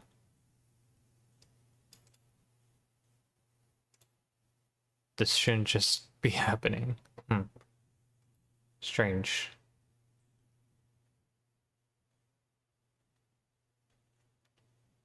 So at this point, I assume there is a data file in there now. Okay, yes. So indeed there is. That part's working. That's good at least. It's still not running because apparently something wrong has occurred, but I guess that would be the next step, right? Figuring out what is going on there. A little strange. How could it be indexing out of bouncing?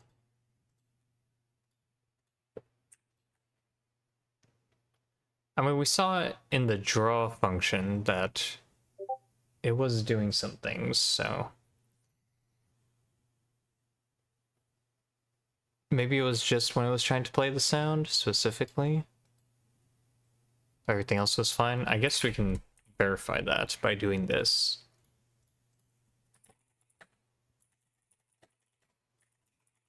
It's probably just the sound playing then. If anything.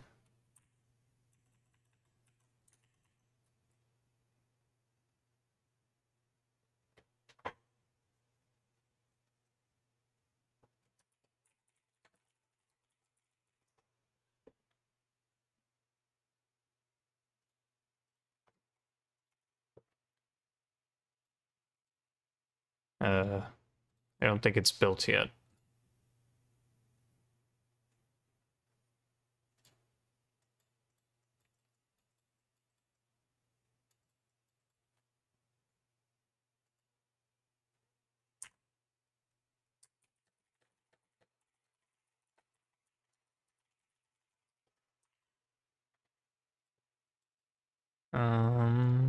Also have to remove that ls now, it's not necessary.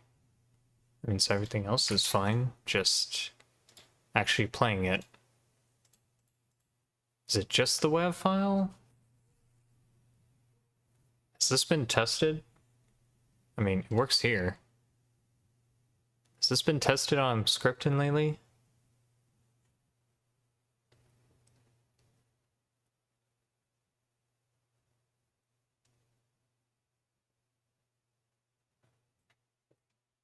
Maybe I have to enable something else. Maybe I'm missing something. Let me see. Maybe something super obvious.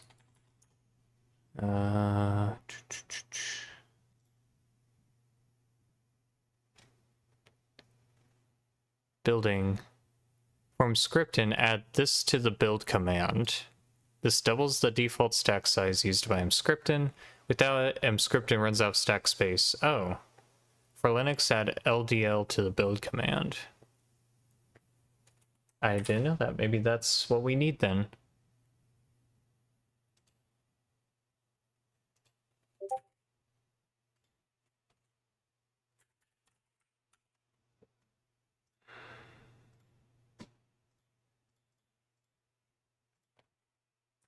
Change stack size. See what happens.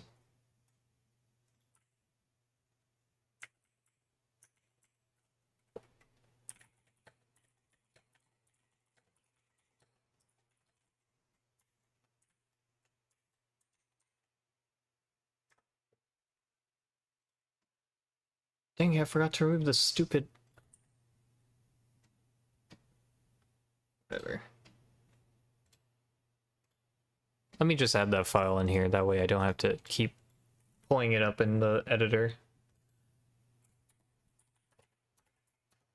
There we go. Then I can do, or remove that one, because that's unnecessary.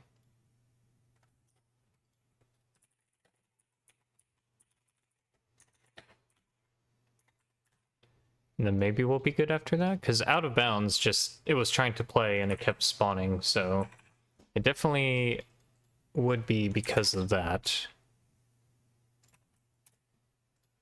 Let's see. Maybe now it will be fine.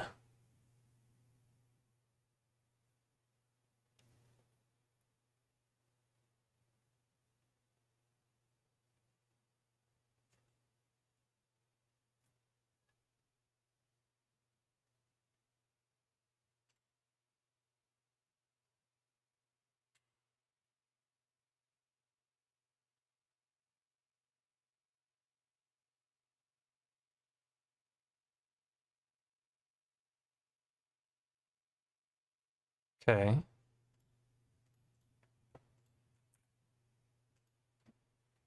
Okay, so it's not crashing. Does it play though? Oh wait, I removed the command. Of course it's fine. Do that.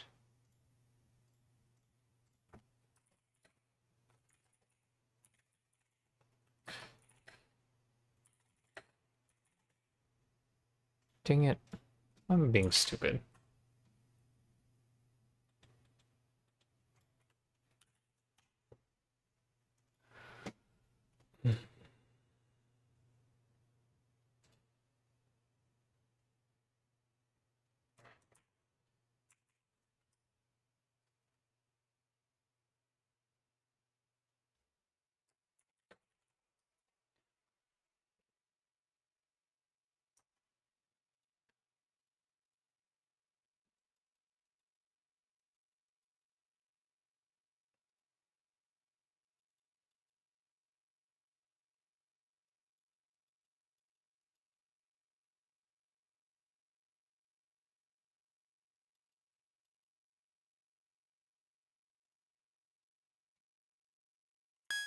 There we go.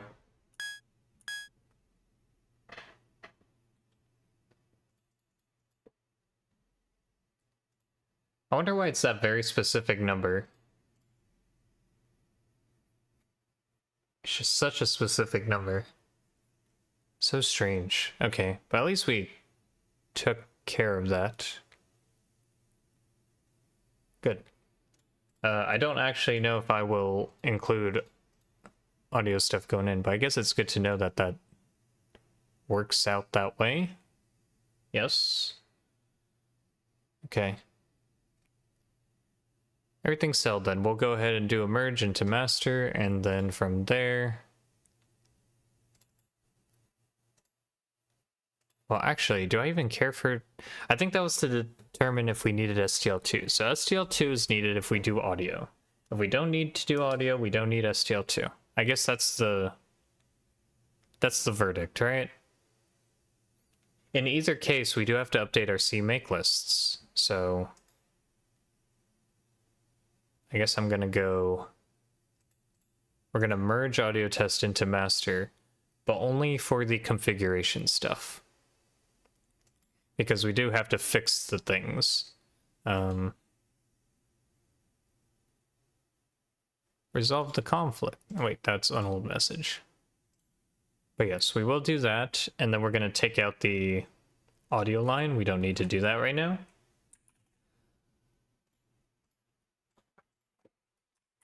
Now, audio is not required. And that also means under CMake lists, we can take off STL mixer 2. STL2 mixer.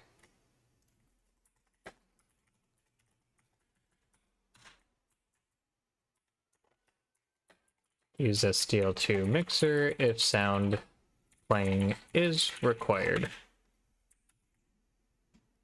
Yes. But for now, it's not required, so there's that.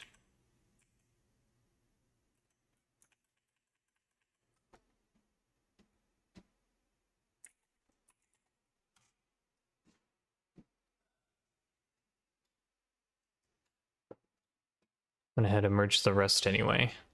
It just makes it... Why is this back? Are you serious?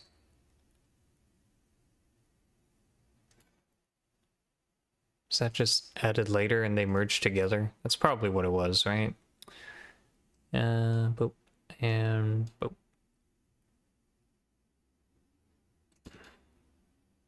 God dang it. Get out of here.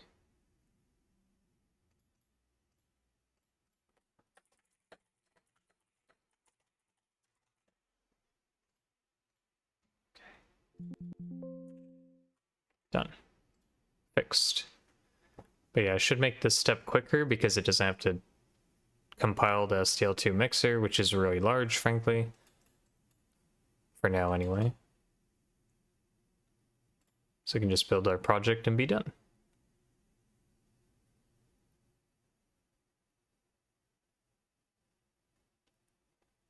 And if in the future we need our assets, we'll have the capability of doing that now. It's kind of fixed itself. So that's good.